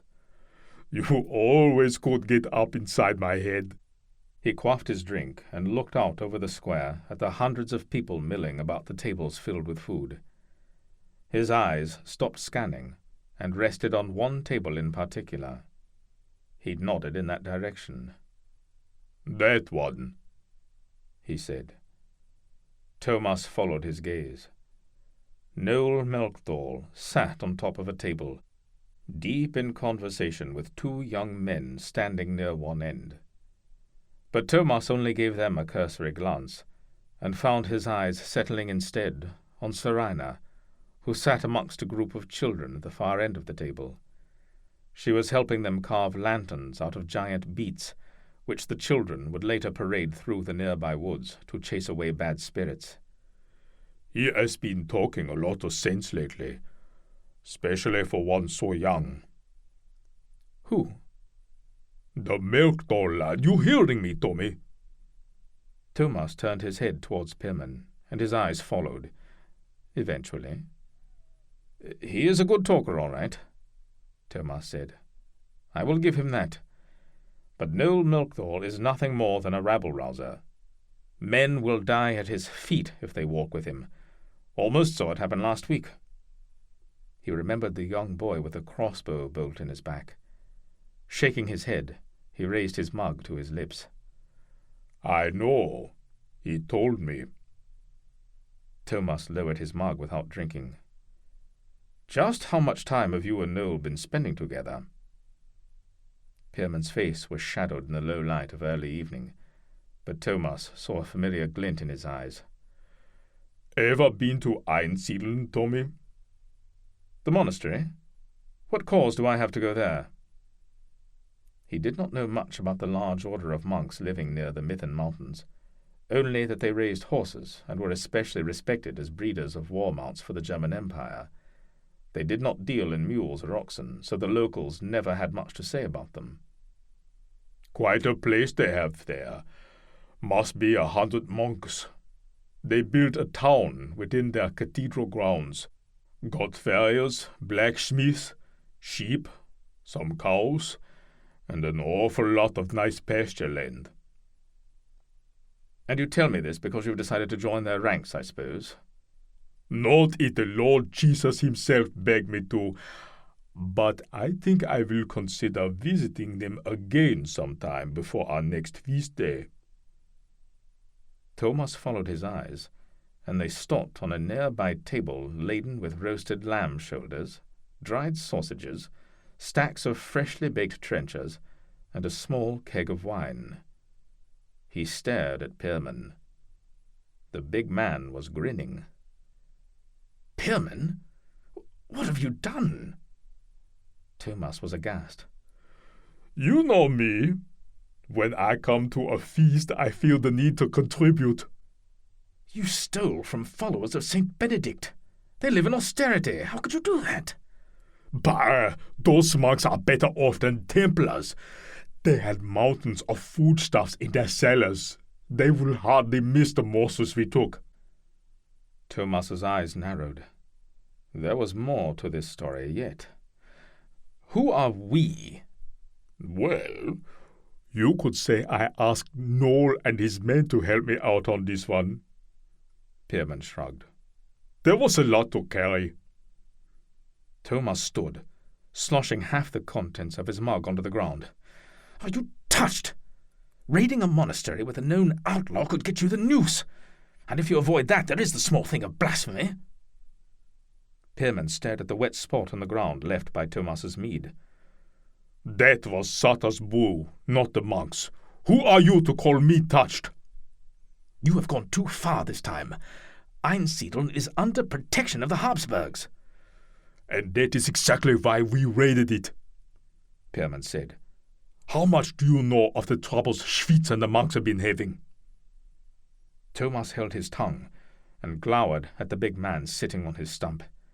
He hardly needed to look down to be at eye level.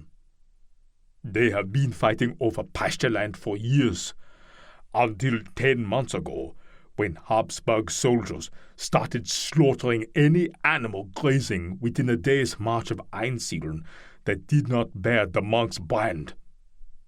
He waved his hand toward the nearby tables heavy with meat.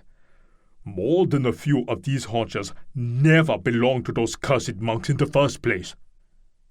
Pierman had no love for monks. Thomas knew that. He suspected it was because monks always administered the beatings when they were children. And Pierman, being the type of headstrong boy he was, received far more lashes than any other boy in the Acre hospice. Did you kill anyone? Pierman's eyes went wide. Of course not. We redistributed some foodstuffs, as Noel likes to call it. Nothing more. We left them with their lives and valuables, I swear. Or, except for a few kegs of ale and cider that, as we speak, are on their way to Noel's camp for his men. They will petition the Duke, and the Habsburgs will have no choice but to retaliate. You realize this? Pierman's grin widened. Now, Tommy, do not go all mother on me. It is a little meat, some wine, nothing more. Come, let us go fill that mug of yours. The celebrations carried on into the night, and hours later Thomas found himself helping Sutter pile empty barrel kegs onto the back of a wagon. On the other side of the road, laughter erupted from a group of revellers, and when Thomas looked up, he saw Pierman amongst the crowd. He bent low, almost in half, so a woman could whisper in his ear. As she stood on her tiptoes and placed her slender fingers on Pierman's shoulder, Thomas realized it was Seraina. He watched them for a moment, wondering what it was Pierman was saying to make her smile and laugh so. He felt the scar on his face tighten as he forced a smile of his own. Pierman was a force of nature when it came to women. Thomas had never known one to be immune to his charms. Why should Seraina be any different? Granny made up a bed for you at the inn if you want it, Sutter said. It took Thomas a moment before he understood what the innkeeper was talking about. No, but tell her thank you. I need to go back home tonight, Thomas said. Sutter shrugged. Suits me. It would just be another mouth eating my bread in the morning anyway.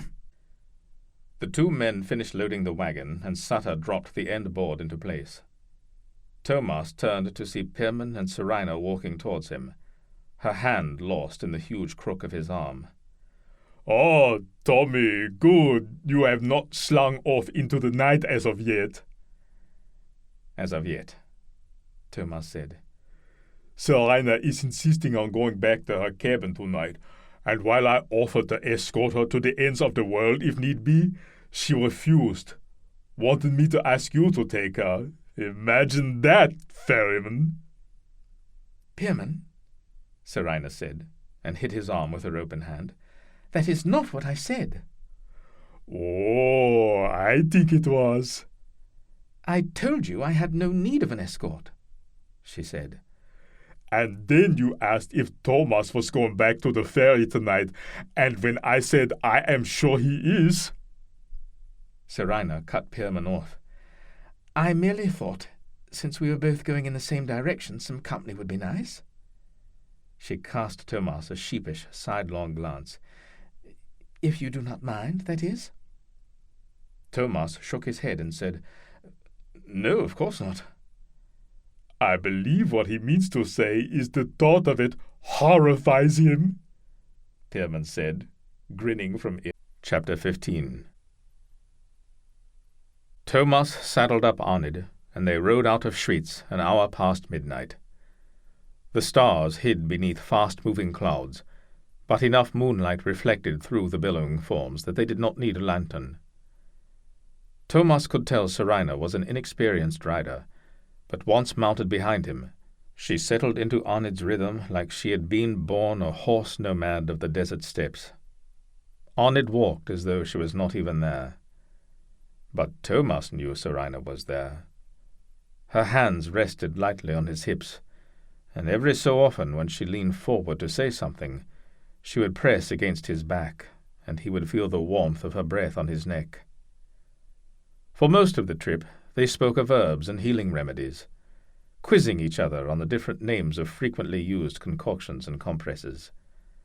They compared the medicine of the Greeks and Arabs to that of the druids, marveling at the similarities, and laughed at some of history's more ridiculous treatments. As the night wore on and they closed in on Thomas's cabin, the conversation slowed until it died off altogether, leaving only the creaks of Arnid's saddle carrying on the night air.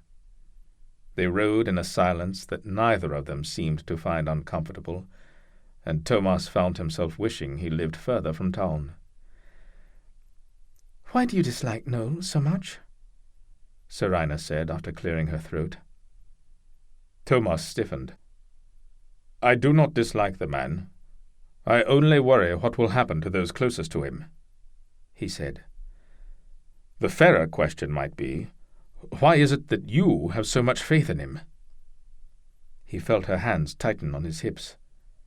She was silent for some time before she spoke. "I do not expect you to understand, but Noel is special.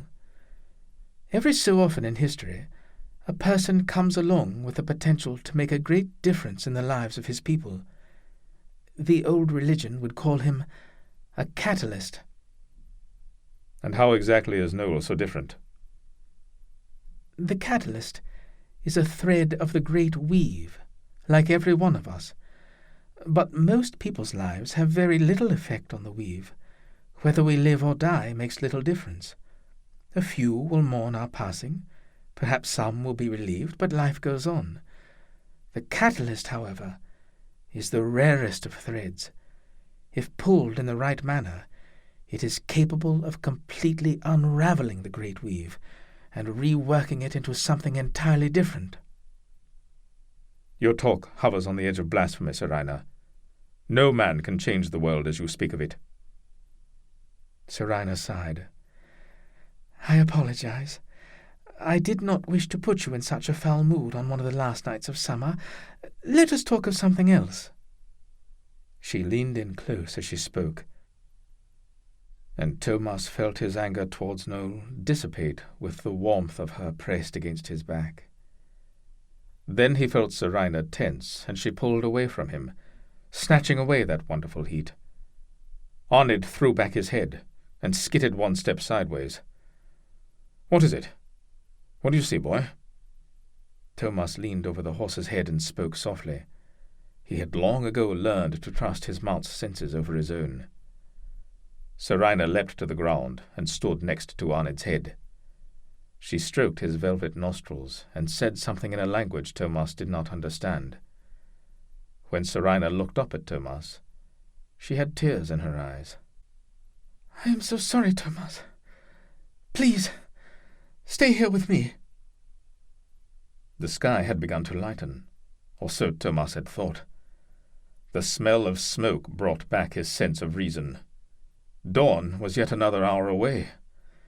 His cabin was over the next rise, and when he looked in that direction, he saw a flickering orange and red glow playing along the underbellies of the clouds overhead.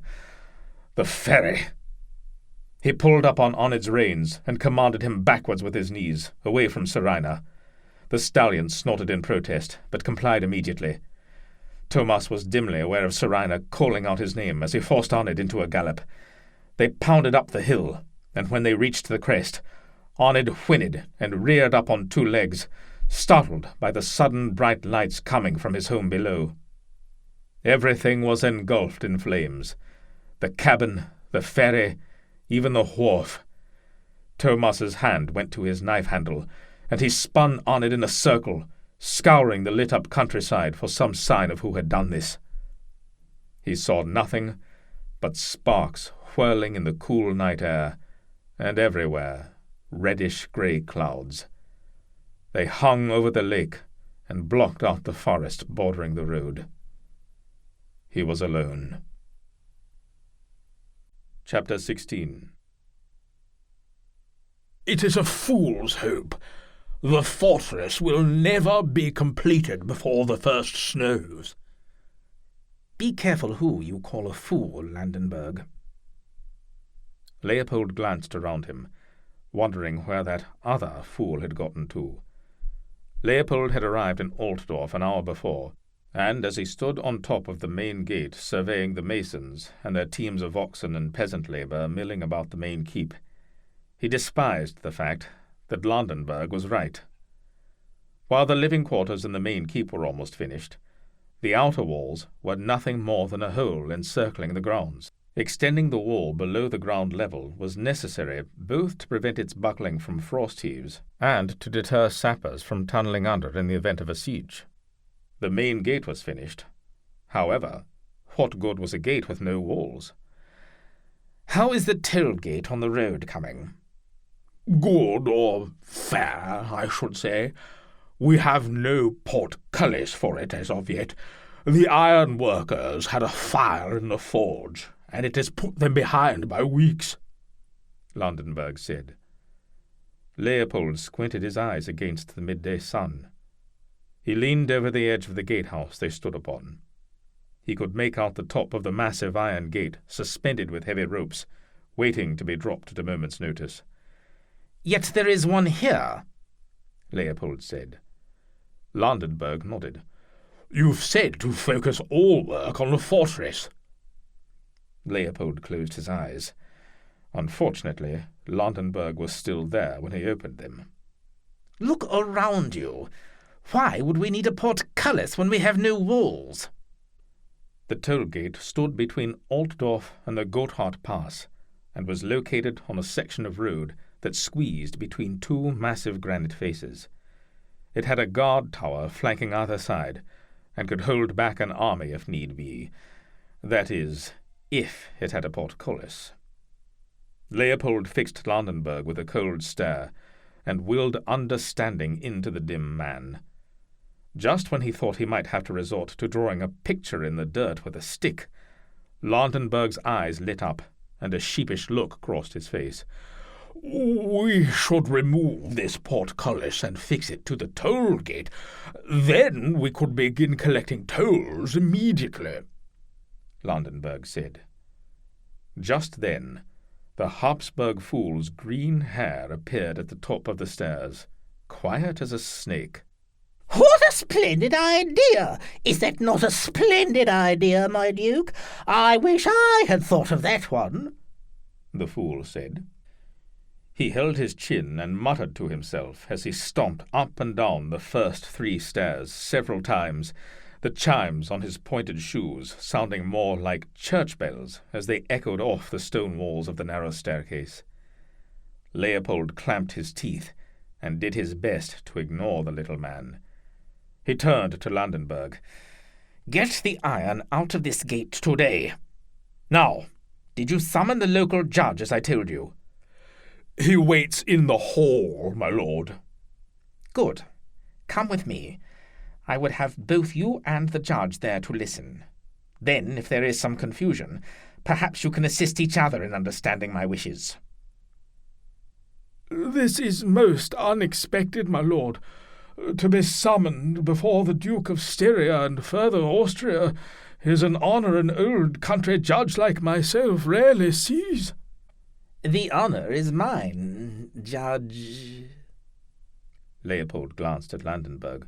"This is Judge First, my Duke, the crown-appointed magistrate for both Uri and Schwyz," Landenberg said. First bowed, and his hands unconsciously smoothed the front of his black magistrate's robe. Faded and frayed around the hemlines, it matched the old man perfectly, Leopold thought. He also could not help noticing the man's robe bore none of the red or yellow markings found on the clothing of judges of other Habsburg territories. Leopold moved to sit down on a chair behind an ornate desk, the only pieces of furniture in the recently constructed room, when Landenberg suddenly jerked and let out a howling sneeze, showering the desk with a fine mist. There was an awkward moment while the sound reverberated off the walls of the large but bare room. "Cursed dust everywhere. These stonemasons must have lungs full of the stuff. Probably piss-white mud," Landenberg said. Leopold backed away from the desk, wondering how he had become so desperate to need men such as these. "Let us walk to the balcony, gentlemen. A little fresh air will do us all some good." They passed through an open doorway that led to a balcony overlooking the courtyard. Although the stonework was mostly complete, no doors or window shutters were yet in place. Apparently, the same iron workers responsible for the portcullis delay were also behind in the production of hinges and latches. There were only two locations that the doors were fully operational: Leopold's bedchambers and the prisons, which the men could now see from the balcony. The prisons were located across the courtyard from the keep, in a low rectangular building that extended 2 floors below ground. "Vogt Landenberg has told me of the fine work you do for the crown," Leopold said, resting his hands on the stone railing and looking over some workers in the courtyard. "Thank you, my lord. I am flattered the Vogt of Unterwolden should concern himself with the governance of Uri and Schwyz at all." First obviously resented Landenberg's presence in his district, and Leopold could not blame him. "I have asked the Vogt to assist us with a troubling matter that has come to light." "Oh, what might that be, my lord?" Leopold could see by Landenberg's face that he was just as puzzled, but he managed to keep quiet. "Recently, the Abbot of Einsiedeln sent me a most urgent and, if truth be told, disconcerting message concerning some of your Schwyz countrymen." First looked up. His eyes narrowed, but he said nothing. A wise man fears his own words more than those of his betters. "It seems a band of men, led by Arnold Melchthal, raided the monastery. They stole a great deal of their larder and desecrated their place of worship. The abbot said many of the brothers feared for their very lives." First began to roll his eyes, but quickly caught himself, remembering whom he addressed. "Did you know of this attack?" Leopold asked. "I heard a rumour, my lord, but no arrests have been made. I hear Melchthal is very difficult to find." "Bleeding ghost he is, that one," Landenberg said. But when I catch him, the devil will not even find use for what I leave of him." "Bold talk," Leopold said, "for one who has chased the man for, 3 years?" Landenberg's face grew as red as the fist emblazoned on his breastplate. "He cannot run forever." "Since Melchthal is so difficult to find, perhaps you would have better fortune hunting one of his men. The abbot described a huge man, fair in hair colour and complexion, who was instrumental in the attack. He thought the man may even be Melchthor's lieutenant. He wielded a long-handled axe." At the mention of the axe, First's eyes betrayed his thoughts. "You know of this man?" Leopold said.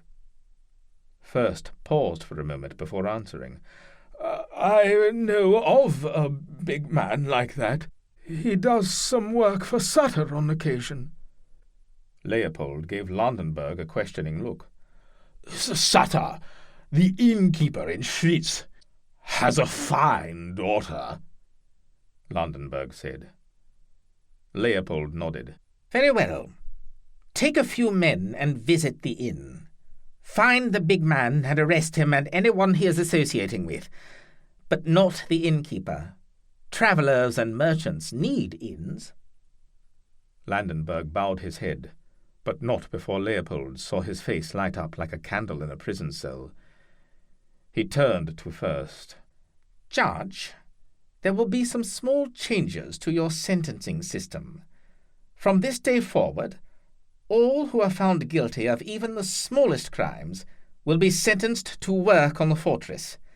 They will be housed in the dungeons and divided equally among the masons. Is that understood?" First's mouth twitched. "Oh, of course, my lord." This brazen attack on the defenceless monks of Einsiedeln is a sign of just how widespread banditry has become in this area.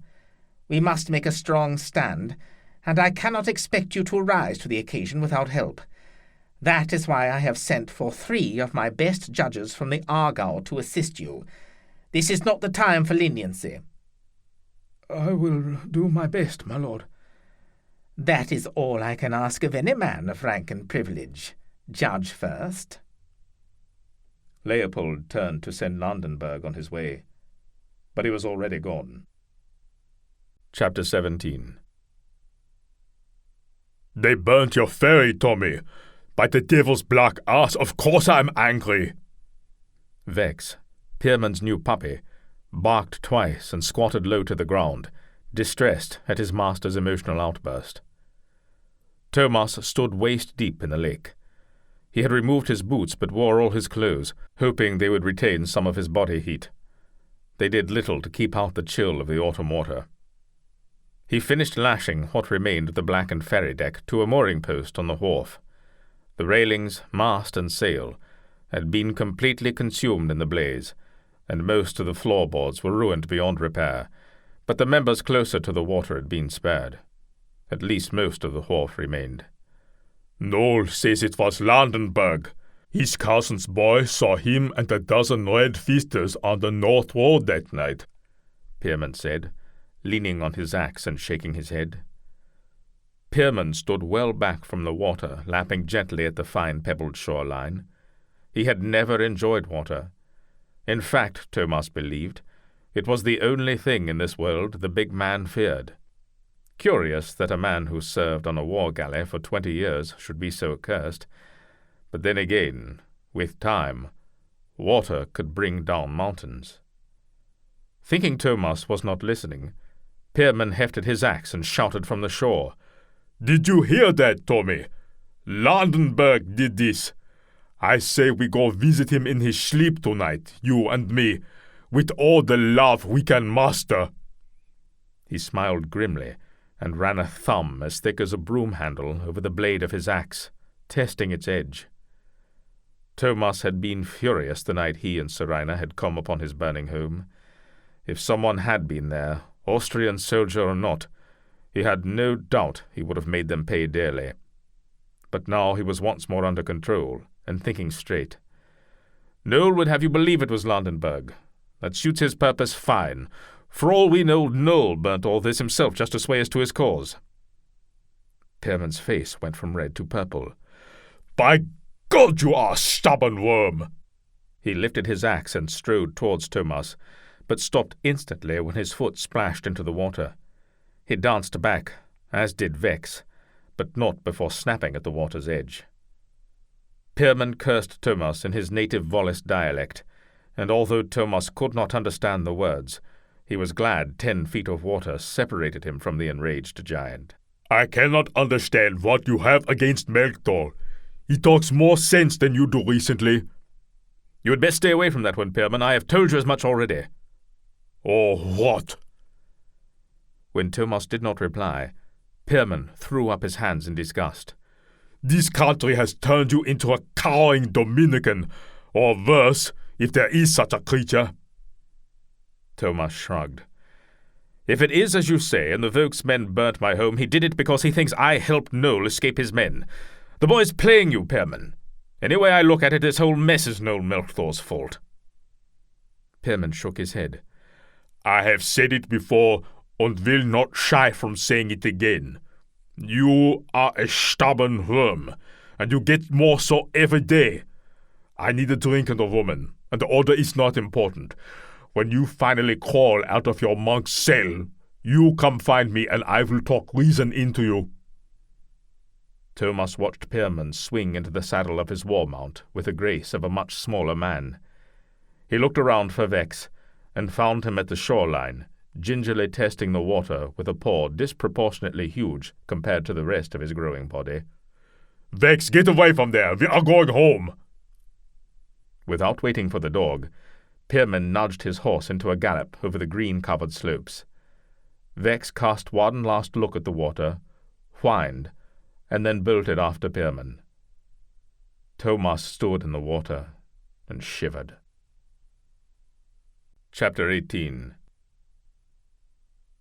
Pierman and Noel stood completely still, hardly daring to breathe. The forest, too, had gone quiet, as though it sensed what was to come.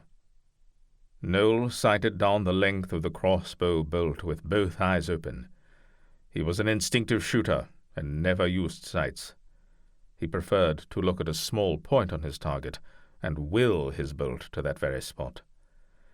A hairy mass exploded from the thicket with a squeal, and charged directly at the 2 men. Noel flinched, but then controlled his breath and waited. "Shoot!" Pierman said, stepping away from Noel and reaching for his knife. Noel picked his spot and eased up on the tickler until the crossbow jumped in his hand and the bolt sprang forward.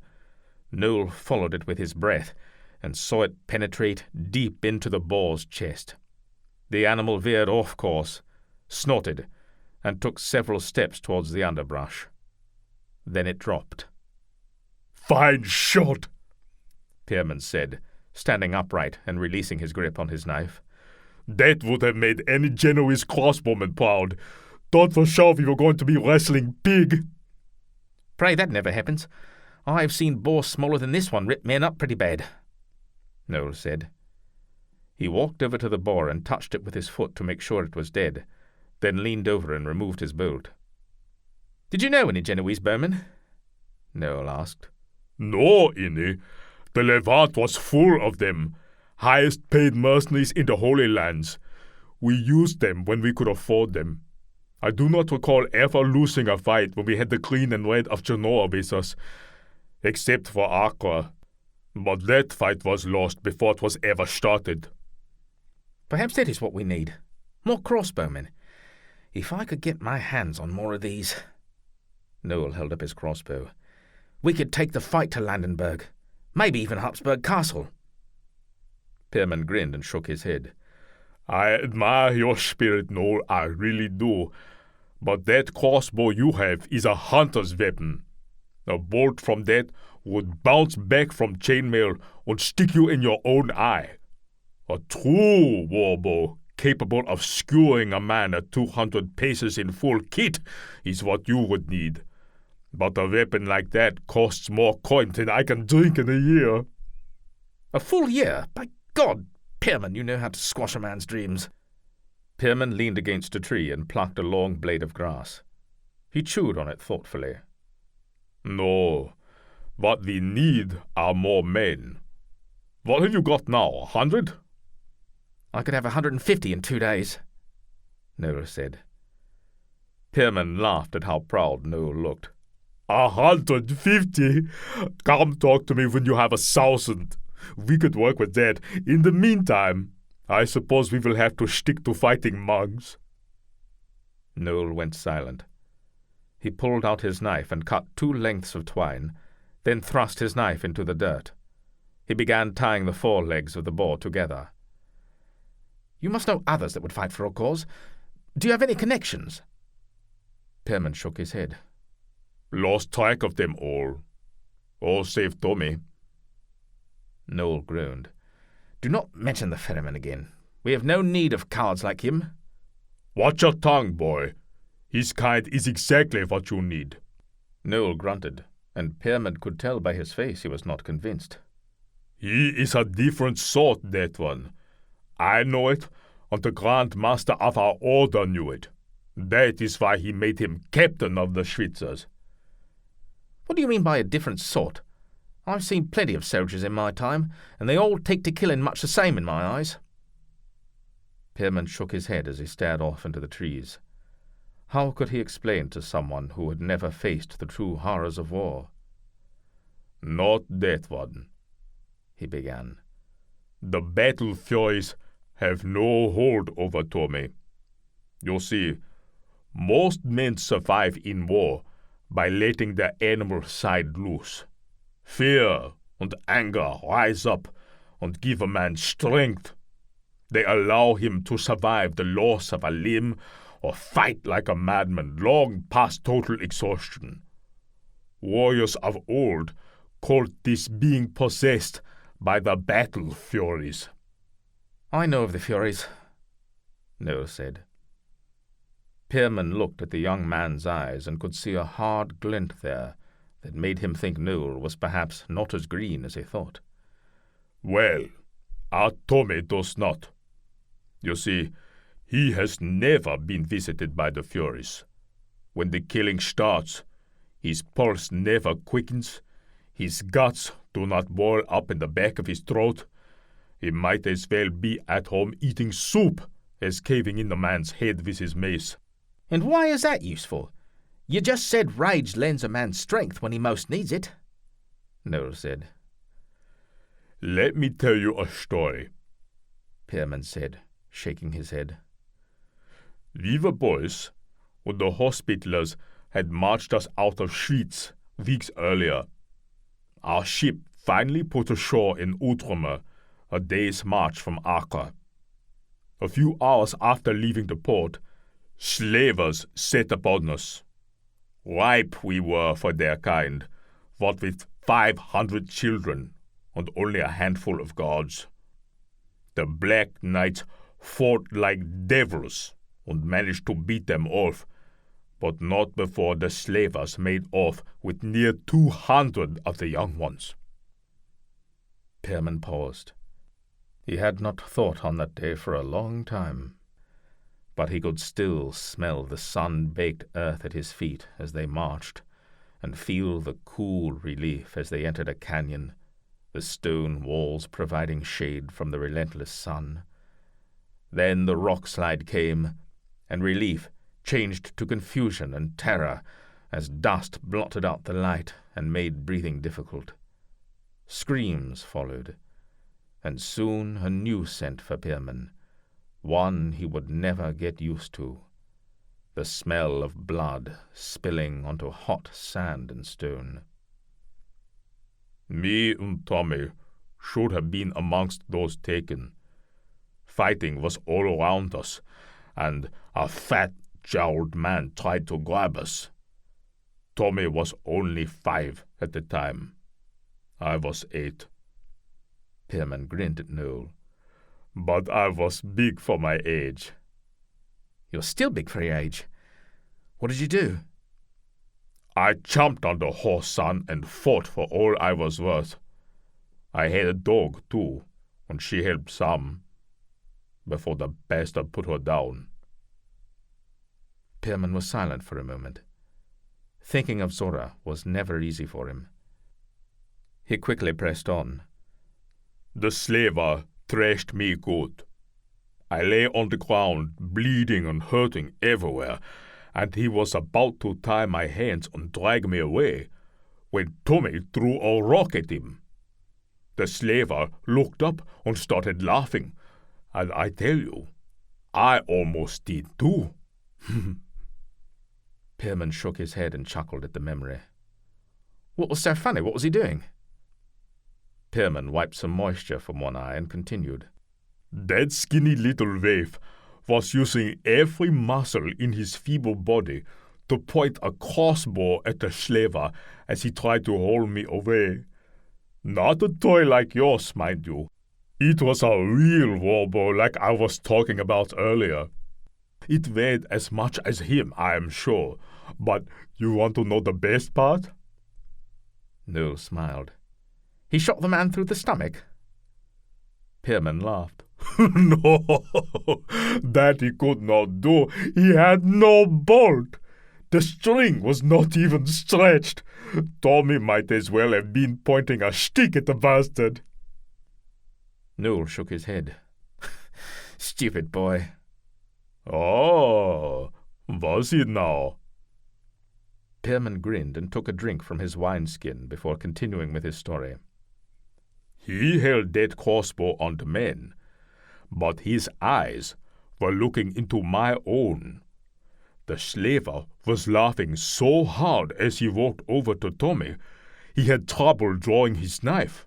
But what he did not see was Tommy leading me with his eyes to the man's axe lying in the sand behind him. The whoreson slapped the crossbow out of Tommy's hands, and just to teach him a lesson, slashed Tommy across the face. Pierman dragged 2 fingers down the entire length of his face. He was no longer smiling. He just stood there. Why did he not run? Pierman used the same 2 fingers to tap the side of his head. The plan. With Tommy, it is always about the plan. Always has been. You see, Tommy lay on the ground, crying and bleeding like a half-slaughtered goat, and then the man leaned over to slip a tether around the boy's neck. I drove the bugger's own axe between his shoulder blades, right through his spine. He died right there, no doubt, but his leg twitched for 10 minutes. I will never forget that. He took another pull off his wineskin and held it out to Noel, who did not seem to notice. You killed a man when you write? There was awe in Noel's voice. Pierman shook his head. This is what I have been trying to tell you, boy. I swung the axe, but truth be told, it was Tommy that killed his first man that day. If not for that skinny little boy, I would have spent my life rowing in the bowels of a Turkish slave galley. Chapter 19. Berenger von Landenberg and 7 of his men thrust open the heavy double doors to Sutter's Inn shortly after midday. While Landenberg sat down in the middle of the room and put his booted feet on the table in front of him, his men forced the few patrons out and then rounded up Sutter and his family. Sutter, his wife Vreni, and daughter Mera stood in front of Landenberg, displayed in single file. Fine place you have here, Landenberg said, waving his hand over the simple room. Behind him a stairway led up to several guest rooms. I suppose you serve ale? Yes, my lord, Sutter said, wiping his damp hands on the white apron tied about his waist. And mead as well. It is a dusty trip from Altdorf, and I find the honeyed wine unsatisfying. Perhaps I could bother you for a flagon of ale?" "Of course," Sutter said, turning towards the bar. "No, not you. I would have your daughter fetch it." Sutter was tense before, but now his back jerked upright like a cold iron rod had been laid alongside his spine. He turned to his daughter. Her pale, blue eyes looked at him for guidance. He nodded once and tried to smile. Landenberg watched Mera with hooded eyes as she stepped behind the bar and tipped a clay mug under the spout of the oaken keg. She looked up once, and something in Landenberg's stare caused her to tremble. Frothy, warm ale flowed under her hand. She carried the sticky mug over and placed it before Landenberg on the table. Without taking his eyes off her, he raised the ale and drained off half, then set it down and dragged the back of his arm across his face to remove the foam from his heavy beard and moustache. "Very nice," he said. Mera inched closer to her mother and stared at the floor. Landenberg turned back to Sutter. "Tell me, innkeeper, how is business these days?" "Fair, my lord. Could be better, but you will not hear me complain." "And when was Arnold of Melchthor last here?" "The outlaw? Surely, my lord, we would not—" "Oh, shut up, Sutter. I know he and his men frequent this place. I can hardly blame you if a band of outlaws choose your inn to quench their needs. But I would be remiss in my duties as your lord if I were to allow your innocent daughter to be exposed to such unscrupulous men." Sutter opened his mouth to say something, but Landenberg held up his hand and continued speaking. "Fortunately, so to speak, a member of my own household serving staff has recently left this world and must be replaced. Your daughter seems capable. What say you, my child? Would you have the honour of attending to your lord's household?" "You are not our lord," Sutter's wife spoke up. "Schwyz is not part of Unterwalden, and you are not our vote. You have no right to—" Landenberg nodded to one of his men, and he stepped forward and backhanded the woman hard across the face. She fell back into some chairs, and another soldier yanked her to her feet. "Brainy!" Sutter tried to go to his wife, but two men grabbed him, and another held Mera, who began to shake and sob quietly. Landenberg stood up. "I may not be voked to Schwyz or Uri yet, but Duke Leopold charged me with keeping the peace in all lands north of the Gotthard, and you, woman, have been harbouring outlaw scum in your inn." He grabbed Mera from the soldier holding her and said, "Show the innkeeper's wife what could happen when one gets too close to outlaws." The soldier's lips parted into a gap-toothed grin, and he nodded to the two men holding Sutter's wife. They lifted her by the arms and slammed her back onto one of the tables. Its trestle legs swayed unsteadily, but held. The soldier drew his belt knife, and starting at the bodice, sliced open the woman's dress. She fought and shouted obscenities at the men, surprising them with the crudity of her curses, and they laughed. "Right bit of dirt in this one's mouth," one of the men said as he removed his sword belt. "Time to take the fight out of her." Landenberg held Mera tightly around the neck from behind, as he watched his men take turns at the girl's mother. When Mera called out and tried to struggle free, he clamped down, cutting off her air.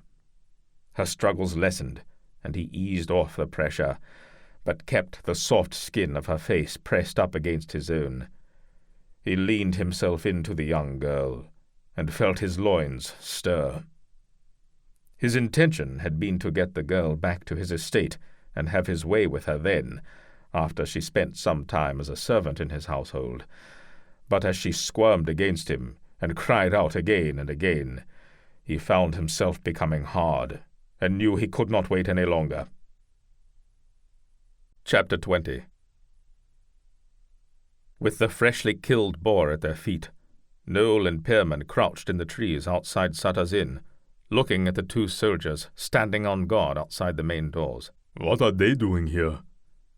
Pierman said. "Looking for me," Noel said. Over their armor, the men wore tunics bearing Landenberg's crest. He fingered the pommel of his sword, wondering how many men were inside, and cursed himself. He should never have frequented Sutter's inn, but who would have thought Landenberg would send his soldiers this far from Unterwalden in search of a common outlaw? He must be getting to Landenberg. And while that thought pleased him to no end, it was not right that Sutter should pay the price, or his family. "Lord God, please let Mary not be inside. We have to go in. Sutter is in trouble." "What do you mean? He does not know where your camp is, so there is precious little he can tell them. They will kick around the chairs, ask some questions, maybe drink some of Sutter's mead, and then be on their way." "Franny and Mary are in there." Pierman was oddly quiet for a moment. "Point taken," he said, and then gritted his teeth and blew air from between them. "This is turning out to be one hunting trip I wish I had lugged my axe along for." The big man grabbed the dead boar by the scruff of his neck and dragged it close with one hand. "I will go first, and you come when you have a mind to. I will not begrudge doing the lion's share of the work, but I will be right pissed if I need to do it all." "What? That is your plan? You have no idea how many men are in there," Noel said. "Bah, you sound like Tommy." A scowl crossed Pierman's face. "Sometimes you just got to have at her. Do something, anything, and push your way through until the job is done." Pierman hefted the boar onto his shoulders, stepped out of the bush, and walked straight towards the two guards at the main door to the inn. "Inn would be closed," one of the soldiers called out to Pierman when he spotted him. The other one had his hand up inside his chainmail, scratching at something under his arm with a tortured look on his scrunched-up face. "Oh, for how long?" Pierman said, stopping at the bottom of the steps leading up to the front doors. He shifted the boar on his shoulders and grunted, bending low under the weight. "Go get your swill somewhere else, man. This tavern is closed until the vote decides otherwise." "That's so. Suppose I will leave Sutter's meat on his porch then. Which one of you has my payment?" The soldier laughed and turned to his companion. "This one is either funny or daft as a stone. Do you not know what smells more, him or his pig?" Smiling, he turned back to Pierman. "Take your pig and your own stinking hide away from here now." All right, no need for a tongue-lashing. But I would leave this boar here." "Put it downwind on the far side of the porch," the second man said. His hand was still under his armor, but was now raking at the area near the small of his back. Pierman nodded and climbed the stairs on unsteady legs, and when he got to the top, he bounced once and hefted the boar over his head in an incredible show of strength. Then he launched it at the furthest soldier, the one with the rash. It hit him square in the chest, knocking him into the guardrail. His legs flipped out from under him, and he tumbled clear over the railing. He hit the dirt hard, and a split second later the dead animal landed on top of him. Noel sprinted out of the bushes and stood over the man in an instant, but there was no need. The man was unconscious. Meanwhile, the other guard snarled and reached for his sword. Pierman grabbed his wrist with one hand and his throat with the other. He lifted the man 3 feet off the deck and slammed him against one of the log posts supporting the porch roof. He grunted, and his eyes glossed over. Pierman let him slide down the post, and then used it to pull himself into the man, and delivered a bone-jarring knee to the man's sternum. chainmail was designed to turn aside the points of blades. It did nothing against the full strength and momentum of a 300-pound giant. The breath rushed out of the man, and his ribs crackled like dry kindling. Pierman held the man up long enough to take his sword, and then tossed him away. He glanced at Noel to make sure he was coming, and then charged through the doors to the inn, screaming in a voice that froze Noel in place and chilled his blood.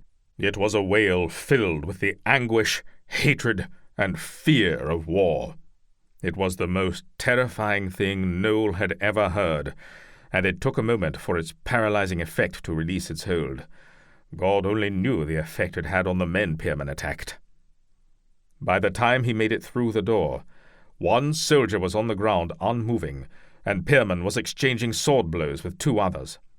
Across the room was a flurry of movement, as two more soldiers were struggling with Sutter. One of the men had his breeches down around his ankles, and Vreni, Sutter's wife, lay behind them curled up on top of a table, her dress torn and tattered.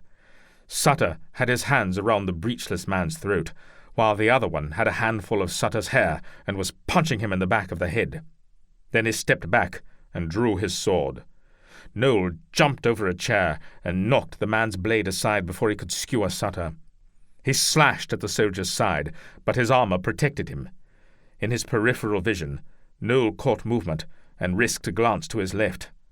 To his surprise, he saw Berenger von Landenberg himself holding Mara from behind, and at that moment the Duke's Vogt also saw Noel. His eyes went wide. Landenberg's face reddened and twisted. He looked like he was going to charge Noel, but he saw Pirman swatting his men aside like gnats, and he hesitated. Noel yelled out Landenberg's name in rage, but was forced to parry an attack, and he lost track of the Vogt. All he could think of was how he had to get to Mera. Fury lent Noel strength, and he sent a flurry of blows against his opponent. The soldier's face blurred, and was replaced with that of Landenberg. He heard the Vogt's voice saying the same thing over and over. "His boy broke your fingers, so have your justice. Take the old man's eyes." He heard his father scream and men's laughter. His father's cry turned into a wet gurgle, and Noel realized his sword was stuck in the throat of the soldier he was fighting.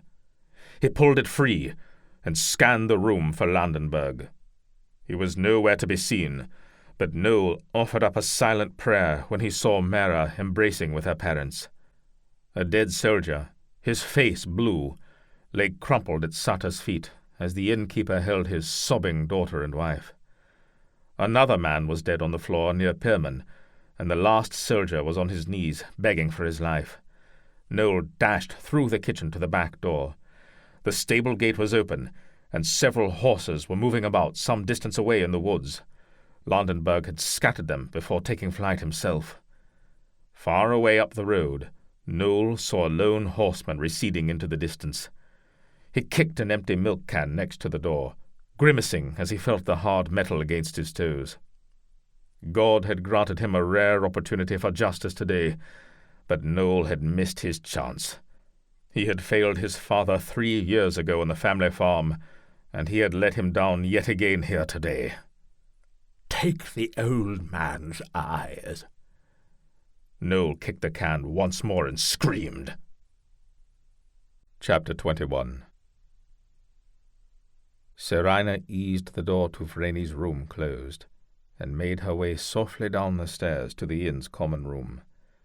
Sutter, Mera, Pierman, and Noel sat around a table. They all looked up with pained, expectant faces and awaited her news. "She will be fine. In time," she said. The relief on everyone's face told Seraina she had chosen her words well. Vreni was a strong woman, but Seraina doubted she would ever be truly fine. Seraina had seen too many scars left on women by men to ignore the truth.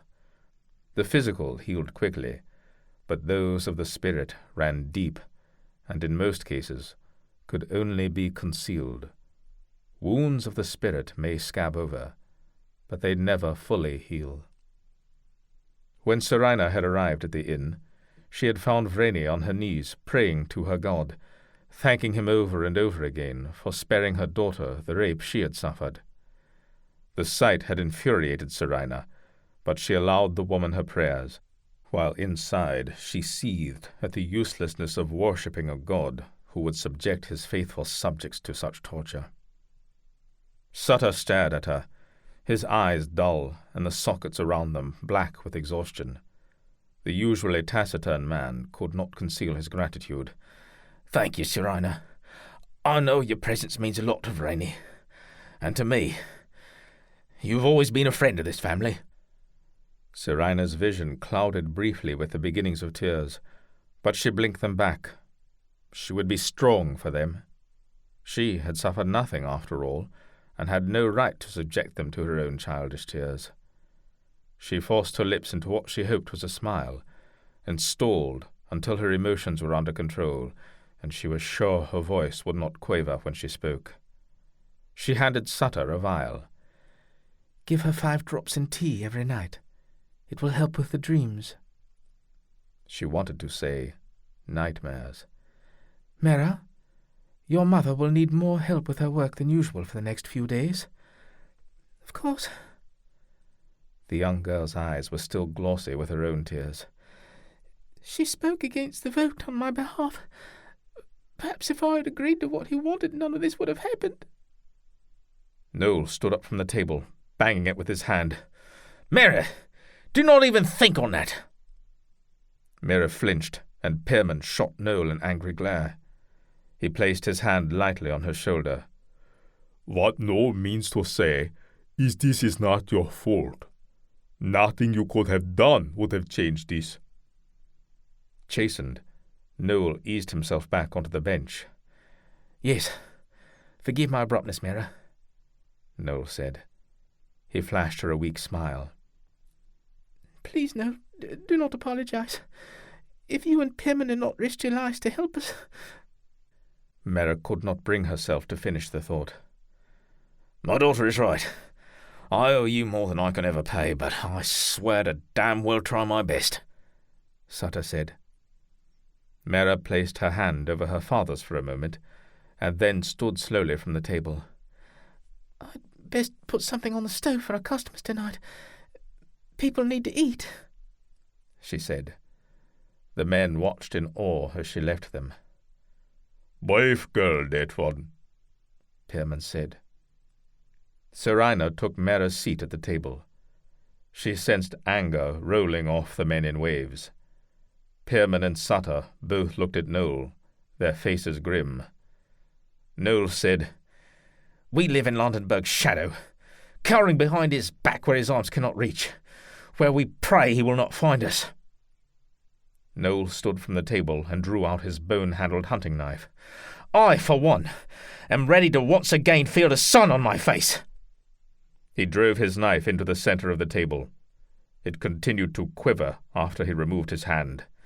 "And I can see by your eyes that your thoughts echo mine." Seraina's breast swelled with both fear and hope for what Noel had in mind. Chapter 22. Gissler stood in the antechamber to the main hall in Altdorf. A runner had come for him in Habsburg yesterday morning. Leopold requested his appearance in Altdorf immediately. He had made the trip with all due haste, not only because he sensed he was on the verge of a breakthrough with the Duke, but also because he was bored. He had never been one to sit around idle. He stepped closer to the door and listened to the Duke and Landenberg arguing in raised voices, or rather, listened to Leopold reprimanding Landenberg for botching a simple task. A few minutes later, the door opened and Landenberg blustered out. He cast a contemptuous look in Gissler's direction. "So, you are here. Leopold said to send you in, but I warn you, his mood is fouler than usual. Hold your tongue if you know what is good for you." Gissler fought the urge to unleash his tongue on the vote at this very moment, and managed restraint. He appeased himself by imagining how he would talk to the fat man if he were knighted, and settled for locking eyes with Landenberg as he pushed past the man into the hall. Landenberg held his gaze, but stepped aside without a word. Chapter 23. The startling blue eyes of Abbot Ludovicus went wide when Thomas took the quill from his hand, and instead of scratching an X, began writing his full name on the bill of sale. Thomas took his time and formed the letters carefully. It had been some time since he had set ink to parchment, and, if truth be told, had never achieved a high skill level in it. Reading and writing were as different as walking and riding to him, but the mere act of writing his own name was something even most blue-bloods were incapable of performing. Thomas set the quill down. Pleased with himself, he stepped back to appraise his work. He turned, and when he saw Arnid, his good mood fled. He stepped in and let the horse nuzzle the left side of his neck. For some reason he always favoured the side of Thomas's scar. "Easy, boy. The monks will treat you well. You will have all the mares you could ever wish for, and food aplenty." Thomas ran a hand one last time over Arnid's long black head to his velvety nostrils. He patted his neck and relinquished his grip on the bridle. Abbot Ludovicus took the reins and passed them off to another monk quickly, as though the worn leather were crawling with lice. The monk bowed his head to the abbot and led Arnid away. Thomas watched until they disappeared through Einsiedel's gates into the monastery courtyard. His throat tightened, but he reminded himself he had no need of a war horse. It had been selfish to keep Arnid for as long as he had. He was a ferryman now. "He is a magnificent beast, and will be in fine hands here, I promise you. Our farriers are the best in the empire." The abbot of Einsiedeln was a round man with a fleshy neck and cold blue eyes that continuously wandered, as though he were impatient to be somewhere else. "Remember, per our agreement he is not to be sold," Thomas said. "I want him to finish his days here on these green slopes. Stud him out all you like, but Arnid is not to leave these meadows. Understood?" Ludovicus bowed his tonsured head. "As agreed. But we will, of course, have to rename him. We cannot allow a heathen name within our walls." Thomas disliked the abbot more with every passing second. "He will not answer to another name," he said. "How is it a good Christian like yourself came to possess a pure-blooded Arabian like him in the first place? I know horseflesh well enough to say that his kind can only be found in the stables of princes, infidel princes." Thomas looked into the abbot's eyes and said, "A friend gave him to me. A heathen friend." The abbot's eyes flicked over Thomas, and his nose wrinkled. "Well, he is small for Destria, but fast and strong. Coupled with the right mare, he should produce excellent stock." Thomas nodded. The man did know horses. In fact, he reminded Thomas more of a horse trader than a monk. "When can I expect delivery of my lumber?" "In 5 days' time. Now, if you will excuse me, I must make arrangements. Brother Titus will be along with your new mount shortly." Ludovicus picked up the parchment from the low table and turned to leave, but Thomas interrupted him. "It is a long way back to Brunnen. I had planned to partake of your hospitality this evening. Perhaps a hot meal and a place to sleep would not be too much to ask?" The abbot turned and smiled, but his eyes were cold and unsympathetic. "I regret that we are unable to accommodate you. Bandits recently ransacked our stores, and we have little enough to see us through the winter. The brothers have taken up a vote and decided not to allow outsiders into the grounds for the time being." Thomas bit his tongue and resisted the urge to lash out at the man. A traveller would never be denied refuge in a hospice of the Knights of St. John. In the fields behind the monastery, he had counted over 100 head of horses, most of them bred to be destriers, the ultimate weapons of any army, and each one worth more than a farmer in Schwyz could make in 10 years. Thomas looked at the high walls surrounding the monastery's keep. This was no true house of God. It was a house of war. He idly wondered what ruse Pirman and Noel had used to get past the main gates and into the courtyard. Thomas let out a breath to calm himself before he spoke. The man who gave me on it would see his own children go hungry before refusing a guest food and shelter.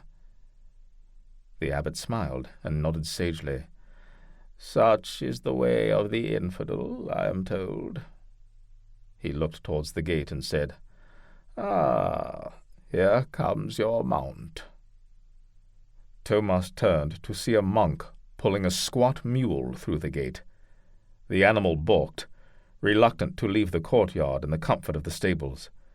Its long ears twitched, and it let out an offensive snort, which sounded more like a donkey's bray than the proud whinny of a horse.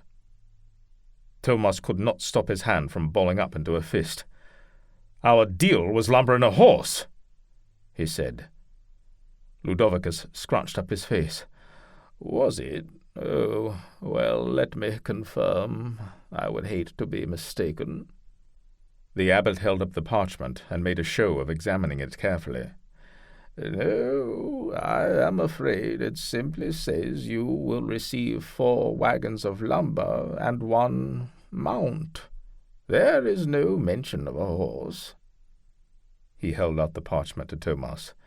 Written in Latin, the language of God, and witnessed here by your very hand. Thomas glowered at the abbot. He thought of the Schwyz harvest festival, and suddenly wished he had had the foresight to stuff his belly with enough pork to feed 10 men. By the time Thomas coaxed the mule back to the remains of his lakeside cabin, the sun hovered behind the tallest surrounding peaks. In the twilight, he saw a shadowy figure move near the entrance to his tent. He reined in the mule, and his hand drifted to the knife at his belt. He scanned the area, while the mule plodded ahead, ignoring Thomas's leg commands. Smoke rose from a small cooking fire, and since Thomas doubted anyone wishing him harm would first prepare dinner, he allowed himself to relax. As he approached his camp, Thomas recognized the figure as Seraina. His pulse quickened, and he urged the mule ahead. The beast increased his pace to a bouncing trot, and Thomas found himself sliding around on the animal's back like it had been slathered in olive oil. He berated himself for not having the business sense to keep his saddle. Knowing how ridiculous he must look with his long legs wrapped round the underbelly of his long-eared mule, Thomas was surprised to not be greeted by a stream of laughter from Seraina. She stood when she saw him approach, and paced to and fro until he dismounted and stood before her. When she looked up, he saw the trails of recent tears on her cheeks. She said not a word, but walked to Thomas and threw her arms around his neck, put her head on his chest, and let out a deep breath. "Seraina, what is it? What has happened?" He tried to lean back and turn her head up, but she only clung to him all the harder. Her slim frame shook with a few silent sobs, and he surrendered, reaching his arms around to hold her close. He realized he had yearned to be this close to her since that first day she had appeared on his ferry, but now, holding her tight, he experienced a paralyzing sense of dread. He squeezed her gently and was overcome with the scent of wildflowers and warm, dark earth. Finally, he moved his hands to her shoulders and eased her back. Hesitantly, Seraina told him how Landenberg's men had beaten and raped Vreni, and would have done much worse if Pierman and Noel had not intervened. By the time she was finished, her voice had risen, and a quiet anger flashed in her eyes. "Why do men talk of honor and God, yet feel they can take a woman any time they wish? Is that something your God teaches?" "What happened at Sutter's was the devil's doing, not God's." "You're wrong, Thomas. It was men who raped Vreni, men with power given to them by other men, men from foreign lands who treat us like animals, because in their eyes we are not true people." I do not condone their actions, but Sutter must have done something to incur Landenberg's wrath. What could he possibly have done to deserve such a punishment? What did Vreni do? They harboured outlaws. Everyone knows Noel is close with Sutter. Seraina took a step back. Noel cannot be blamed for this. The Habsburgs are a festering wound on our people, and Noel is but the dressing. I do not understand how you can have such confidence in a common thief. Seraina's tone softened, but her eyes still burned with conviction. You underestimate him, Thomas. I do not know when or how, but Noel will make all the difference. Our people, your people, will remember his name for centuries. Thomas shook his head. History is the words of conquerors. That boy will conquer no one, but he will make the lives of many short and painful.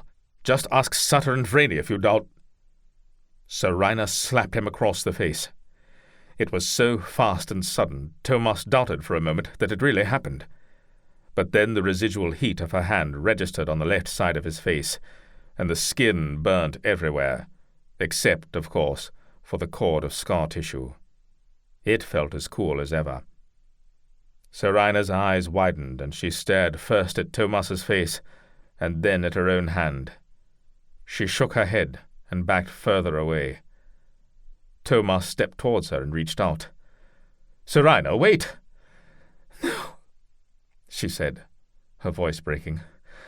"I was wrong to come here." She opened her mouth to say more, but it caught in her throat. Then she turned and fled into the trees like a startled deer. Thomas stood alone. His eyes scoured the dark woods for the slightest hint of someone's passing, but all he had for company was a stinging handprint on his cheek and the soft scent of wildflowers dissipating into the cool night air, and one long-eared mule. Chapter 24. To put Seraina from his mind, Thomas threw himself into rebuilding his ferry. He had decided the ferry would take precedence over the cabin, for without the ferry he had no source of income. He would live in a tent all winter if need be. Thomas was so focused on peeling the charred layer from a log with his double-handed draw-knife that he did not hear a man and horse approach. When a voice called out, he jumped, gouging a long divot in the wood. "You, peasant! I am searching for a man feared in the lands of Islam, a leader of men and a keeper of the one true word. Perhaps you know where I might find this man." Thomas put the draw-knife down and straightened up. He wiped his blackened hands on his breeches, squinted into the sun, and pointed southeast. "You will find him 1,000 miles from here, that way, I believe." Gissler leapt down from his horse laughing, and the two men embraced. Thomas made a show of not touching Gissler's clothes with his charcoal-covered hands. Gissler turned in a full circle and surveyed the burnt-out remains of what had once been Thomas's cabin and ferry. "What in God's name are you playing at here?" Gissler said. "Nothing that cannot be put off until we are sharing a meal and some drink. Let me wash up. Then what do you say we ride to the local inn?" "Only if we spend my coin, Thomas. I have been fortunate and come into a position." "So it would seem," Thomas said, giving a nod to Gissler's outfit.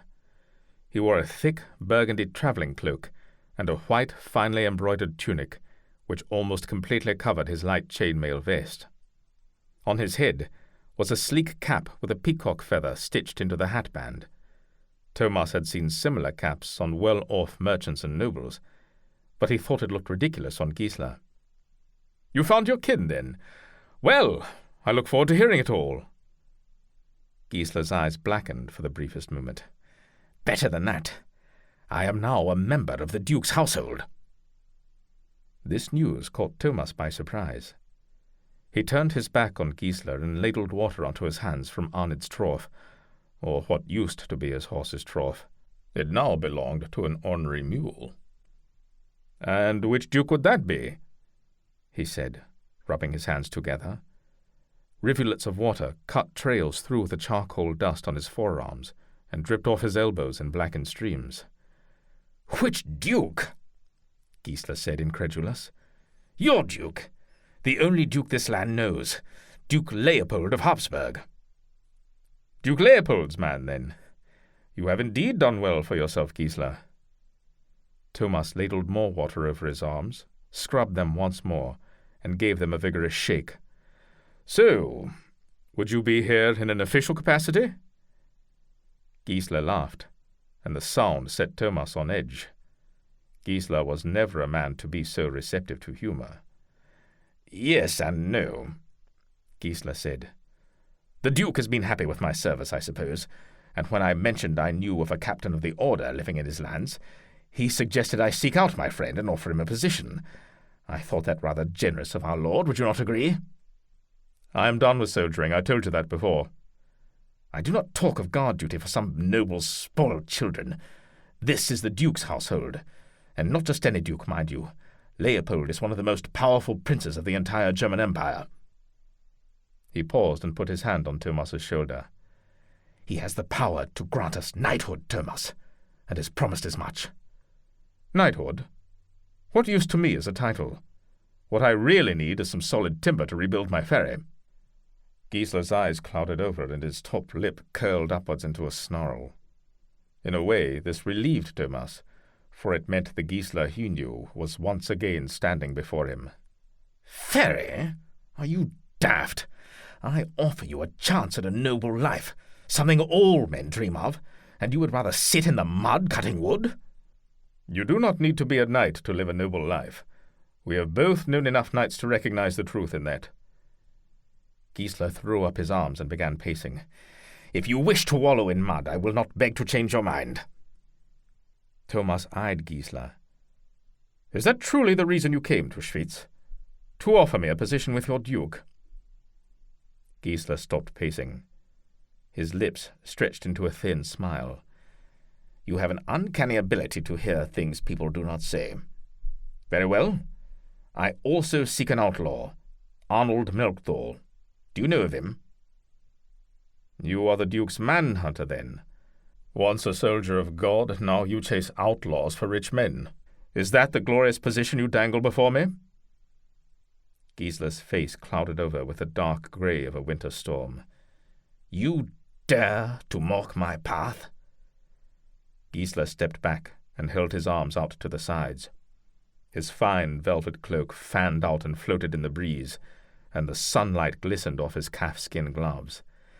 "My lord keeps me in the finest livery and comfort I have ever known. I have my own quarters in the Habsburg castle itself. Servants cook my food and bring it to me whenever I desire. And meat, Thomas, I eat meat every day, on trenchers baked from flour whiter than snow." Gissler's eyes were wild now. He had always been volatile and easy to anger, but Thomas saw something there that made a tremor run up his spine. "And this is but the beginning. Look at the rags falling off you. What right do you have to say your life is so superior? The Hospitallers whispered half-truths and lies to us as children so they could use us. They lulled us into a dream. They twisted your mind and stole your life, Thomas. They did it to all of us. But I have woken up, and you had best do the same." Thomas watched Gissler carefully. His agitation had grown as he spoke, and years of resentment for the Hospitallers, the Church, and perhaps Thomas as well, poured forth from the man, like froth from the maw of a rabid wolf. Thomas shook his head. "You scoff at the divine order. God made you a soldier, not one of the ruling class, and he has a reason for everything." Gissler laughed, but it was built upon anger. "Ha! I hear nothing but the voices of monks in your words. I should have known you were too far gone to reason with. Well, I will not waste any more time, for I have a life to live." He walked to his horse, a dun mare, grazing nearby. Gissler grabbed her reins and jerked her head up. She whinnied in alarm and danced a few steps as Gissler leapt into the saddle. "When you change your mind, come to Altdorf and ask for me at the fortress. I will be staying there for a time." Thomas looked up at Gissler. "Why is it that everyone always thinks I will change my mind? Am I so fickle in my ways?" With one last stare at Thomas, Gissler whipped the ends of his reins on his horse's neck and jammed his heels into her sides. She took off, eager to be away from the source of her master's ire. Chapter 25. Curse that man's self-righteous hide. Gissler sat with Pierman, sipping at his first flagon of mead, while the behemoth across from him was already half through his third. Only the lip of the tall clay mug peeped out of Pierman's heavily scarred hand. Gissler tried to focus on all that spewed from Pierman's mouth, but the memory of Thomas's disapproving face kept stealing his thoughts. Thomas was trapped in the past. No longer a captain of the order, he was nothing now. Worse than nothing, a ferryman. He had no right to press his will on a member of the Duke's household. All those years being captain of the Wyvern had swollen his self-worth far beyond his station. Gissler had every right to have him tied to a post and lashed. "What brings such a smile to your lips?" Pierman's words cut through his musings. "Have you got a woman to tell me about?" Gissler looked up from Pierman's scarred, misshapen hands to his grinning, chiseled face and twinkling eyes that only the strongest of women could hope to resist. It was a face that had been spared the ravages of war, but there are always roads leading back through a man's past, if one knows where to look. It had been an easy matter to find Pirman. So easy, in fact, he regretted ever going to Thomas first. He should have known Thomas's view of himself was too elevated to ever accept a master other than God. Gissler had found Pirman in the same worn-out inn they had all said farewell in not so many months ago, the same one they sat in now. It was mid-afternoon, and the two men were the only customers in the place. Gissler had no doubt that if he were to return in 10 years, he would find Pirman astride the very same bench. Such were the lives of men without ambition. He had thought it better not to tell Pirman about his employment in the Duke's service, opting instead to say he had been travelling throughout Austria and France competing in the tournaments. Pirman had not doubted him for a moment. The best lies were always the ones harvested from a seed of truth. "I may have met a woman worth remembering," Gissler said. "Oh, well, out with it then." "It is true, the tournaments have more prizes than shields and coin," Gissler said.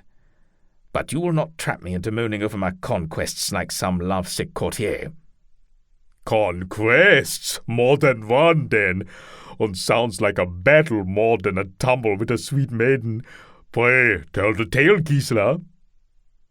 Gissler declined a few more times, and finally Pierman gave up, concluding it was going to take a great deal more drink to loosen the man's tongue. "It looks as though the tourneys have indeed been good to you," Pierman said, nodding to the velvet cloak draped over a nearby rack. "Would take me 2 years of cutting Sutter's wood to get one of those."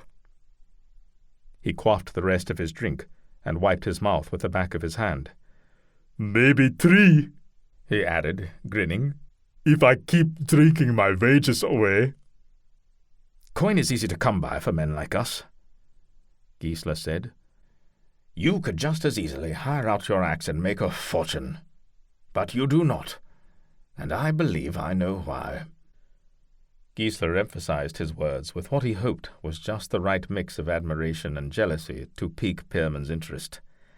And it seemed to work, for the hulk's eyes brightened at Gissler's words. He leaned forward on his bench, and it groaned under his weight. "And why is that, O wise man with the fancy cloak?" "You have a good thing here, Pierman. You are fulfilled." Gissler gestured around the room and nodded to the bar, where Sutter was stacking wooden mugs and bowls onto a shelf. The door to the kitchen was open, and someone was preparing a stew for the evening meal. Savory smoke trailed from the doorway as cubes of mutton sizzled and browned in a pot. The scene was tranquil, and the inn spotless. Amazing, really, Gissler thought, considering the mess Landenberg and his men must have made mere days before. But then again, what choice did peasants such as these really have? "You have built something here," These are good people. What more does a man need? A fine cloak would be a start, Pierman said, leaning back against the wall. But his eyes had lost their smile. You are right. A man could do much worse. But truth is, I mean to leave Sutter's inn shortly, and most likely will not be coming back. And why in God's name would you do that? You just said how happy you were here. Had some trouble a few days back. Woman? Pierman shook his head and looked to his hands. He stroked a crooked finger, which had been broken many times over. It was the thickness of a woman's wrist. Soldier trouble, if you catch my meaning. Staying here puts these people at risk. What have you got yourself mixed up in this time, Pirman? Nothing I regret, that much I know. His tone was fierce. Gissler let the silence build before he broke it. Well, I find myself with time and coin, both in abundance for now. If you want my help, you need but ask. Pierman looked up and stared at Gissler's face for a long moment, his eyes narrowing. Feigning interest in his drink, Gissler avoided the man's stare and let his ponderous mind reach its own conclusions. It was critical that Pierman believe the next thought to be his own. Finally, Pierman spoke. I myself need nothing, you understand. But there are those who need help, and we would welcome a man like you. What scheme do you have cooking, Pierman? Gissler said. There is someone who can answer that better than me, if he will agree to meet you. He is young, but I warn you, do not take him lightly. He is as sharp as a Spaniard's dagger. He would have to be to have you speak so highly of him. Who is this man? His name is Noel Melchthal. Have you heard the name? Gissler pursed his lips and fixed Pierman with a stony look. Never, he said. Chapter 26. Thomas, welcome. We've missed your face around here for some time. Sutter was caught off guard by Thomas's sudden appearance at the inn.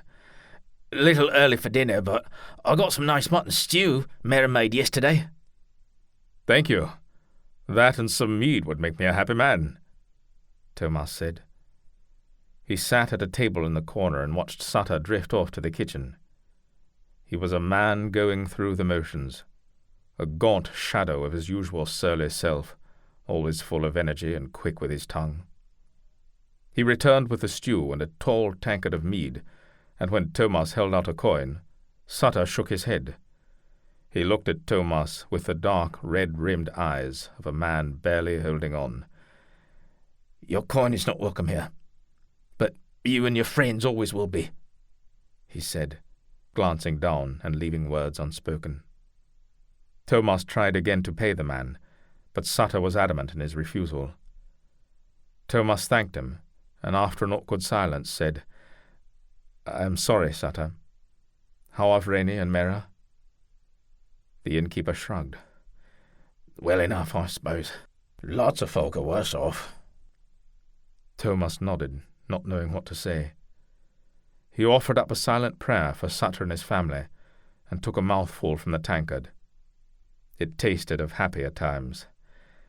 I need to find Pierman. Know where he might be? Sutter cocked his head. Too bad, he said. You just missed him and an old friend of both of yours, or so he said. The spoon stopped halfway to Thomas's mouth. Friend? Sutter nodded. Man named Gissler, something like that. Pierman said you was all together over there in Outremer. You know him? Thomas put the wooden spoon back in the bowl and willed his heart to stop hammering in his head. Where are they now? Thomas asked. Sutter caught the flustered look on Thomas's face and sat down across from him. What is it? He not the friend he makes himself out to be? Worse. Gissler is a manhunter working for Duke Leopold. He was sent here for Noel Melchthal. Sutter leaned back in his chair and closed his eyes. He raised a shaking hand to his temple and let out an anguished breath. Well, you found him then. I set up to meet him myself. His eyes were haunted when he finally opened them and looked across the table at Thomas. Where? When? This morning. But the location was Pirman's picking. They could be anywhere. Sutter, listen to me. Gissler is an extremely dangerous man. Noel and Pierman are both in more trouble than you can possibly imagine. If you know anything about where Noel might be or the location of his camp, you have to tell me now. God preserve me, Thomas, I know nothing. I swear it. I arranged meetings at coded locations between Noel and his men. They moved their camp all the time, and I've never known where it was, I swear. Who would? You must know someone who does. I leave signals in secret places, and then Noel or one of his men contact me. That is how it has always been done in the past. Thomas stood from the table and Sutter jumped in his chair. Then get a message to them now. Tell them of Gissler. What will you do? I have to find Pierman, and since you do not know where he is, I must find someone who does. By the devil's black hand, how could I not have seen what Gissler was up to? In his heart of hearts, Thomas knew the answer to that question, and it was a disturbing thought riddled in sin. Thomas wanted Noel out of the way, and that desire had blinded him. Noel Melkthal was a danger to those Thomas cared for most, Pirman and Seraina. He pushed through the inn's doors, and the afternoon light temporarily blackened his vision. When it cleared, he saw his long-eared mount leaning against the tether rail. The beast tried to stretch its neck down to some lush grass without giving up the comfortable support offered by the railing. Thomas whirled around, and his boots shook the floorboards as he stomped back inside. Sutter was still sitting at the table, his eyes focused on the uneaten bowl of stew. He looked up, puzzled at Thomas's reappearance. "Sutter, I need a horse!" Chapter 27. Pierman waited at the top of a treeless slope for Gissler to catch up yet once again. Vex whimpered at his side, eager to be off. Pierman crossed his arms and looked at the pup. Easy, boy. He may be a terror in the tournaments, but Gissler is not used to running through these hills like us. Give him some time. He watched Gissler scramble up the slope like a cat walking on ice, his feet slipping and sliding several times before finding firm purchase. Noel would not have approved, for he left the ground chewed up behind him. Pierman knew the constant climbing and descending of the Alps' meandering trails was difficult for someone unaccustomed to them, but Gissler had always been light on his feet, far lighter than Pierman had ever been.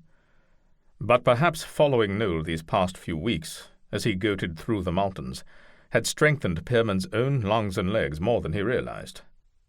They had set out an hour before dawn, and 3 hours later arrived at a meeting spot Pierman and Noel often used. Pierman turned his back on Gissler and looked down into a shallow bowl at the bottom of 3 hills. To the east was thick forest, and that was the direction from which Noel would approach. Shifting his axe to his other shoulder, he made his way down the grassy slope, with Vex bounding before him. Once Gissler caught up to Pierman and Vex, the 2 men eased themselves down onto flat boulders to rest. Pierman broke a loaf of dark bread in 2 and produced a wedge of cheese from his pack. "How long before your friend arrives?" Gissler asked. Pierman shrugged. Never know for sure with him. Could be somewhere in the trees watching us right now for all I know. Gissler glanced up at the hills they had just come over. Not that way, Pierman said, shaking his head. He will come through the trees yonder. "Ah, yes, of course," Gissler said, quickly turning his head and looking where Pierman indicated. Pierman sensed a change come over Gissler in the last hour of their journey. Whenever Pierman looked at him through the corner of his eye, there seemed to be a tightness in his face, twisting Gissler's dark features. It registered a memory somewhere deep in Pierman's mind that he could not place. Gissler stood and stretched his legs. He saw Pierman's axe leaning against a rock beside him. "The great axe," Gissler said. "It has been a long time since I have stood beside her in battle." He leaned over and lifted the weapon from its resting place, grunting with the weight of it. Unlike most axes, the elongated handle of Pirman's was made from a hollow tube of forged steel, all 8 feet of it. The blade on top flared wide on one side and narrowed to a vicious pick-like point on the other. "How well do you know this Arnold Melchthal? Is he a man to be trusted?" Gissler asked, resting one end of the heavy axe on the ground. Pierman looked at Gissler's face and realized what his subconscious mind had been trying to tell him. The change in Gissler, his dark expression, it was the same tight-lipped disdain that Pierman had seen on the man's face 1,000 times before. It was the mask that covered Gissler's face just before battle. Gissler saw him staring. "You called him Arnold," Pierman said. "I have never called him that. He goes by Noel." Vex began barking. Gissler smiled, but his eyes hardened. "Perhaps Noel to his friends," he said. "You were not lagging behind all morning. You were leaving sign." Pierman stood and shaded his eyes. He scanned the hilltops. "You mean to collect the price on Noel's head?" He could not stop his words. They flowed out of him, his voice deep and ragged.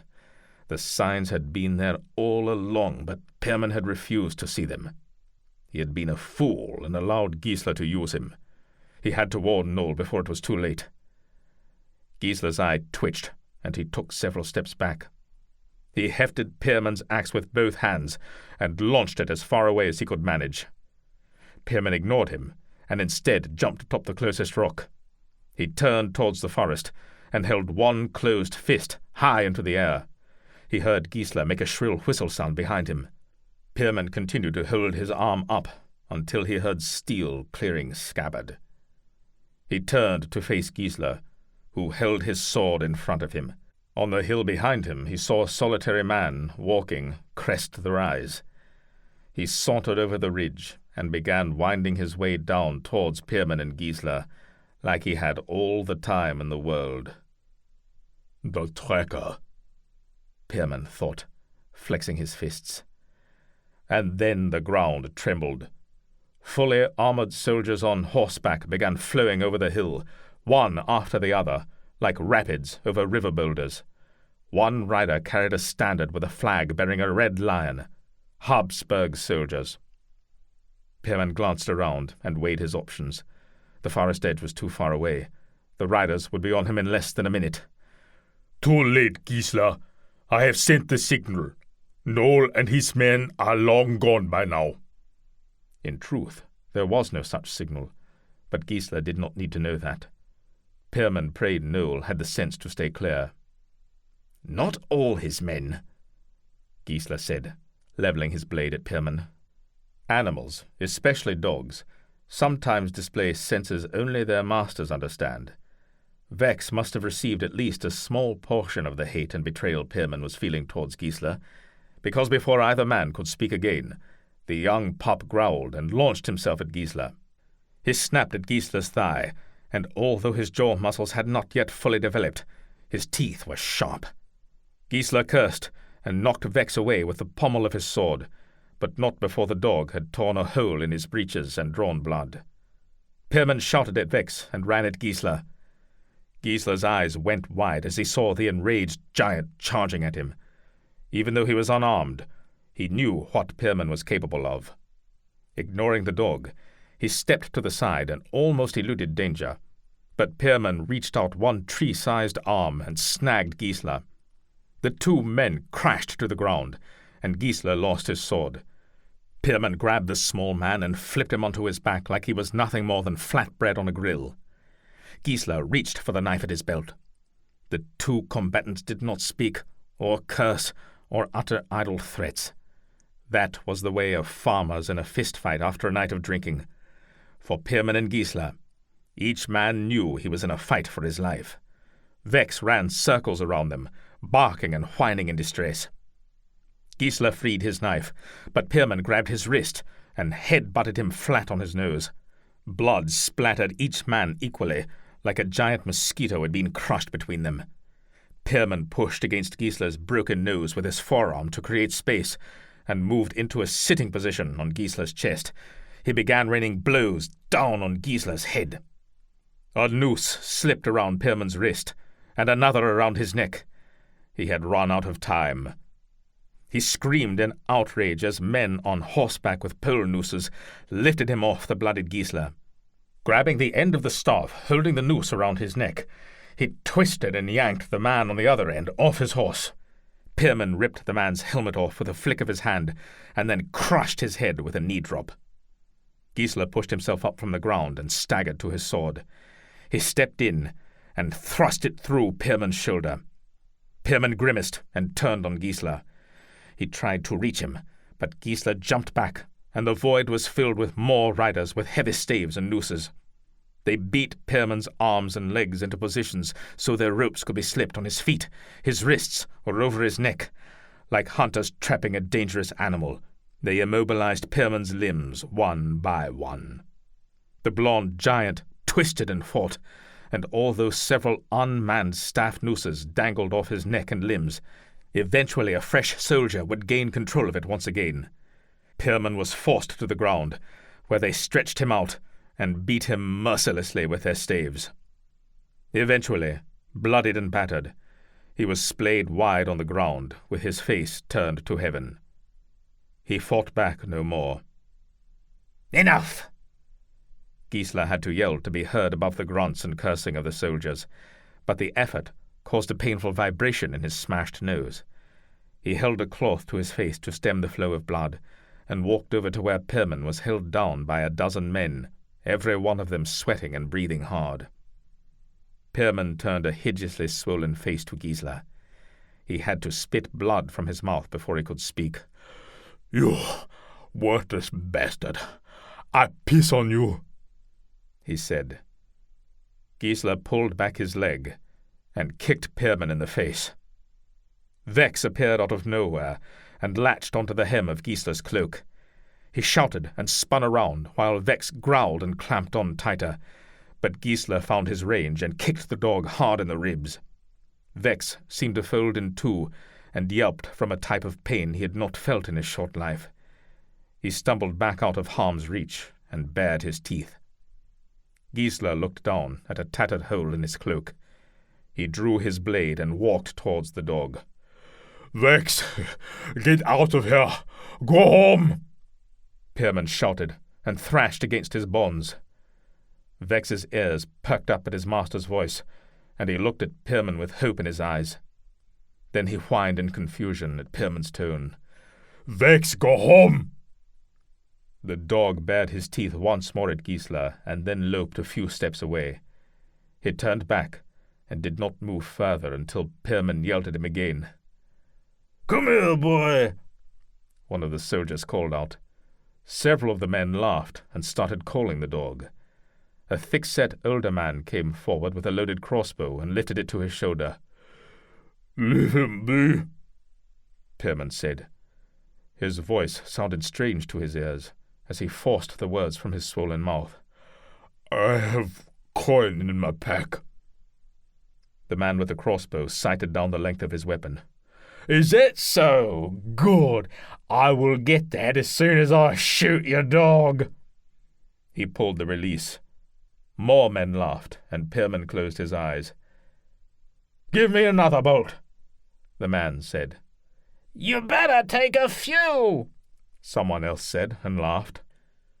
Pierman opened his eyes and saw Vex standing further away.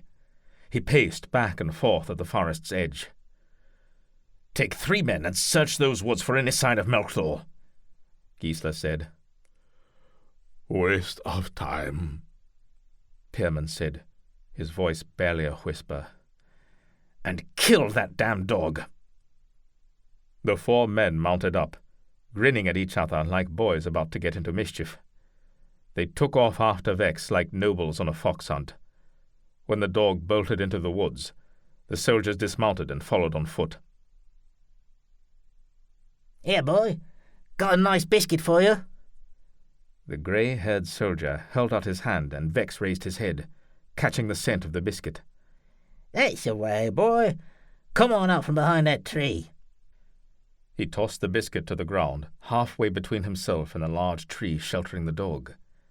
He heard his men move into place behind him, making far too much noise. He waved them back with one hand behind his back, and then raised his crossbow to his shoulder. He was determined to be the one to put a bolt between the mutt's ribs. A youth stepped out from behind the same tree, but on the opposite side of the dog. "Hello," he said, raising a hand in greeting. The soldier hollered in surprise, re-aimed his crossbow, and pulled the tickler. But the boy had already ducked back behind the tree, and the quarrel tore off a heavy piece of bark as it glanced off the trunk. "Shoot! The outlaws are right behind you," Noel said, finishing the soldier's sentence. The man-at-arms whirled at the sound of the voice, and saw Noel standing with his sword drawn. It was red with blood, and there was no sign of the other 3 soldiers. He threw the crossbow to the ground and reached for his sword, but Noel was faster. He stepped in and held the man's wrist, preventing him from drawing the blade. Then, taking his time, he thrust his own sword into his throat. The last sound the soldier heard was the bark of a dog. Chapter 28. Would you say he was one of the more virtuous brethren in the order? Leopold asked. Pierman? Virtuous? Gissler could not help himself.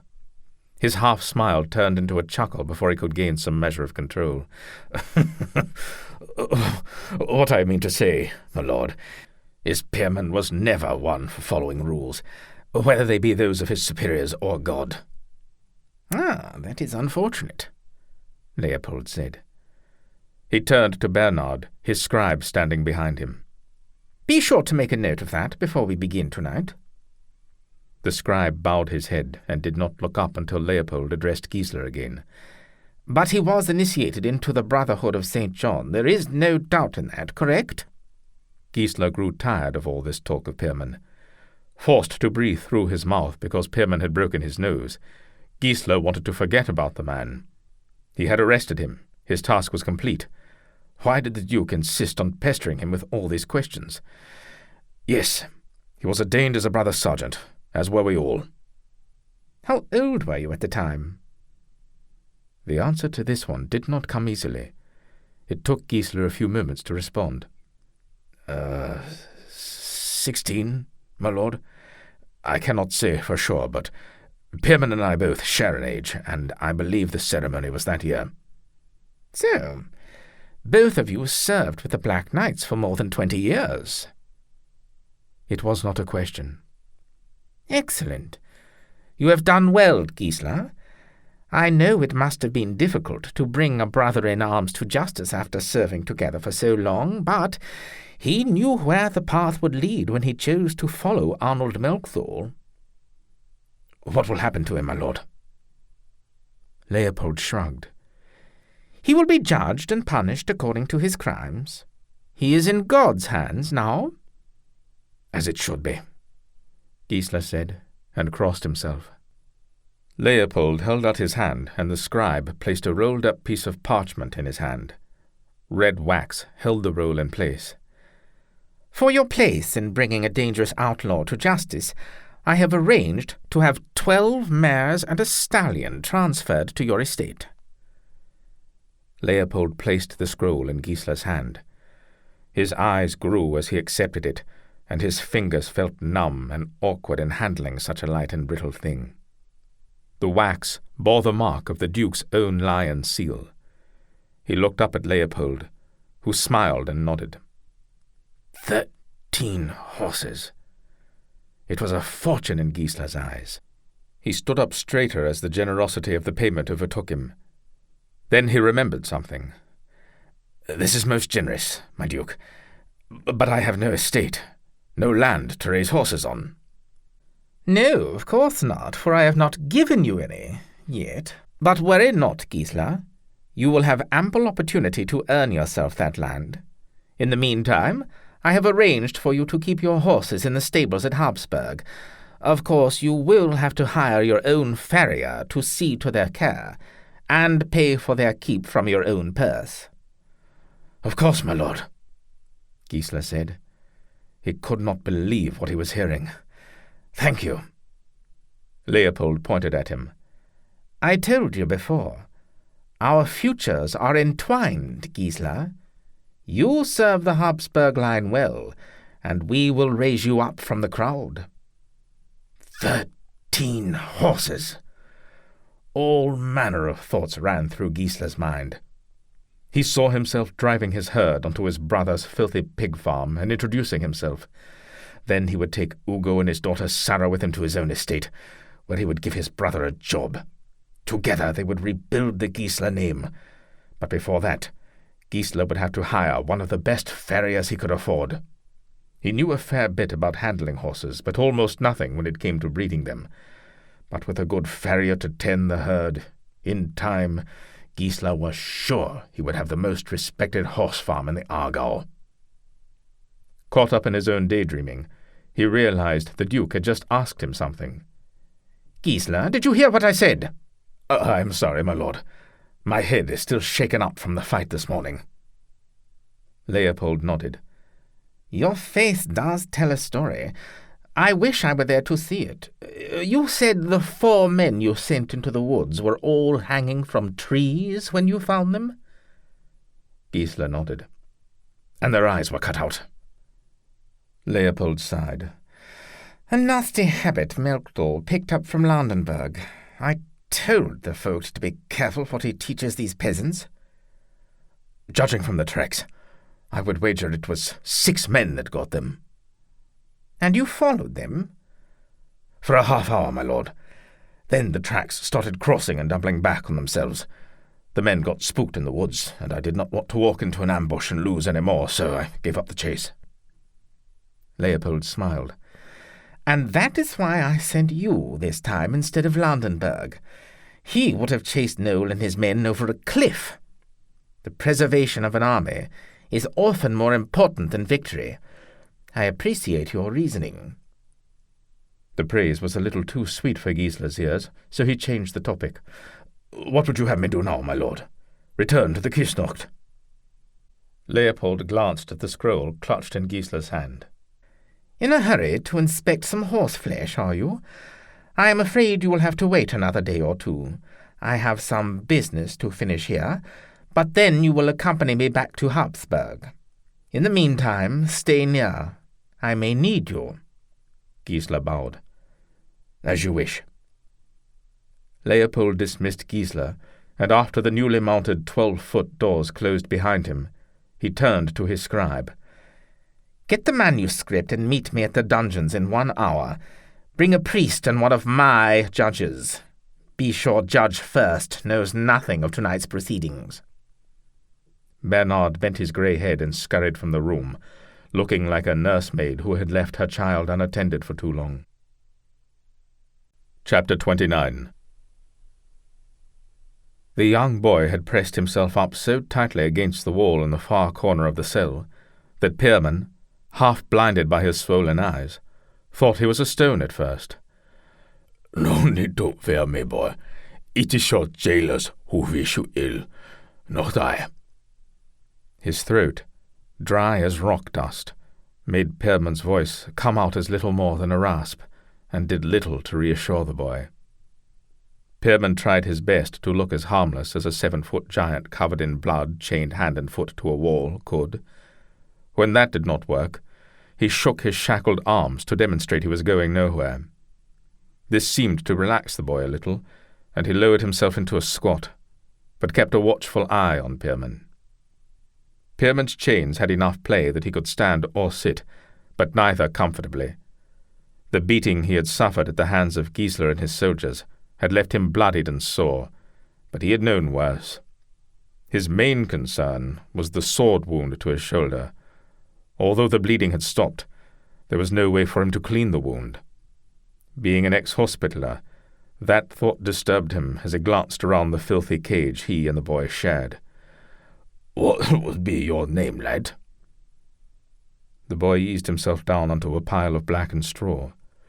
You can talk to me, or just listen to me. Either way suits me fine, Pierman said.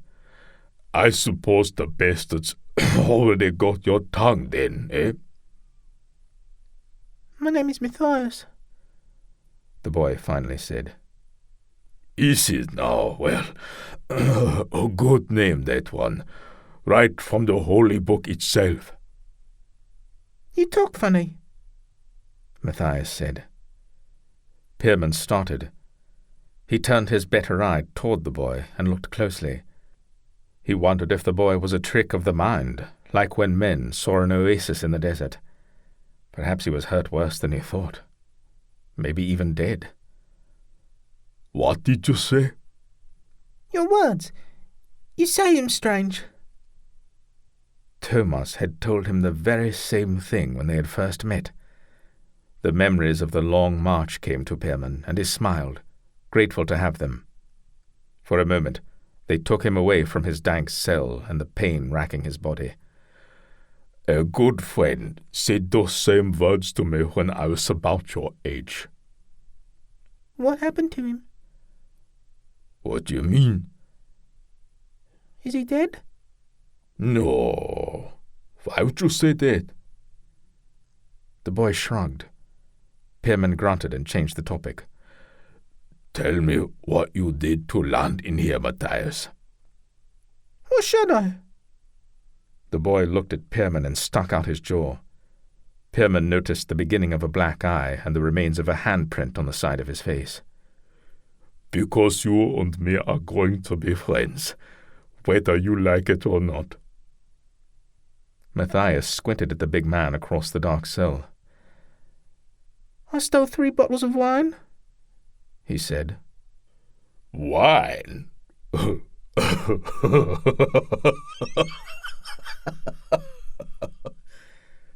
Pierman started laughing, but forced himself to stop because his ribs hurt something fierce. Thought you were going to say bread or chicken or something sensible. But wine? A lad like you is too young for wine. Who was it for? I'm plenty old enough. I was 9 at winter's end, and I drank a whole half before the Duke's men found me. He puffed out his skinny chest and sneered at Pierman. Pierman laughed, and this time he welcomed the pain. Chapter 30. Thomas rode west from the village of Schwyzer until he hit the road leading south from Brunnen. A wave of anger passed through him as he thought of how much time he could save if only his ferry were operational. A half-day at least. For now he would need to turn south at Brunnen and follow the road all the way to the end of the lake. From there he would curve around its lower arm until the road turned north once again towards Seelisberg. It was well after dark by the time he came to the overgrown path branching off the main road that led into the grove where Seraina had her cabin. Thomas never would have found it if Sutter had not given him detailed directions. The path itself was virtually invisible, but it was marked with a menhir, a man-sized cylindrical rock moved to this location centuries ago by people long since forgotten. Some said the menhir were markers that warned of places best avoided. Others said they were waystones that helped the dead pass from this world into the next. Thomas dismounted and set flint and steel to the wick of his lantern. Pushing aside some low-hanging branches and holding the lantern aloft before him, he led Sutter's sturdy mountain pony into the bushes.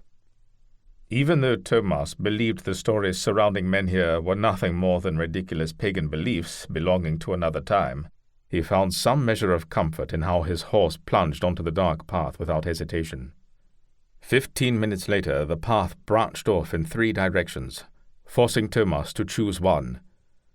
Minutes later it branched again, and the trails seemed narrower. Another 30 minutes, and Thomas was forced to admit he was lost. At some point he had become turned around, and was no longer sure in which direction the road lay. Without the sun as a reference point, he had no way of knowing. He slapped his open palm against the rough bark of a tree, one of many that crowded his path, and cursed himself for being so careless. Thomas realized he had no hope now of stumbling upon Seraina's cabin in the darkness, so he hung his lantern on a high branch and began scrounging for firewood. He would have to wait until morning. Some time later, with his horse unsaddled and hobbled nearby, he huddled in front of his campfire. He rubbed his hands together, and when he looked up, a figure stood before him on the other side of the flames. Startled, Thomas jumped to his feet, drew his knife, and took a step back from the fire. Unfortunately, a low line of saplings tripped him up. With a yelp, he crashed over backwards and landed in the undergrowth. Lying on his back, with plants crisscrossing all around him like a spider's web, he heard a woman's surprised laugh. "Seraina?" He was answered by more laughter, and finally, when she had herself under control, Seraina said, "Oh, Thomas, I am sorry, but the look on your face was wonderful, something I shall never forget." Thomas sat up from his mattress of ferns, and Seraina, after stifling another giggle, held out an arm and helped him to his feet. In her other arm she held a wool blanket. "I thought you might need this tonight," she said, "and when you failed to turn up at my door for some reason or another, I decided to come to you." Her eyes glistened in the dark with playful mischief, and Thomas was reminded of tales of men being seduced by beautiful creatures of the Fae. He took the blanket, mumbling his gratitude, and for the first time in many hours felt himself relax. He had found Seraina, or rather she had found him, and looking at her reflected in the flickering light of the fire, he felt a great weight lift. Then he remembered why he had come. "Seraina, I need to find Noel. He and Pirman are in trouble." The playfulness in her eyes faded, and as sorry as Thomas was to see it go, the concern for his friend took precedence. "Well, look no further, ferryman," a voice called out from the darkness, and this time Seraina jumped as high as Thomas. Her hand latched onto his forearm and stayed there. Noel slipped out of the woods and walked towards them. "Noel, if I did not know better, I would say you were spying on us," Seraina said. "I wish I had time for that," Noel said, stopping in front of them. He dropped his pack near the fire and leaned some sticks against it to shield the light. "Your fire is inviting every wanderer on the road for miles around." He avoided looking at Thomas. There was more movement behind Noel, and Vex wandered out of the woods. He made a circle around the campsite, hot on the trail of some forest creature, and then came to sit at Noel's feet. Seraina's nails bit into Thomas's forearm. Thomas looked down, and something different about the dog caught his eye. The fur around his mouth seemed much darker than he remembered.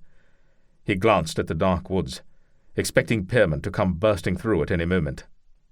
"He is not coming, ferryman," Noel said, shaking his head. Thomas looked back at Vex's mouth, and in the flaring firelight realized it was lined in dried blood. A lot of blood. If Seraina did not still have her hand on his arm, he would have killed Noel where he stood. "Where is Pierman?" Chapter 31. The jailer, a compact, stoop-shouldered man with a tired face, came for Pirman and the boy that evening. 6 Habsburg men-at-arms accompanied him, stern, disciplined soldiers who methodically locked Pirman in a set of walking irons and then unchained him from the wall. As they hammered the bolts into place on his ankle cuffs, Pirman eyed the jailer. He squinted and tried to bring his puffed-up eyes into focus. He knew the man from somewhere. "Hella, that your name we met at Sutter's in the spring." The jailer raised his head and straightened up slowly, like a man with a secret who had just been found out. "Was hoping you forgot," he said. "I never forget someone I drink with," Pierman said. "Unless he joins in late and I'm so far into my cups there is no climbing out." Hella started to say something, but was interrupted by the shrill hammering of a soldier driving a pin into place on one of Pierman's cuffs. When the hammering died off, Pierman said, "I recall now. You said you were from Altdorf. Hella nodded. Wish I could say I was glad to see you here, Pirman. Pierman held out his manacled wrists. So unfair it is, and we will both feel much better. One of the men-at-arms stepped in and backhanded Pierman across the face. Enough talk, outlaw! The blow dislodged a tooth loosened during his capture and opened up a cut on one of his gums. Blood trickled out of the corner of his mouth and then slowed to a standstill, like a hillside stream in the dead of winter. The man who hit him wore a patch over one eye, and he was bigger than any man in the room save Pierman. His eye took on a mad glow when he saw Pierman bleed and spit out his tooth. He laughed, and Pierman, smelling decaying meat on his breath, turned his head away. He saw Matthias still standing against the far wall, shivering, his thin arms wrapped around himself and his eyes wide in fear. Hey, Matthias, did you just run over here and slap me? The boy almost grinned, but the soldier's face twisted, and the glow in his one good eye turned to fire. He punched Pierman in his wounded shoulder. Lightning coursed through Pierman's blood, sending a shockwave of pain throughout his entire body, and he doubled over, grimacing. That better, big man. That feel like a boy's fist to you? He grabbed the mallet from the soldier putting on the shackles and raised it over Pierman's uninjured shoulder. Maybe we should even out the pain a bit so you can stand upright. Put that down, or the Duke will hear how you crippled his prisoner, Hella said. He strode between the men-at-arms and snatched the mallet from the one-eyed soldier, though he needed to raise himself on his toes to do so. The soldier glared down at Hella, but the threat seemed to register with him, and after a series of chest-heaving breaths, he calmed himself. Turning back to Pierman, he grabbed a handful of his hair and yanked him upright. He leaned in close. Hear that, big man? The Duke wants to see you. He pushed Pierman towards the door, but with his ankles hobbled by the short length of chain between them, Pierman stumbled and fell. He reached out with his hands to break his fall, but his shoulder caused him to scream out in pain. His arms folded, and he collapsed onto the flagstone floor amidst a pile of filthy straw. He closed his eyes and clenched his teeth, pretending he had a strap of leather between them. He would not give these bastards the satisfaction of hearing him scream again. The pain lasted an eternity. When it finally subsided, he did not have the strength to get to his knees, so he remained with his cheek pressed against the damp floor and breathed through his mouth to minimize the stench of human waste. Come on, Pirman. Let us get you up, Hella said softly. He placed his hands on Pierman's uninjured arm and tried to lift him. You, he said, nodding at one of the men-at-arms. Give me a hand here. The Duke awaits. It took 3 of them to finally get Pierman to his feet. The one-eyed soldier put a rope around Matthias's neck, and they marched the 2 prisoners out of the dark cell. They went down a long corridor lit by flickering torches in metal sconces on the wall. Cells branched off on every side, and faces peered out between iron slats. A few voices called out, but most knew better and remained silent. Where are you taking us, Hella? To the Duke, that's all I know. Pierman worked his tongue over his split lip and around the inside of his mouth. He looked at the shadows of men moving in the crowded cells. More men in here than a slave galley. What are you doing here, Hella? They've all been sentenced to labour in the fortress. Workday is over and they are back for the night now. No, I mean you. Why are you here? Hella shrugged and kept his eyes fixed straight ahead down the long corridor. I follow my lord's orders. Is that not what we all should do? The hallway ended in a high wooden door, reinforced with strips of iron riveted in place. Hella fumbled with a ring full of long iron keys and unlocked it. The door swung inward on protesting hinges, and light spilled into the corridor. The air pouring out of the room was thick and damp, and as Pierman felt the moist heat on his face, a shiver ran through him.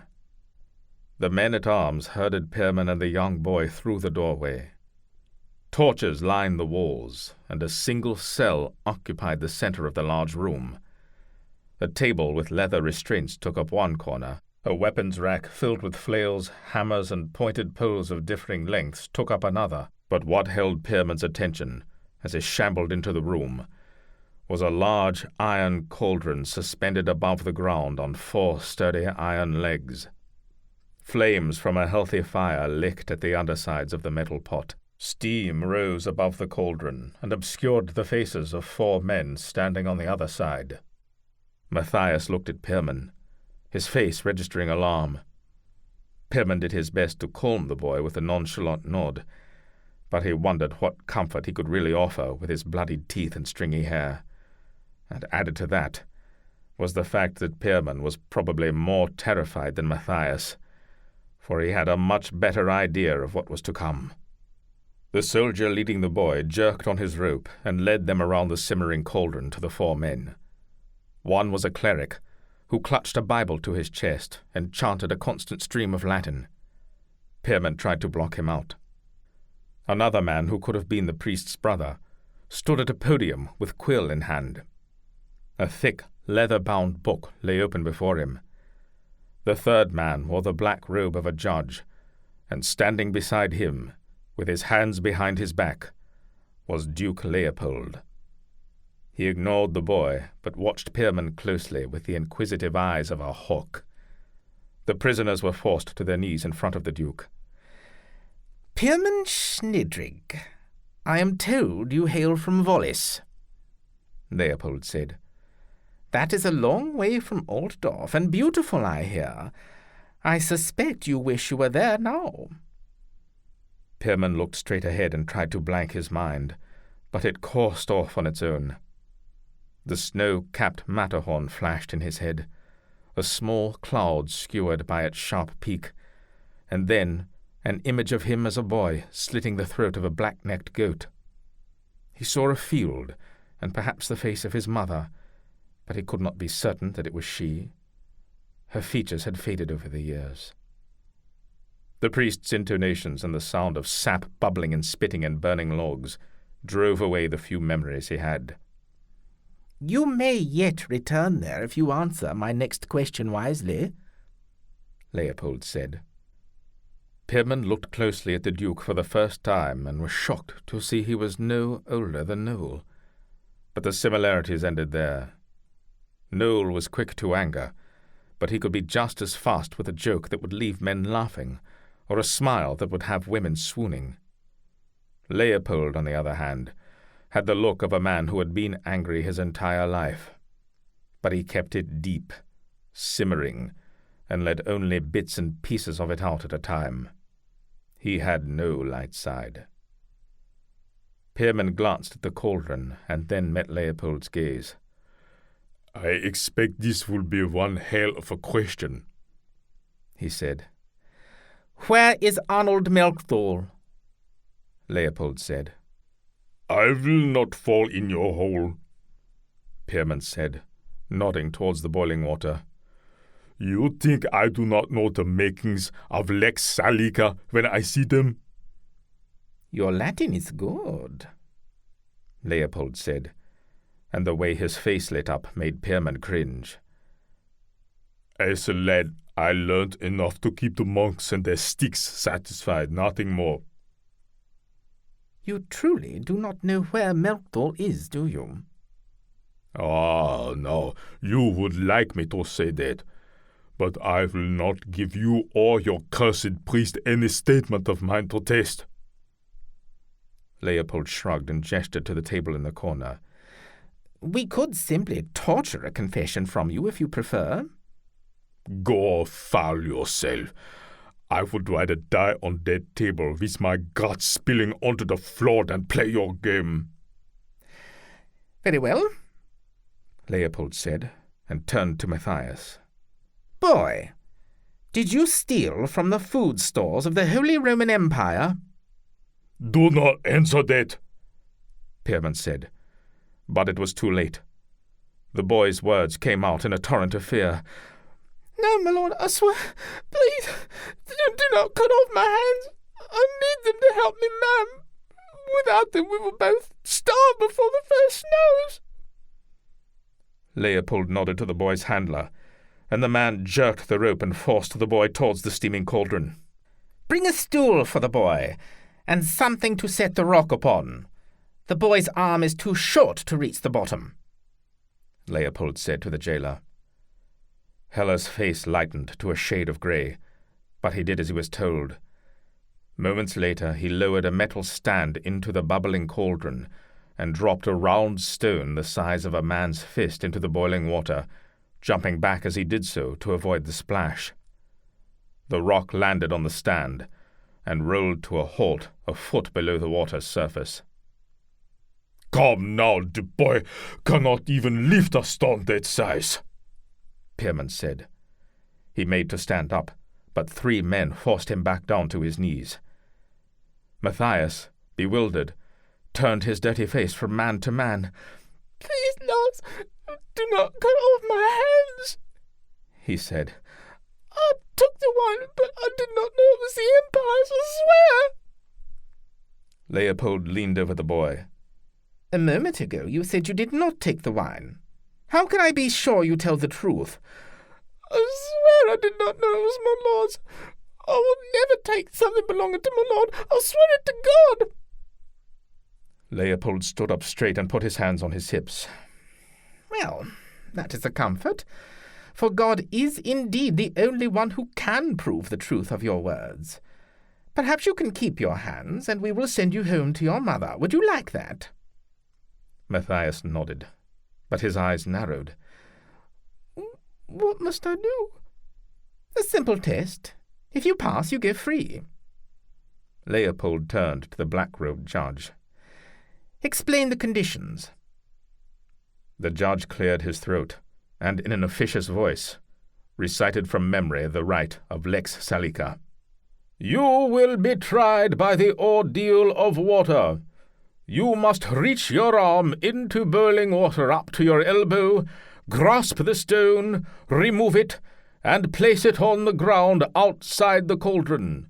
24 hours from the ordeal, a priest and myself shall examine your limb. Some redness is to be expected, but if we perceive any blistering of the skin, or worse, we shall conclude you did not warrant God's protection, and shall deem you guilty in our Lord's eyes, and therefore guilty in this court. Do you understand the conditions of your trial?"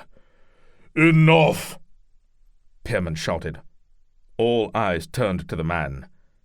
Pierman glared at Leopold. "You are a snake, not a man." He turned his head and looked at every man in the room in turn. "All of you, a nest of goddamned vipers, spitting and hissing and weaving about the feet of a young lad for your own bloody entertainment." His eyes stopped on Hella, and the jailer quickly looked away. Leopold's lips spread into a tight smile. "Perhaps you would prefer to take his place. Surely a hospitaller does not fear one of God's trials?" Pierman closed his eyes and nodded once. "I will submit to the ordeal. But the boy goes free first, and all charges against him are dropped. There, you have what you wanted." "And why, pray tell, would I negotiate with a thieving outlaw?" "Because you are a pox-carrying minion squeezed from the devil's own ass. Now let us get down to it." Leopold's eyebrows arched up at the insult, but other than that he showed no emotion. The man had the features of a hawk, but the blood of a snake, Pierman thought. Trusting someone like him would be a fast road to hell. "Bernard, make a note that the hospitaller offered to volunteer for Lexalica to spare a young boy its discomfort," Leopold said to the scribe. He gestured to the soldier holding Matthias. "Take him outside the walls and release him." "No. Hela takes him or our arrangement is off. I will not have your Cyclops giving the boy a farewell bugger at the walls." The man holding the boy's rope growled and stepped towards Pirman with his arm raised, but Leopold cut him off and stared him down. "Very well," Leopold said. "But remember, we can hunt him down easily enough if need be." Pierman nodded. His mouth was suddenly too dry for words. Hela loosened the rope from around Matthias's neck, grabbed a handful of the boy's shirt, and guided him to a door opposite the one that led to the other cells. When he opened it, fresh air blew into the room, and Pierman was sure he glimpsed a far-off star. Matthias spread his arms and legs in the doorway and cast a long backwards glance at Pierman before Hela said something and propelled him through the opening into the cool night beyond. The door slammed shut, and Pierman was once again trapped in his inferno. The guards put ropes around Pierman's neck, tore the remains of his shirt off, and forced him to the cauldron's edge. Seeing that the cauldron's top stood at the same height as Pierman's navel, the judge removed the unnecessary stool. When all were ready, they took off his hand chains. The soldiers spread out like the spokes of a wheel and kept firm grips on their ropes. Finally, the judge took a long set of tongs off the wall and used them to retrieve the stone from inside the cauldron. The polished rock fell off and came to rest on the cauldron's iron bottom, 4 feet below the surface of the water. Pierman looked over the edge into the roiling water. Steam wafted up and flattened his wavy blonde hair tight to his head. Through the steam and bubbles breaking the water's surface, he could see the distorted shape of the rock lying on the bottom. The thought of refusing to go through with the ordeal flitted across his mind, but he knew that was just fear creeping into his soul. If he backed away now, they would simply find some other method of torture, and the devil only knew what they would do to the boy. He stared into the swirling waters, and for the first time in many a year, mumbled a heartfelt prayer. He took a deep breath. Sometimes you just got to have ether until the job is done. With a scream that vibrated the entire cauldron, Pierman plunged his left arm into the boiling water. Leopold watched Pierman with rapt attention. He was an ordained member of the Hospitallers, a soldier of God, absolved of all sins in this life by the Pope himself. If anyone had a chance to survive the ordeal of water, it was this man. Morbid fascination gripped the room in silence as everyone watched the giant thrust his arm up to his armpit in the scalding liquid. He yelled bravely going in, but the pitch of his voice soon turned into a howling scream as he floundered along the bottom of the cauldron for the rock. Then he yanked his arm out so fast, the white-hot stone slipped out of his hand and flew straight at Leopold's head like it had been launched from a ballista. The Duke managed to lean his head away in time to avoid the missile, but the man behind him was not so fortunate. The steaming rock caught him flush on the side of his face, sizzling as it made contact. He went down in a heap, cradled his head in his hands, and began screaming from the pain of the burn. Pierman, too, was on the ground, moaning and thrashing in agony, tossing the guards around on the ends of their ropes like kites in a windstorm. The room was in chaos for almost a minute, until finally Pierman passed out, and the guard's own suffering reached its climax, and his uncontrollable screams changed to muttered curses and groans. Leopold leaned up against a wall and observed the room. He tapped his foot and waited for some semblance of order to return. Everyone breathed easier when the big man's thrashing eased and then stopped altogether. The judge was the first to regain his composure. "Quickly now, gather straw to his arm and bind it to keep the heat in." As the soldiers gathered dark handfuls of straw from the floor, Leopold walked cautiously over to Pirman and inspected his arm. At first it appeared only ruddy, and he thought God had indeed intervened on the Hospitaler's behalf. But then the skin blackened before his eyes, and when the soldiers moved his arm to wrap it in straw, the whole outer layer of skin separated, and the arm twisted inside it like a sword in a sheath that was too large. Leopold backed away just as the first scent of burnt flesh watered his eyes. There would be no need to wait 24 hours. The Hospitaler had failed the ordeal by water.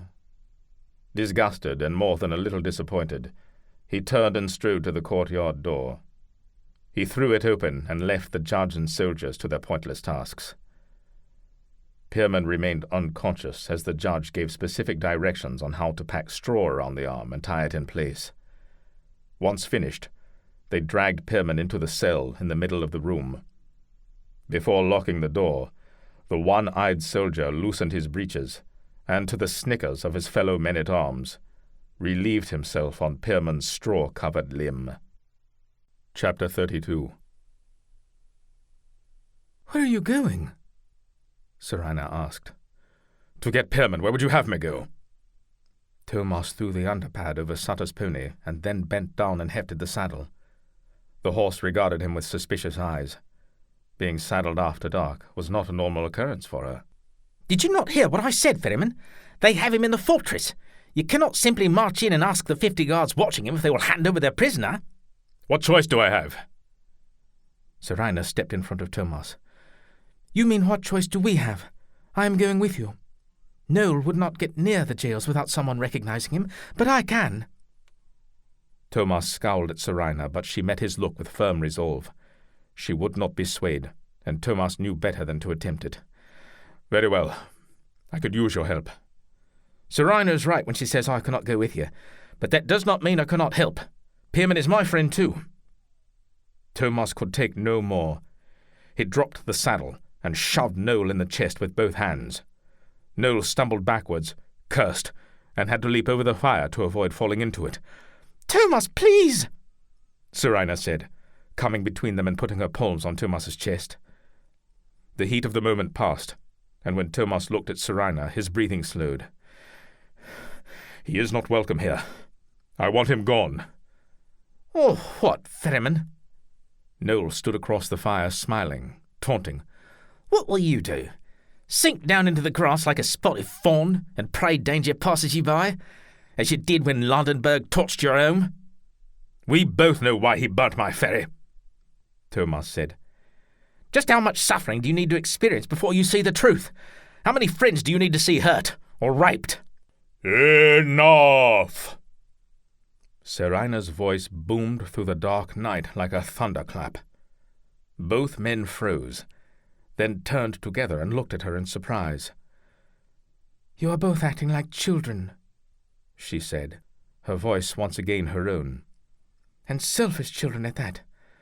Our friend is in trouble. We must do all we can to help him, and that means working together. Thomas, Noel has connections, and if he offers help, it would be wise to accept." She kept speaking. Her words were soft and much slower than Thomas remembered her ever speaking, yet soothing, the way a warm bath is after a hard day's ride. His anger subsided, and Thomas once again felt in control. Seraina made perfect sense. He needed Noel. They would sort out their differences another time. Thomas cast a doubtful glance at Noel across the fire. "Can you get us into the jails?" "Perhaps. I will talk with Walter first. He may have an idea." Thomas saw the beginnings of a plan coming together. Not a good one, but if he could get past the guardhouse and into the jails, there was hope. He would have the long trip to Altdorf to worry about getting out. "To the house first, then?" Noel said. "If we leave now, we can be there by dawn." Thomas glanced at Seraina and was surprised at the look of concern on her face. She turned quickly away when she caught him staring. No, not concern, he realized. For all her previous talk of selfish children, she had, for a moment, worn the expression of a child caught in a lie. Chapter 33. Quickly now, get inside and bar the opposite door. It leads to the main cells and is where the guards will be patrolling. I have to get back to the gatehouse and make sure no one notices that keyring is missing. Walter first, dressed in his magistrate robe, ushered Thomas and Seraina through the heavy door and closed it behind them. Seraina pushed back the hood of her cloak and allowed her eyes to adjust to the torchlit room. The moment she stepped into the chamber, her heartbeat quickened to a painful crescendo, and the air stuck in her throat. Every fibre of her being screamed at her to flee. The energy of the room was terrifying. She swayed on her feet and leaned against Thomas for a moment to catch her breath. When she looked up into his face, she saw him staring at a large cauldron on the far side of the room. It was blackened with soot. The remains of a burnt-out fire lay below it, now nothing more than a cold pile of ash. Before Seraina could speak, Thomas was moving. His long legs carried him across the room in a few quick strides. He stopped at a cell in the room's center and fumbled with the ring of keys First had given him. Seraina joined him and peered into the blackness of the cage. Someone was chained to the floor. Someone huge. She ran to the nearest wall and pulled a lit torch from its sconce. By the time she returned, Thomas had the door open and was crouched in the darkness at Pirman's side. Seraina's torch bathed the two men in light, and what she saw made her gasp. Pierman, his ankles chained to an iron hoop embedded into the stone floor, lay on his back, unmoving, his arms splayed out from his sides like a giant bird fallen from the heavens. One was wrapped in a thick layer of straw, held in place by twine cinched tight in several places. His once handsome face was beaten and swollen beyond recognition, and his blonde hair was caked and matted in blood and dirt.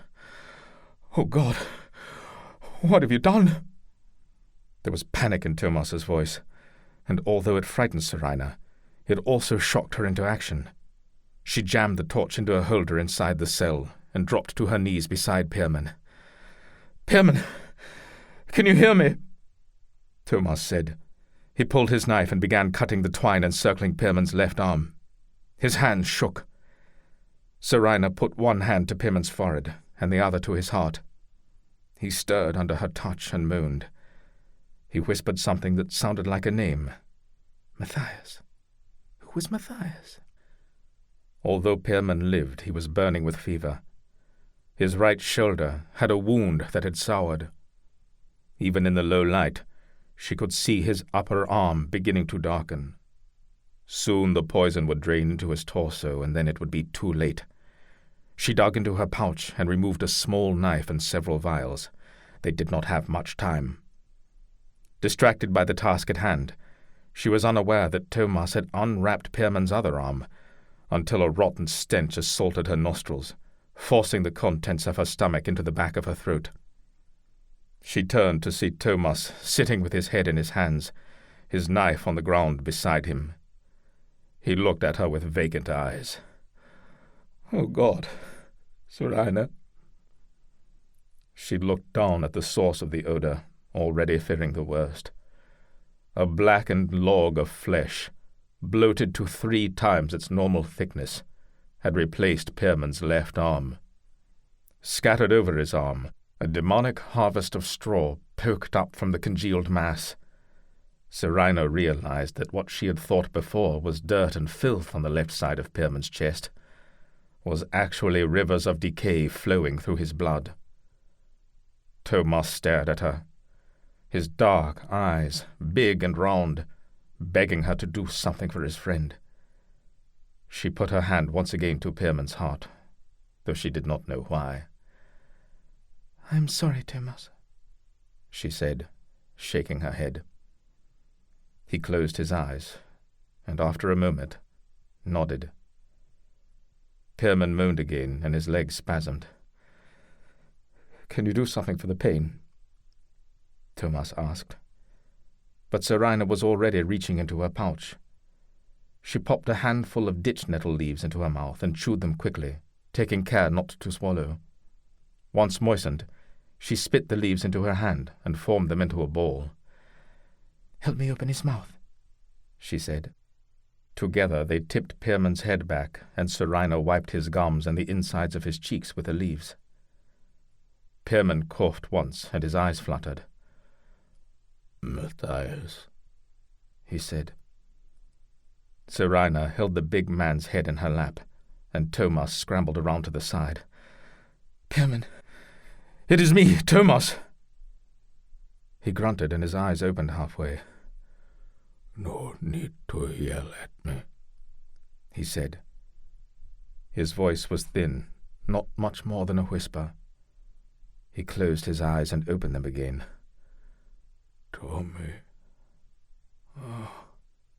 Tommy, I was wondering when you would appear." "Save your strength, Pirman. I am here. So is Seraina." "Stay still," Seraina said, using the power of her voice to bring him some small amount of comfort. "They put me to the ordeal," Pierman said, and tried to move his left arm, which only caused him to grimace in pain. "I know," Thomas said. "It did not go so well." Thomas's mouth stretched into a smile. "You did well enough." "Had to use my sinister arm. Right was hurt too bad." "That explains it, then," Thomas said.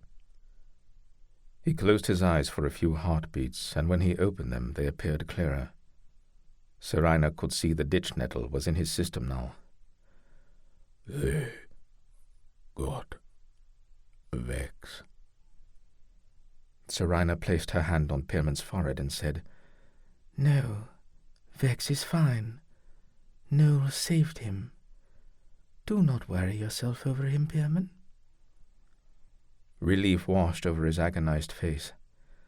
Whether it was because his dog was safe or the herb was dulling his pain, Seraina could not be sure. "I wish to confess," Pierman said. "And I will hear it," Thomas said, his voice breaking around the edges. "Go ahead." "I did some bad things, but I did lot of good things too. I hope God will take that into account." Thomas waited for Pierman to continue. After a long pause, Pierman said, "Say your piece, Tommy." "That is your confession?" "One other thing." He turned his head and looked at Thomas. "I lied to you, Tommy." "That does not matter." "I never intended to go to Wallace. I would have missed your miserable face too much. I think I made up most of those stories." Thomas nodded.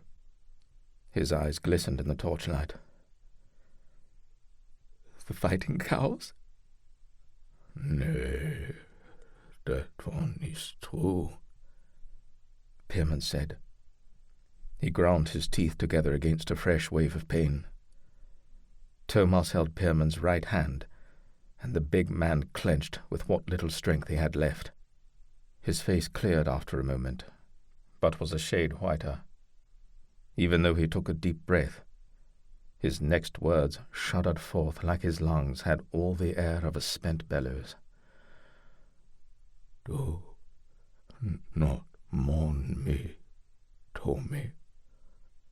I lived enough 10 men. Just promise me you will leave enough for one. Pierman's eyes slowly closed. His breathing became less labored, and the muscles in his face relaxed. "I will," Thomas said under his breath. Seraina felt tears building as she watched Thomas make the sign of the cross above Pirman, and then go on to absolve him of all the sins he had committed in this life. It was a ritual she did not understand, but she appreciated seeing the comfort it brought to Thomas. Pierman never opened his eyes again. When he died a few moments later, Seraina felt a great saddening within the weave, a collective tremor that only occurred with the loss of one who had touched a great many. The world would be a poorer place without Pierman Schnidrig, until the weave could usher in the likes of him once again. It may take years, but it would happen. They sat with him for a few minutes more, and then Seraina convinced Thomas they had to leave. Judge first would see that Pierman was removed from the cell and buried properly, not simply thrown on the garbage heap outside the walls. He promised. Seraina led Thomas out of the cell and back to the door that opened into a corner of the fortress's courtyard. She threw open the door and pulled Thomas behind her into the bright midday sun. Into the midst of a dozen armed soldiers with crossbows and bristling spear points leveled their way. "Welcome to the light," Duke Leopold said. Chapter 34. "That is not Meltzol," Landenberg said, disappointment heavy in his words. He rammed his sword back into its sheath. "Bring them before me," Leopold said. A page stood behind him holding 2 saddled mounts, one for him and the other for Gissler. Leopold was to return to Habsburg this day, but when he got news that Walter first had been caught stealing keys to the jails, he decided to postpone his journey for a short while. "Wait!" Gissler stepped forward and shouted at the soldiers surrounding Thomas and Seraina. "No one take another step! Remove your belt knife, Thomas!" "You know this man?" Leopold took a closer look at the man and woman who had emerged from the prisons. He had seen the girl before, but could not place where. The man, however, he was sure he did not know. His scarred face would not have been easy to forget. Gissler nodded, but did not look at the Duke. His eyes were fixed on the man he called Thomas. "Aye, my lord, and he is not a man you want within arm's reach of a dagger." At first Leopold thought the man might be simple, the way his head was bowed and his movements unsteady. But when he turned his face up and met Gissler's eyes with a cold glare, Leopold immediately recognized him as a soldier. "Yet another hospitaller. It is no wonder the holy wars go badly. You are all here." "Pierman is dead," Thomas said. The words, quiet and menacing, were directed at Gissler. Leopold was not surprised by this news. He had seen the man's wounds, but Gissler flinched and did not immediately respond. "He chose his path," Gissler finally said. "Do not make his mistakes your own. Resist and it will not go well for you." He nodded in the girl's direction. "Or your pretty friend." Thomas assessed the situation with fresh eyes, seeing the spear points within thrusting distance of himself and his companion. Leopold had no doubt that if Thomas were alone, his actions would have been quite different. As it was, however, he edged his hand away from his knife handle and undid the clasp on his belt. He held it out, and a soldier hooked it with the point of his sword and backed away. The soldiers pushed them to the center of the courtyard, where Leopold, Gissler, and Landenberg stood. "On your knees! You are in the presence of your rulers," Landenberg said. He sidled closer to Leopold, giving the girl a lascivious stare. She held her head up high and refused to meet the eyes of either man. Leopold smiled. Landenberg would have his hands full indeed if he tried to take this one. "Bend your knee," Landenberg repeated. When neither the man nor the woman moved to do so, a soldier forced them down by rapping each one in turn between their shoulder blades with the butt end of his spear. A crowd was beginning to gather. Work on the walls had come to a standstill since Landenberg had pulled some of the guards away to ambush who he had assumed was Arnold Melchthal, come to rescue his outlaw lieutenant. It was a motley group. Condemned men and women, paid labourers, master masons, and even the parish priest of Altdorf milled about, curious to see what the commotion was about. It was also market day in Altdorf, so the town was busier than normal. Since the fortress was situated just outside of town, vendors had been coming and going from the fortress with their wares since early morning. "They caught the witch," a woman said. "as I thought. She is in league with the ferryman." Leopold turned to see an old woman pointing at the auburn-haired girl on her knees. "I knew God was listening," the old woman continued. She ran forward and spit at the side of the girl's head. She flinched and regarded her assailant with a hurt look in her striking green eyes. People began murmuring, and the word witch travelled through the mob like wildfire. Interesting development, Leopold thought. He turned to Gissler. Return to the stable master and procure a cage wagon with 2 guards provisioned for the road, and find Bernard. Tell him to pack my manuscript in the wagon and follow us as soon as he is able. The soldiers opened their circle, and Gissler pushed away into the crowd. "She-devil!" The old woman took another run at the girl, but Landenberg intervened and pushed her away. "Get the men's now woman away from here," he said to a soldier. The man turned his spear sideways and was about to push the woman away when Leopold spoke up. "Hold on. Mother, are you accusing this girl of witchcraft?" The old woman fell to her knees and clasped her hands before her chest. "I do, my lord. She said she would help my son. Instead, she fed his soul to the devil." Gasps could be heard from the onlookers. The girl shook her head, her eyes wide. "No, it is not so. I never even saw—" Landenberg cut the girl off with a hard slap, and her hand went to her mouth. His breathing quickened at the sight of a thin line of blood from her lip and the remains of his handprint on her skin. The man, Thomas, reached out to her and simultaneously narrowed his dark eyes at Landenberg. "Do not speak in front of your betters, girl." Turning to Leopold, he said, "Perhaps we should search her for the devil's mark, my lord." "Seraina is no witch," Thomas said. Landenberg raised his arm and stepped forward. "Stay your hand, Vogt," Leopold said. "The man is a hospitaller. He has earned the right to speak." Landenberg grunted and stepped back. "So, tell us, why do you defend this woman when she has so many accusers? A man of God should know better," Leopold said.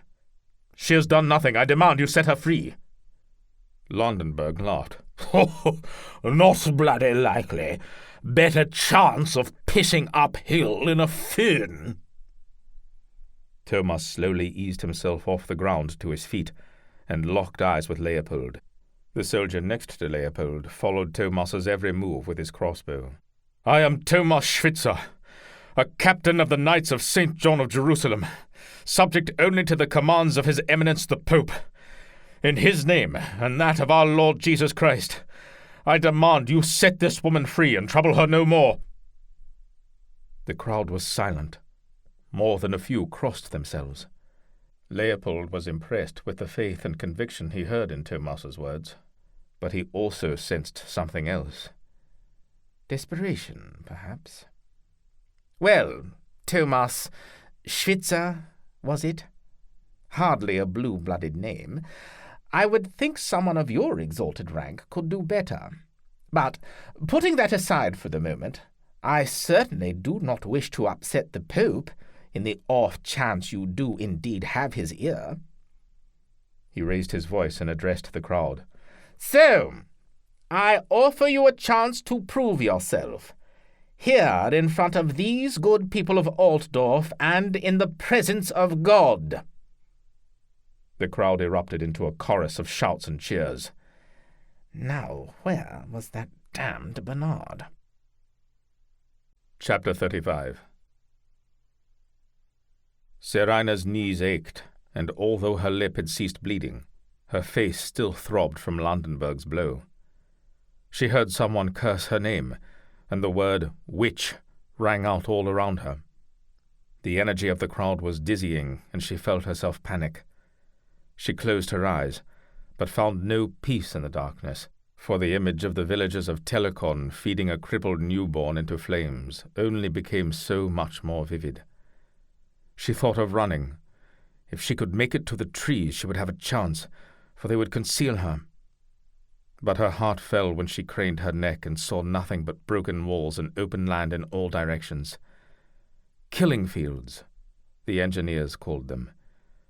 It had been a moment of fantasy, for she knew she could not leave Thomas. "Do you know the story of Palnatoki?" Leopold asked Thomas, but he spoke in a voice that carried throughout the crowd. A soldier at each of his arms held crossbows loaded and aimed at Thomas's head. Others formed a circle to keep the crowd of people in order. "It was a favourite of mine as a child, told to me by my father's greatest military adviser. His storytelling abilities, I must say, rivaled his military genius." Thomas glanced at Seraina. His hard expression melted for the briefest of moments. "I think I like this one," Landenberg said. "Palnatoki was a warrior in Danesland, am I right?" Leopold blinked, obviously surprised. "Right you are. But he was much more than a simple warrior. He was the bravest, fiercest, most skilled soldier in the land. So skilled that his own king became jealous of his exploits and plotted against him." As he spoke, Leopold began walking. The guards opened up the circle for him. "One day, when Palnatoki was drunk, the king overheard him boasting about his archery abilities. He claimed he could shoot an apple off the end of a stick at 100 paces. The king called him on his claim, saying he would not have liars in his personal guard." Leopold stopped beside one of the saddled horses his page still held, and rooted through its saddlebags. "The king arranged a test." Leopold pulled out a red apple and held it up for all to see, and then pushed his soldiers' spears aside and re-entered the circle. He stopped in front of Seraina. He reached down and put his fingers under her chin like he was caressing a lover. Seraina twisted her head away and averted her eyes. She heard Landenberg's deep-throated laugh. "Stand her up," Leopold said. A large, one-eyed soldier grabbed her left arm and a smaller man her right, and they jerked her to her feet. Her legs ached as the blood returned to them, and she stumbled. The soldier with the patch put his arms around her from behind and chuckled as he ground himself against her. Seraina broke free of his grip and pushed him back. He winked at her and grinned with a mouth full of broken yellow teeth. Landenberg had watched her brief struggle with interest. "Think your legs are weak now, girl? Wait till you spend the night in my jails." He laughed at his own joke until he caught Leopold staring at him. "I will continue my story," Leopold said, "if your courtship is over." Chastised, Landenberg nodded and stared at the ground. "The king called in Palnatoki's young son and placed the apple on his head. He then told Palnatoki he had one shot to prove himself. The archer removed 3 arrows from his quiver, and on his first try split the apple in 2. The king then asked him why he took 3 arrows when he was only allowed 1. Leopold tossed the apple up once and caught it. He turned to Thomas. "And do you know what he said?" "To avenge myself on thee in the event that I caused harm to my boy," Thomas said, as though reading the words. "It is a common enough tale." "It is good you are familiar with it," Leopold said. "As you may already suspect, we shall use it as the basis for my test." Seraina could see Thomas's jaw muscles twitch, but he said nothing. "You and I together shall play the part of Palnatoki. There will be no evil king in our story." He smiled and held up the apple. "Only two heroes. This is how it shall work. We place the apple on the witch's head and take turns shooting until one of us hits it. The apple, I mean." "You are mad," Thomas said. "God will protect the girl if she is truly innocent. If, however, she is a witch, well, we will just have to see. Now, since you are in my future home, I give you the choice. Would you prefer to shoot first or second?" "I refuse," Thomas said. "This is utter madness. The girl is innocent." "Fine. I will shoot first." Leopold grabbed a loaded crossbow from the nearest guard, and as he did so, his hand brushed the tickler and the bow went off. Everyone within earshot of the loud twang ducked or flinched, not sure where the bolt was going. But Leopold had had it pointed at the ground, and the heavy shaft thudded harmlessly into the hard earth. Leopold smiled at Thomas. "I suppose it has been some years since I last shot one of these, but I expect it will come back quickly enough. Someone load me another quarrel." Seraina knew what Leopold was doing, as, she suspected, did everyone else watching the young duke. "Thomas," she said. His face turned, and their eyes met. The weight bearing down on each of them lifted for the briefest of moments. She stepped away from her captors and walked to stand in front of Leopold. Ever so slowly, she reached out her hand and plucked the apple from Leopold's grasp. His lips spread into a thin line, and he mocked her with a bow. "Seraina, no," Thomas began, but she leaned in and put her finger to his lips. "Do not let him choose my fate," she said. "I would leave that to the weave. And you, Thomas." She backed away a few steps, and then the guards were on her arms once again. They led her in the direction of the main keep, and left her standing in an open work site with shattered rocks and dusty ground, chewed up by the hooves of oxen. The only flower she could see was a half-trampled autumn crocus. A naked lady, bent and withered. Leopold handed Thomas a drawn crossbow with no bolt, and showed him where to stand. Anticipation was growing in the crowd, and Leopold could feel the people's excitement building and mixing with his own. Gissler had returned with the cage wagon, and he now stood holding the horses, a scowl on his face. He was not a man who appreciated theatrics, Leopold decided. He set a spearman on Thomas's left and a crossbow-wielding guard on his right, with his weapon trained on Thomas's head just a few feet away. "Precautions, you understand. I hope they do not interfere with your concentration," he said to Thomas. "Give him a bolt. One bolt," Leopold said, and someone snickered. All conversation died down as a soldier stepped in and held out a black, leather-fletched quarrel to Thomas. He took the bolt in his hand by the iron tip and let out a deep breath. In his other hand, he held the crossbow down at his side. Still holding it by the point, he raised the bolt to eye level and sighted down it, checking for defects. Satisfied, he turned towards Seraina. As he turned towards the crossbowman at his side, Thomas reached out with the leather vein end of his arrow and flicked it against the tickler on the underside of the man's bow. There was an audible click, and the crossbow jumped in the man's hands as it ejected its missile. Thomas leaned his head an inch to the side, and the bolt whirred by his ear, taking the spearman on his left high in the chest. Thomas stepped inside the dying soldier's spear and drew his belt knife before he slumped to the ground. A spin and a step later, the crossbowman's throat was cut, but with a crazed look on his face, he continued squeezing the trigger on his spent weapon until he finally collapsed.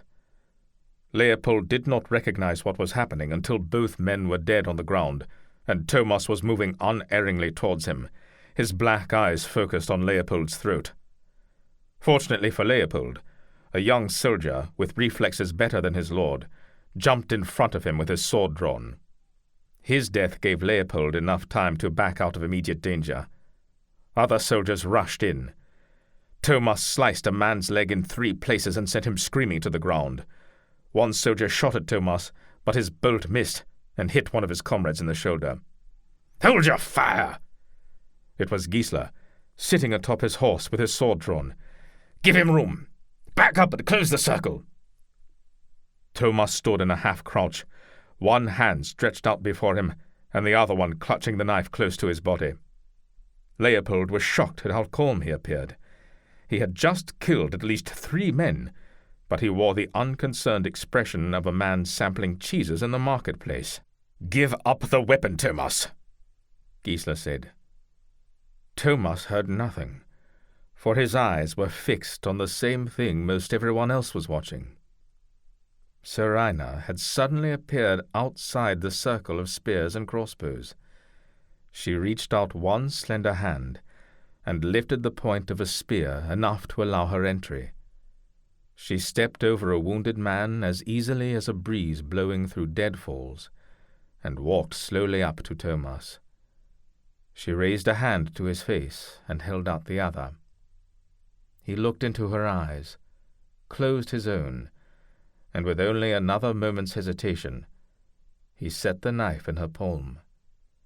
She let the blade fall to the earth, and then pulled Thomas's head to her breast.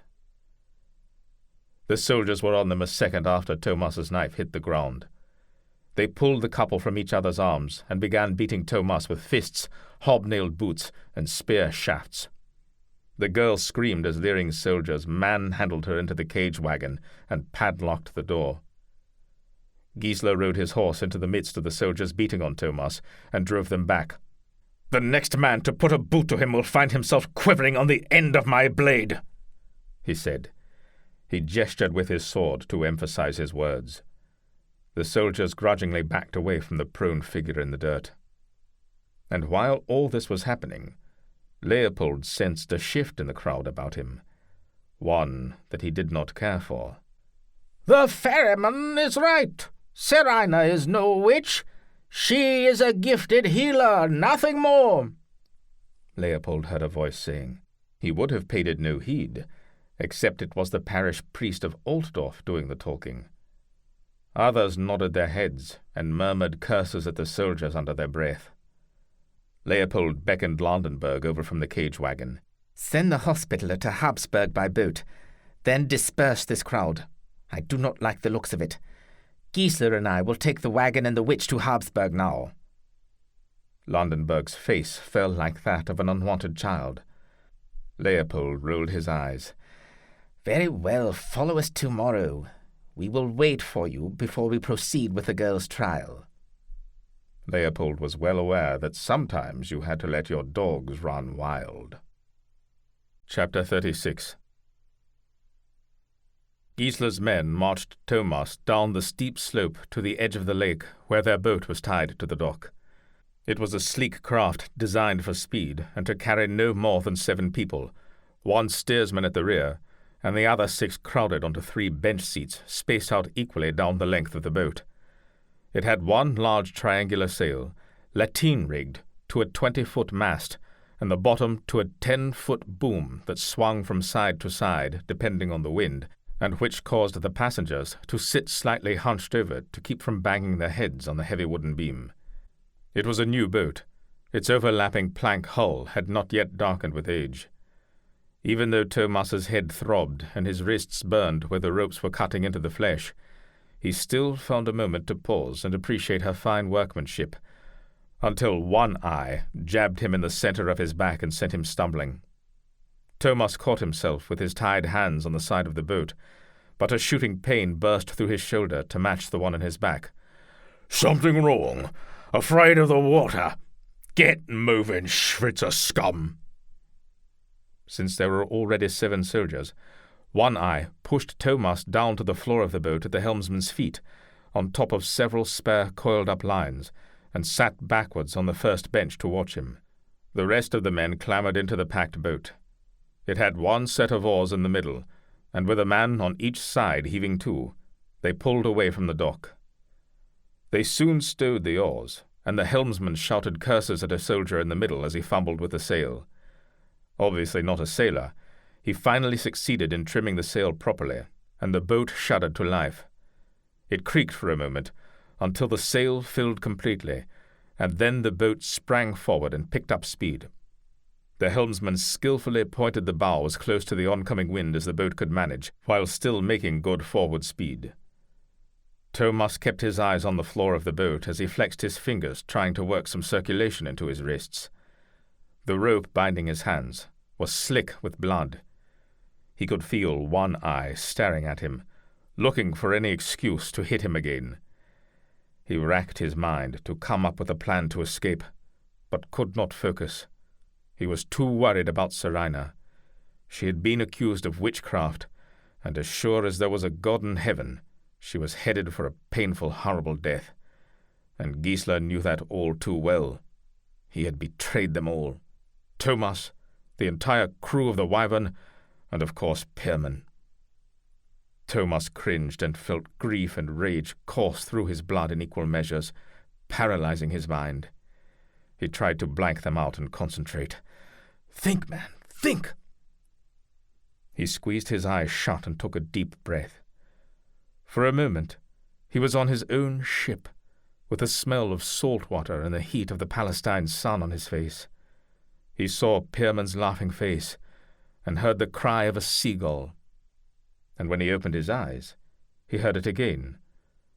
But this was no local seagull. It was the shrill cry of a black-crested gull. Ever so slowly he raised his head to look over the side of the boat. Either there was one very lost bird out there, or... One Eye cuffed Thomas across the face. Stay down there. I do not want any good folk to see me travelling with a dog like you. The helmsman laughed at this, and Thomas grunted and eased himself up to his knees to face the man. The helmsman was the only true sailor on the boat.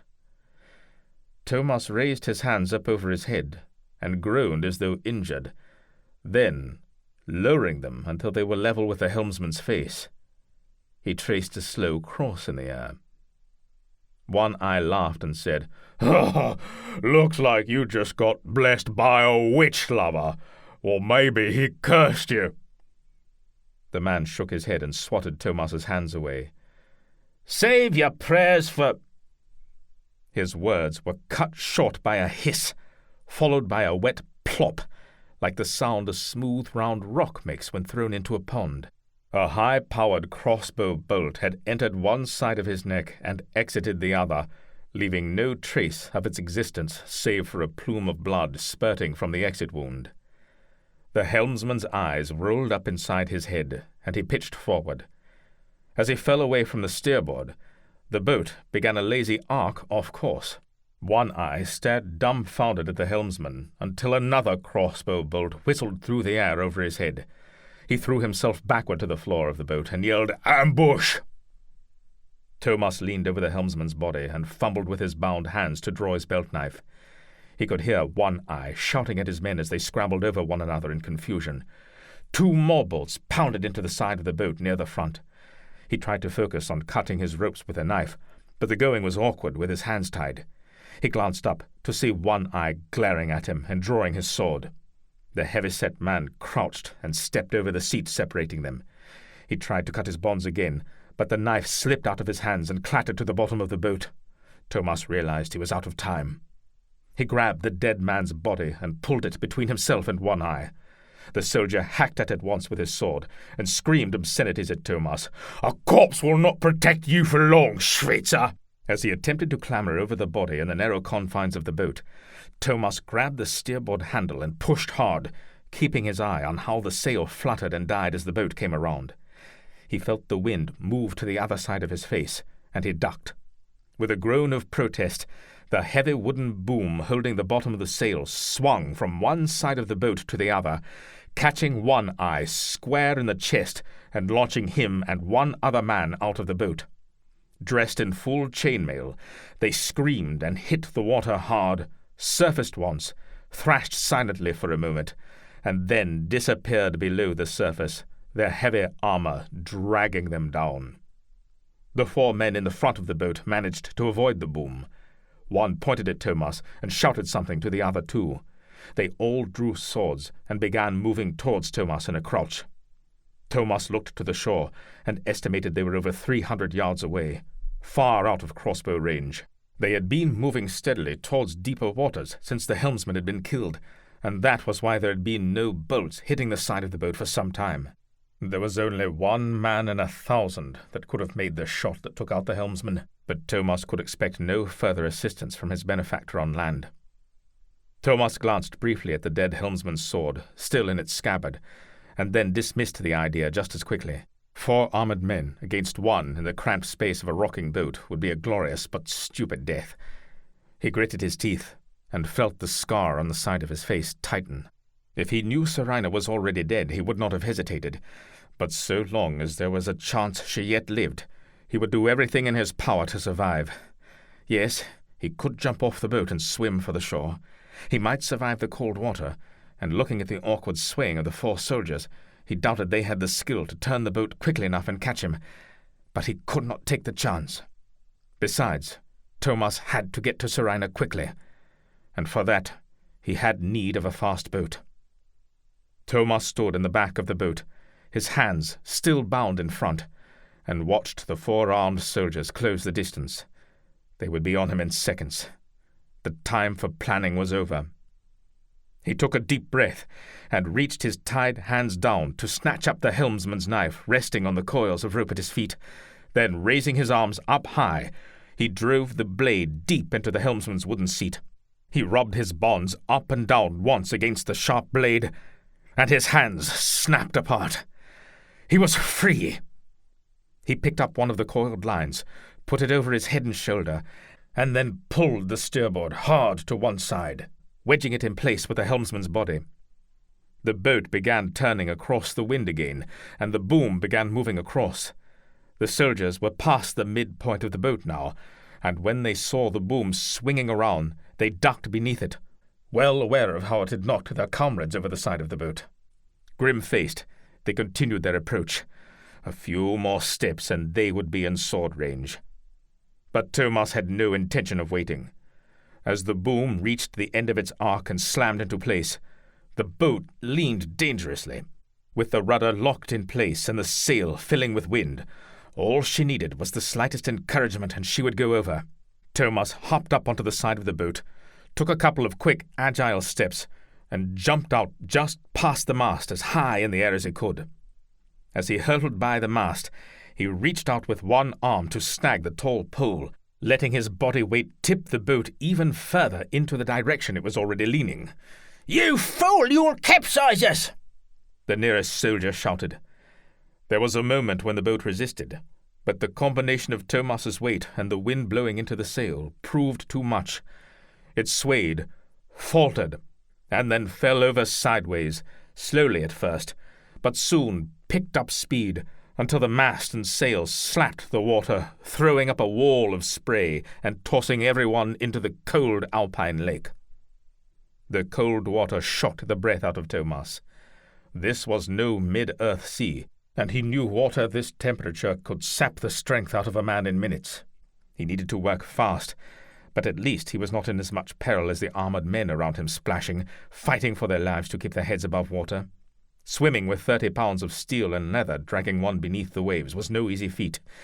It was for this very reason that the crew of the Wyvern had adopted the use of the Saracens' lightweight Damascus mail shirts for their own armour. As the soldiers thrashed and kicked, struggling to remove their heavy armour or swim to the side of the tipped-over boat, Thomas fastened one end of his line around the narrow top of the mast. He swam back to the boat and clambered up onto the side sticking high out of the water, and then took up the line slack. Gradually, like a man climbing a rock wall, he leaned back and heaved on the rope. With his body parallel to the water, the mast began lifting out of the water, encouraging him to ignore the pain in his shoulder and pull harder. The line dug into his hands, bloodying them, and every muscle in his body felt like it was going to snap off his skeleton. But still the boat would not turn over that last bit to right herself. "Come on, girl," Thomas said, his voice a hoarse whisper. "Do not let us down now." He could feel himself weakening. He leaned back further, his hair brushing the water, and pulled for all he was worth. The boat shuddered, but refused to flip upright. He did not have the strength or the weight. A strong hand grabbed his hair, twisting his neck painfully and dunking his head under the water. He lashed out blindly with one hand and felt it connect with a fleshy nose. The hand released him, and as he pulled his head up, he caught sight of one eye reaching an arm out to grab him again. Somehow the veteran soldier had managed to remove his chain-mail hauberk and boots, and with the frenzied strength of a drowning man, was now clawing his way through the waters towards Thomas. Thomas knew he did not have the time or the will to fight off the crazed man, but perhaps he could enlist his aid. Still holding the taut mast rope wrapped around one arm, he leaned back and extended his other arm. One eye latched on and began dragging himself up Thomas's limb. Thomas screamed, and with all the strength he had left, pulled one eye as far out of the water as he could, while simultaneously heaving on the mast line. The extra weight lifted the entire length of the mast out of the water. The sail followed, shedding water as it rose, and then the boat popped upright like it was the most natural thing in the world. Thomas half rolled, half collapsed into the boat as she righted herself, but one eye remained hanging over the side, still clutching Thomas's arm. The boat creaked and rocked from side to side, showering them with lake water that hid in the folds of its canvas sail. Both men remained motionless, breathing hard through their mouths, exhausted. Finally, Thomas forced himself to his knees and leaned over the edge of the boat. One eye had both his arms wrapped around Thomas's arm. His skin was ashen, and his lips thick and bluing around the edges.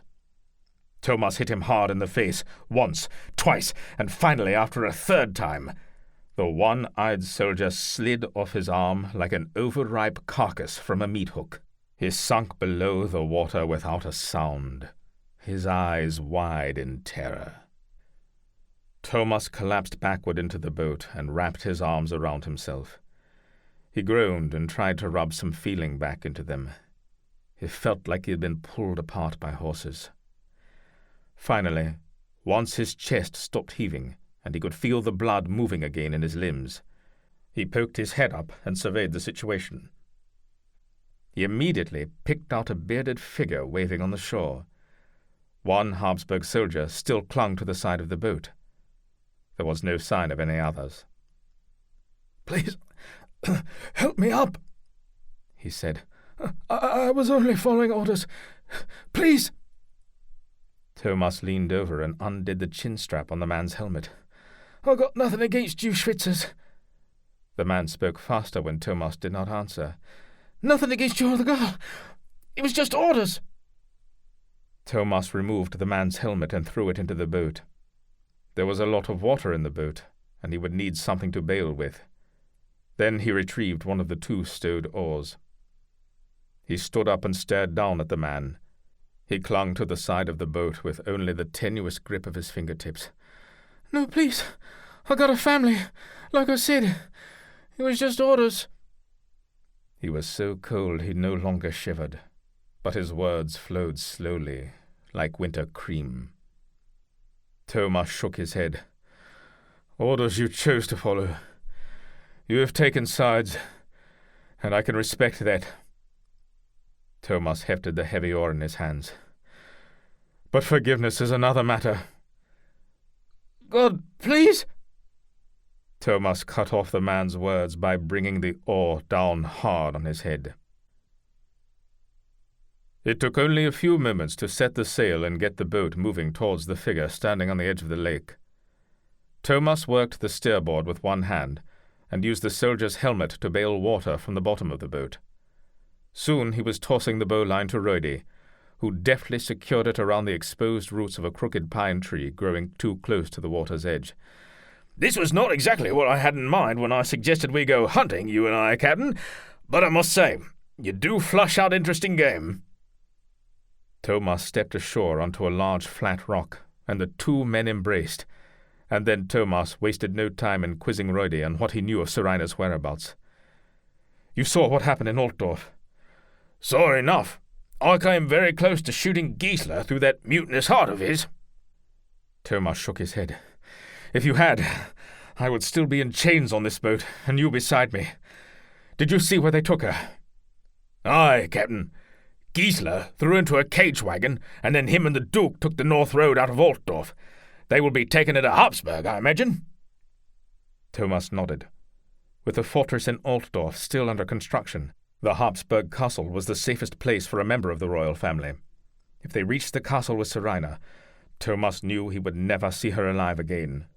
Leopold and his clerics would try her as a witch and torture a confession from her. And if she survived the tortures, she would be burnt at the stake. He had to get to her before they reached Habsburg. As though reading his mind, Roide said, "We'd best be off, then. She looks to be a fast boat. If we leave now, we may be able to cut them off at the Küsnacht. Be just like old times, eh, Captain?" Thomas placed a restraining hand on Roide's shoulder to stop him from climbing into the boat. "I would like nothing more, old friend, but I need this boat as light as possible. She will not make the speed with two of us." Roide looked at the boat and then back at Thomas with a hurt look in his eyes. But he knew Thomas was right. Gissler and Leopold had too much of a head start. He removed his belt, with its dangling hook on the front for working a crossbow string, and gave it to Thomas. Then he held out his crossbow and two bolts. "These are all I got left. Gissler and Leopold were riding, and there were 2 soldiers driving the wagon." "Thanks, friend. You have come through for me more times than I can count." Roide's lower lip trembled just enough to be visible beneath his red moustache and beard. "Now, you listen to me, Captain. This is the best crossbow I have ever owned, made by a Genoese master, and I will be expecting it back, so you heed what I tell you. You shoot Gissler with your first bolt. You shoot from behind cover, and without him ever seeing you. If you miss your first shot, you take him out with the second. Pay no mind to the other 3 until Gissler is down. You hear me, Captain?" Thomas looked into Roide's pleading grey eyes, and was overwhelmed with the impression his friend was saying goodbye. Chapter 37. Seraina sat hunched in the low wagon, her eyes fixed on the narrow, hard-packed road through the carriage's barred rear door. Occasionally she heard voices above her, but could never make out the words, as the iron-rimmed wheels rattled and ground out the miles, snaking a ponderous route along the heavily treed coastline of the great lake. She closed her eyes, ignoring the pain of her cracked lip, and focused on the trees. It took a great deal of time to still her mind and tuck away the emotions clawing to the surface, demanding to be acknowledged. Mile upon mile passed, and she knew with every passing moment she was careening closer to Habsburg Castle, further from Schwyz, her people, and from Thomas, if he yet lived. She clenched her teeth and bit down on her split lip, letting the pain clear her mind and refocus her energies. He was alive. She was sure of it, but she needed all her strength if she were ever to see him again. She focused on her breathing and allowed her body's rhythms to merge with the swaying movement of the wagon.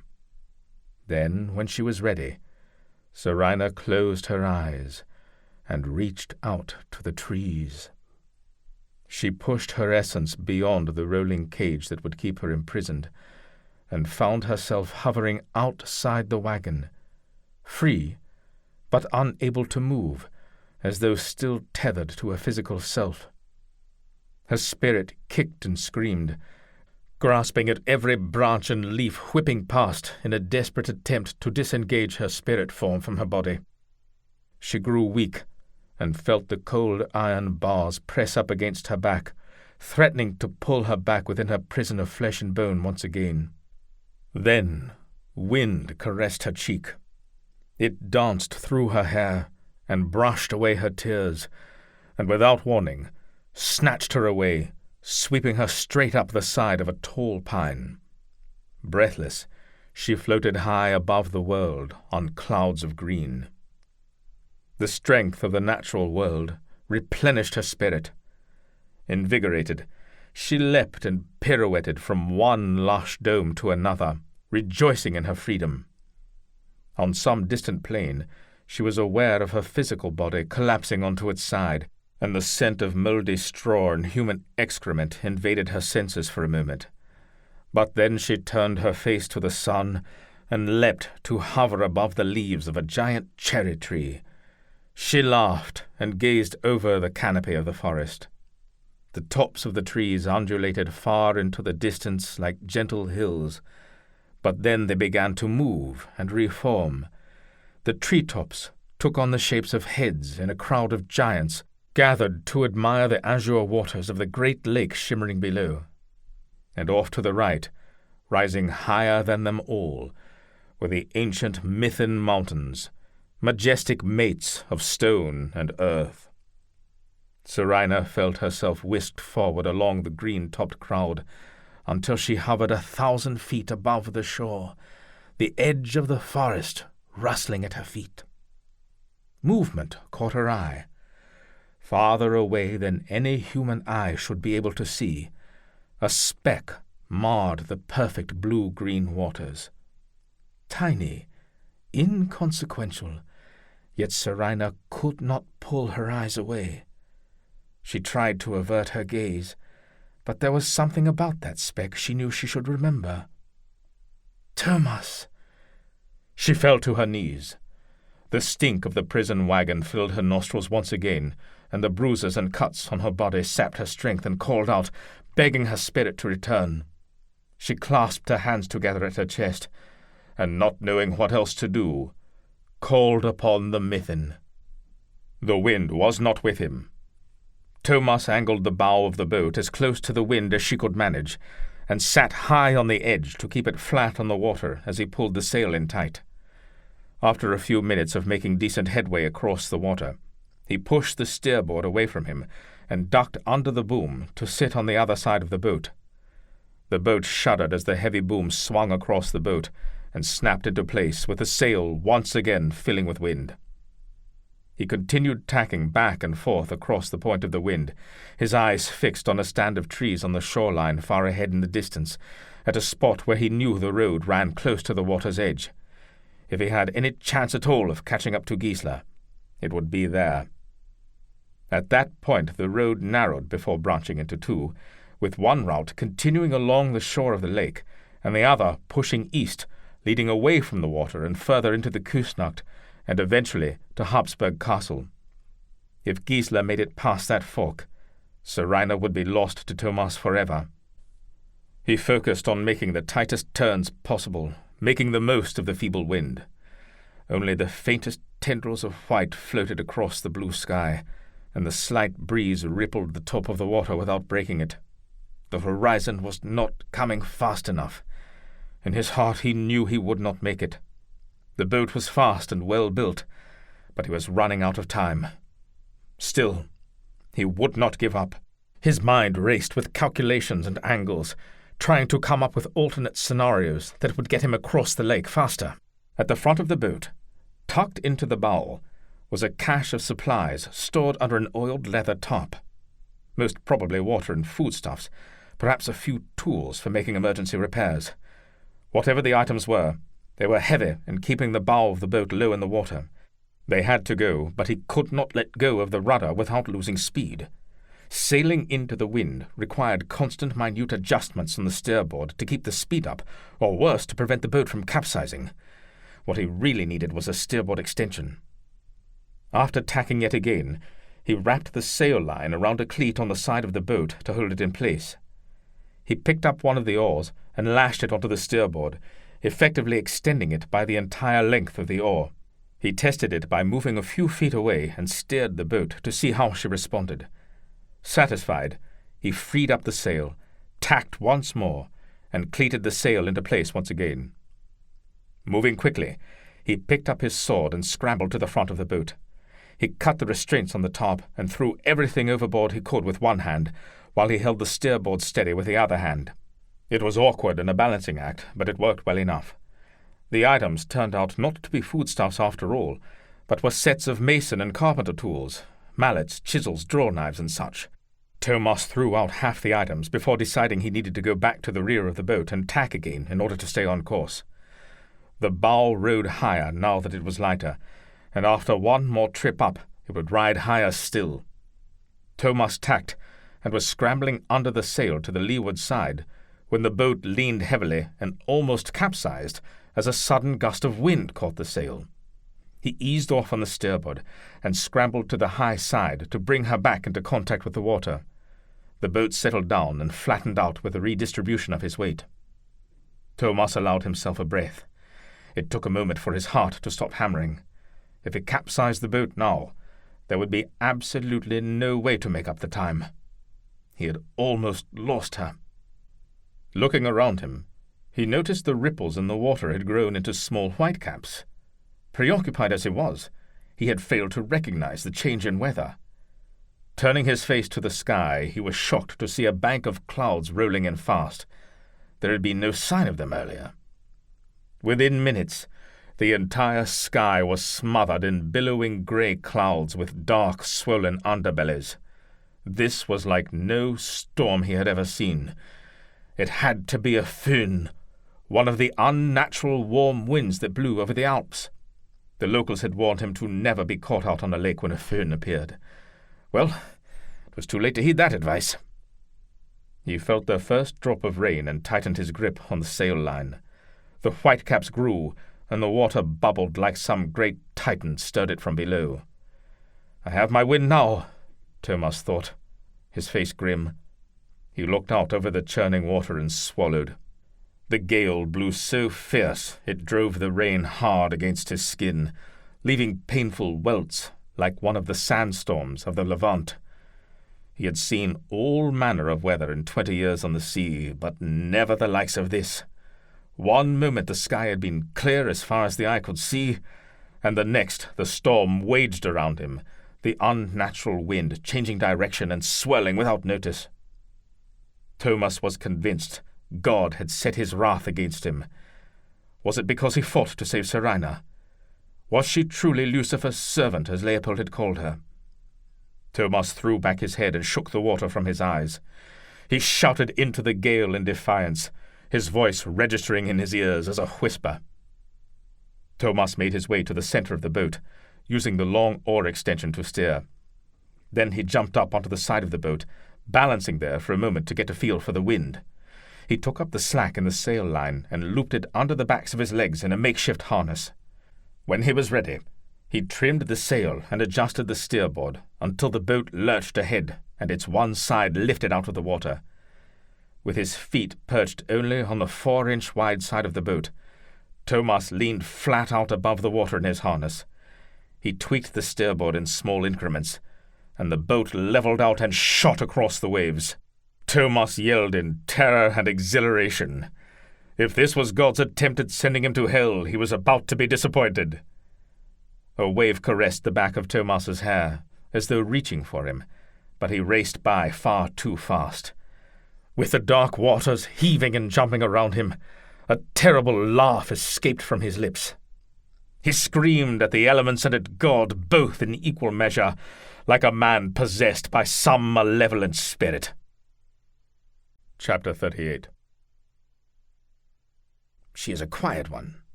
Hardly made a sound since we took her," Gissler said to Leopold. The two men rode side by side in front of the wagon. The Duke had kept to himself since Altdorf, and Gissler had hoped the long ride to Habsburg Castle would have afforded him the opportunity to broach the subject of when he could expect to see his new horses. His first task would be to hire a farrier, as Leopold had mentioned before. He needed someone dependable, who knew about breeding, but would not drain his purse too quickly. He would have to ask around, for he knew very little about what constituted a good farrier. What did you say, Gissler? The woman. She's been quiet, my lord. Perhaps we should check on her condition? Leopold grunted. No need.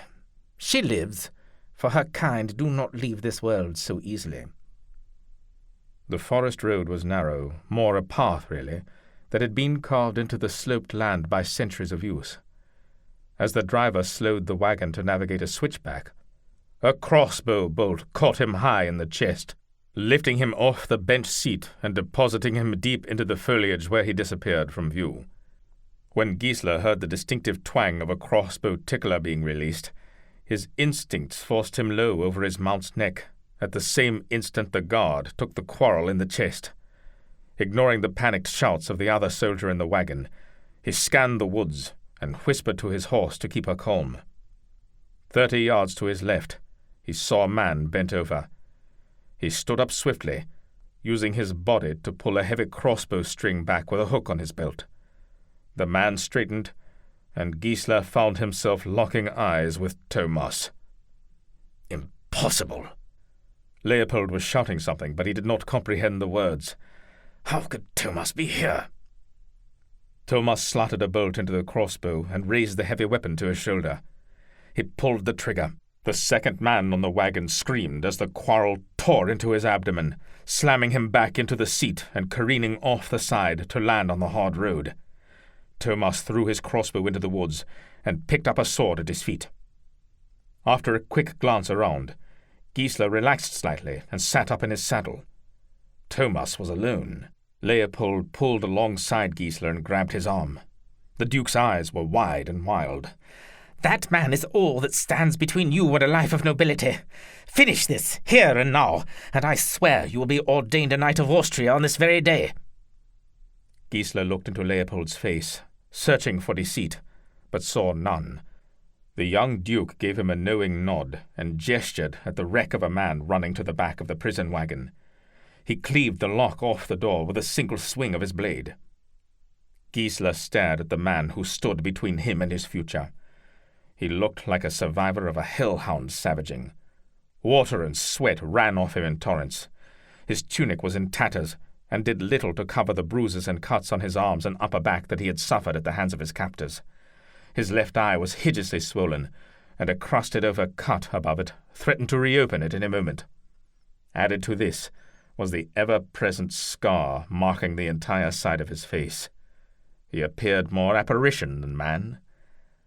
The soldier with a bolt in his belly lay on his side and groaned. His hands pressed over the entrance hole of the shaft, while the bulk of the wooden missile extruded from his back, with only the leather veins still lodged somewhere within his torso. Every few moments he would let out a gurgling scream of pain. The noise was beginning to irritate Gissler. Thomas kept his eyes focused on Gissler and Leopold, while he walked over to the pain-ridden soldier. He placed the tip of his sword in the hollow between the moaning man's collarbone and the left side of his neck. He leaned on the blade, and the woods became silent. The girl stumbled from the wagon like she was drugged, and Thomas went to her.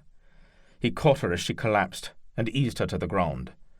He gave the two mounted men a dark stare and took a few steps toward them, moving remarkably well considering his appearance. 10 paces away he set the point of his sword into the hard-packed earth of the road and rested his hands on the pommel. Leopold's horse whinnied and danced to the side a couple steps until the Duke reined her in. Gissler dismounted and drew his blade. "What happened to you, Thomas? Since when did you become protector to the devil's spawn?" "Say what you will, Gissler, but we both know why you are doing this, and it has nothing to do with the devil." "Spare me your lectures, Captain. Is it so wrong to want a better life for yourself? I have served God as well as any man, and I will not be judged by the likes of you." "You have traded your allegiance to God for that of a man." Gissler laughed. "And you think serving the hospital as was so much more? We fought and died for French nobles, not God. The knights were all blue bloods who saw us as little more than dogs." "So, You would raise arms against a brother just to be welcomed amongst the ranks of those you despise?" Gissler raised his sword to a low guard and said, "You consort with witches, and you are not my brother." Gissler struck first. A straight thrust, followed by attacks to either side of Thomas's head. Thomas knocked Gissler's blade aside easily, with quick, deft blocks. Gissler danced back and smiled. It had been an exploratory attack to get a feel for how comfortable Thomas was with his weapon. To any normal observers, Thomas would seem highly skilled, and they would not be wrong. However, in Gissler's mind, Thomas had taken the second slash too near the tip of his blade, where it had no stopping power. Thomas had always preferred fighting with mace and dagger, much shorter weapons. He was nowhere near Gissler's equal when it came to the long blade, and Gissler saw that very thought mirrored in Thomas's eyes. The man was smart enough to know when he was outclassed. "I will say this only once. Drop your blade and submit, or I will kill you. But I believe you know that," Gissler said. In response, Thomas yelled and charged at Gissler, swinging left and right with powerful overhand attacks. Gissler backpedaled and brought his sword up in a series of awkward blocks until he managed to sidestep the frontal assault and regain his balance. The quick attack had caught him off guard, and he cursed himself for being so lax. Thomas was no ordinary opponent. He would not underestimate him again. Gissler attacked. 2 straight thrusts at Thomas's abdomen, followed by a reverse cut to his head. Thomas parried them, but then Gissler swept his blade down and drew a line of blood across Thomas's thigh. Thomas grunted and stepped back. He dropped his sword to a low guard and met Gissler's next attack with a parry and 2 counterstrikes of his own. Gissler blocked the attack with ease and stepped around the left side of Thomas. His blade flicked out, and he sliced Thomas across the ribs. Thomas leapt back, lessening the depth of the cut, but not the pain. He grimaced and backtracked further to gain some room. Thomas was breathing heavily now, and looking into his eyes, Gissler knew the man was finished. But to Thomas's credit, he did not give in. He launched a flurry of strikes. But Gissler was ready. He moved in circles and casually met his blade with crisp blocks at the end of each swing's powerful arc, and when Thomas stepped in too close, Gissler raised his elbow and smashed it across his mouth. Then he stepped away to create distance and slashed Thomas across his sword arm's shoulder.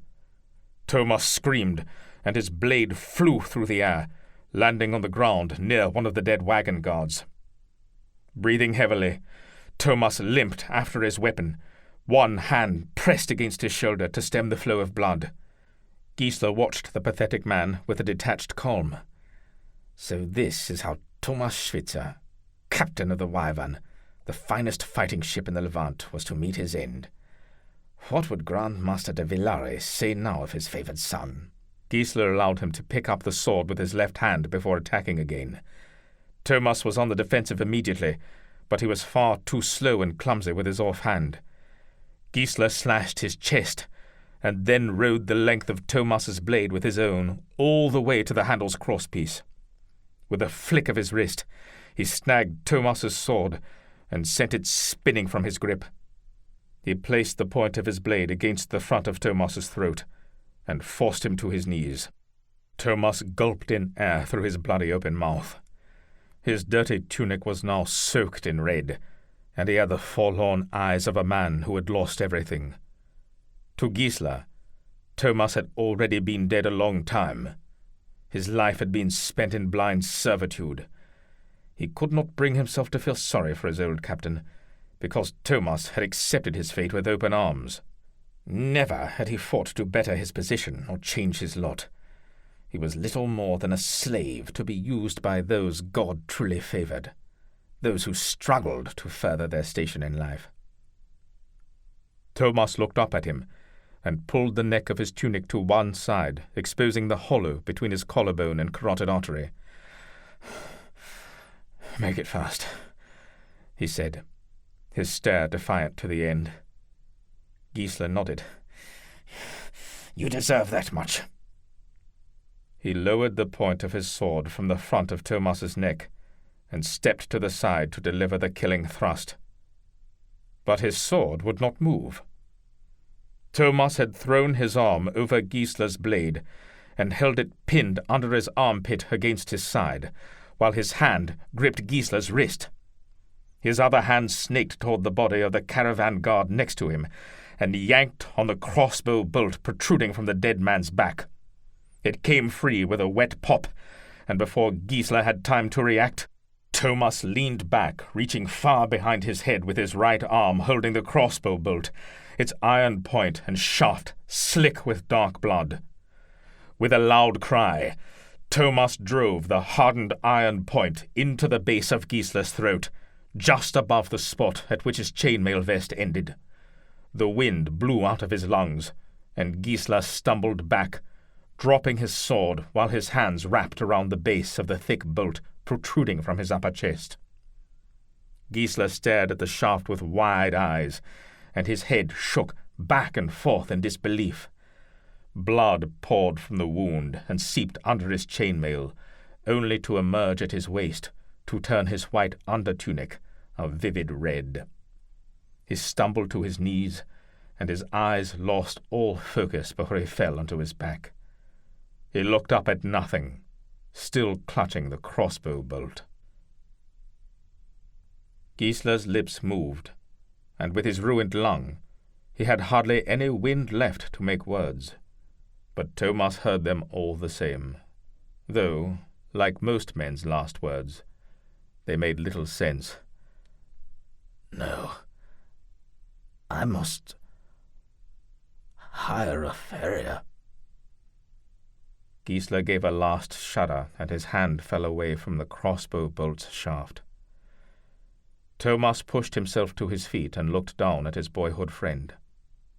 They had travelled to the end of the world together, faced the mightiest Saracen warriors ever assembled, and survived when so many others, most in fact, did not, only to come back here, where it all began, and kill one another. Where was God's will in all of this? A horse whinny caught his attention, and he looked up. Leopold stared at him, disbelief blanketing his face. Thomas raised a blood-soaked arm and pointed. "You," Thomas said. His voice rasped in his throat. "You are poison." Leopold looked once again at the fallen bodies on the road, then back to the spectre walking towards him. He reined his horse in a tight circle away and kicked his heels into her side. Long before the sound of galloping hooves had disappeared into the distance, Thomas collapsed face first onto the hard road amidst an ever-growing circle of crimson. Chapter 39. The moonless night allowed the 20 figures to crawl over the barren landscape of the fortress's killing fields, like darkness overtaking a desert. They flowed through gaps in the half-built walls, shrinking well back of the torchlight from the main gates, and continued inexorably forwards until they came before the walls of the prison. There they merged with the night and waited. A door opened, and Heller, the jailer, stepped out. He glanced about, craning his neck to take in all corners of the courtyard, and then beckoned to the shadows. Noel and his hand-picked group of men and women passed by him wordlessly and poured into the depths of the large stone prison. It took only seconds to overcome the 3 sentries in the guard-room, but a full half-hour to unlock the countless cell doors and manacles of the 100 condemned wide-eyed inhabitants. They armed themselves with chains, flails, torches, pointed staves, forceps, sharp cones of iron, and other tools readily available in a house of torture. When the distant sounds of fighting could be heard at the main gates of the fortress, Noel and Heller opened the doors of the prison and set their army free. There were less than 40 Habsburg soldiers at the fortress that night. 11 survived to be thrown into the very cells they used to guard. Vogt Berenger von Landenberg was amongst their number. He had been found in his room in the keep, hiding in a wardrobe. Noel had him dragged into the courtyard, and at first the man cursed and screamed, demanding to be set free, or he would bring the wrath of the Holy Roman Empire down upon them all. But he sang a different tune when Noel held a hot iron up to his face. Noel wanted nothing more than to take the folk's eyes, as he had taken those of Noel's father. But Landenberg was the only true bargaining piece he held. He needed him to trade for Seraina and perhaps the ferryman, if he yet lived, and a fat vogt with no eyes would make a poor offer indeed. Impromptu fires had sprung up all over the courtyard. His army had found the keep's stores, and people all around Noel were singing and feasting. Children and wives had raced up from the town to welcome their previously imprisoned loved ones back into the world. Yes, Noel was now in control of the Altdorf fortress, something far more valuable to the Duke than Landenberg, and if Noel knew relinquishing it to the Austrians would ensure Seraina's release, he would have given it up in a heartbeat. But it was not Noel's to trade. It belonged to the people. In the end, he threw the poker aside and settled for whipping Landenberg's back until it frothed with blood, and the man's screams faded into unconsciousness. The mess on his back was nothing a good tunic would not cover. Chapter 40. After riding all night, a road-weary soldier from Altdorf limped into the Habsburg throne room early the next morning. A purple-haired fool trailed along behind him, mimicking his inebriated-like gait with an added flourish or two. The bells on the fool's shoes seemed especially loud to Leopold on this day. The Duke, with the hulking and grizzled form of his man Klaus standing once again at his side, listened to the soldier's report. Leopold sank further into his chair with the telling of every detail. The fool pulled up a chair beside the Duke and began copying Leopold's posture. The soldier was in the midst of describing how Vogt Landenberg had been captured by the villagers, and was perhaps even dead, when Leopold sprang from his chair and wrapped his hands around the fool's throat. They fell to the floor, kicking and thrashing, and by the time Klaus managed to break his lord's grip on the jester, the little man was blue in the face, and a crowd of servants had gathered at the door. The soldier stood straight, his wide eyes fixated on the coughing fool still lying on the floor. Leopold straightened his clothes and ran his hands through his hair once before turning to Klaus. He looked refreshed, like he had just stepped out of a bath. "Make arrangements to leave at once," he said. "To what destination, my lord?" "Salzburg, and send runners before us. I want an entire war council convened before we arrive." Klaus bowed and turned on his heel. He waved his arms at the gawking servants, and they fled before him as he left the room. The fool jumped up from the floor and began to follow them. "And where do you think you are going?" Leopold said. The painted man turned and faced Leopold with one hand on his hip. "Why, to pack, of course, my lord. For what war council would be complete without a fool?" He flashed Leopold his best entertainer's smile and scurried from the room. The bells on his shoes made not a sound. Chapter 41. The sun was out, but it did little to cut through the searing cold frosting the beard and moustache of the old trapper as he made his way towards the one-room cabin in the distance. His rhythmic breathing drowned out his muffled footsteps as his snowshoes floated in and out of the fresh powder. As he came down out of the trees that started across a hillside clearing that would be a field in the spring, the trapper paused and leaned on his walking stick. A thunderous crack boomed through the woods behind him and echoed throughout the forest. The sap in the tree had frozen and expanded freeze after freeze, until finally the trunk gave in and exploded. Without looking back in the direction of the sound, the old man pushed off on his walking stick and headed to the cabin. The door was stuck, frozen in place. He chipped away at it with his walking stick until it yielded to his shoulder. Air considerably warmer than the outside temperature rushed past him, carrying with it a stagnant odor. Against the far wall, a spruce bough bed held two still forms, covered up to their necks with a single threadbare blanket, a man and a woman, her head on his chest, and him on his back, with his white, beardless face turned toward the rafters. The trapper crossed himself, and then covered his nose with the same hand. Idly, he wondered why it was so much warmer in the room than it should be, until a flicker of light caught his eye. On the small table in the center of the hut burnt a single tallow candle, and just past the candle, peering out over the rough table, a pair of dark eyes stared back at him. A boy, who looked to be around 4, stood at the edge of the table and did not move. The pupils of his already dark eyes were dilated so wide they appeared midnight black. The trapper attempted to speak, but his voice came out in a croak. He had not used it for speech since the summer, and then only once while he traded for supplies. He cleared his throat and tried again. Nothing to fear, boy. Tell me your name.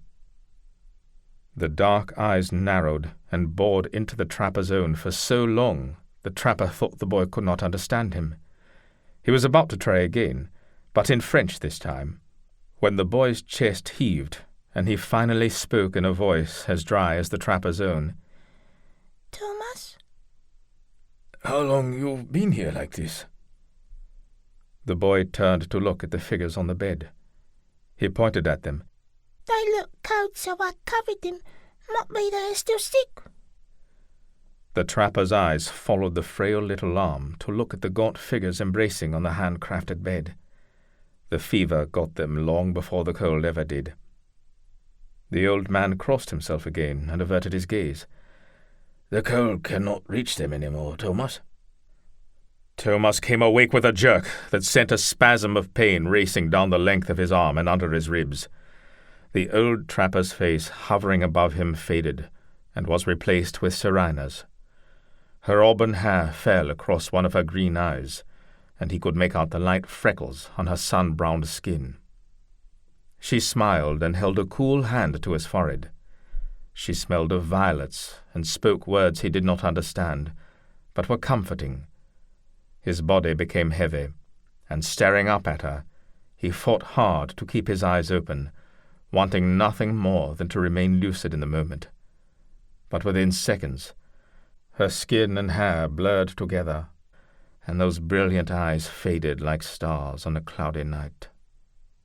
The scent of violets, however, remained with him long after the darkness returned. The story concludes in Morgarten, Book 2 of the Forest Knights,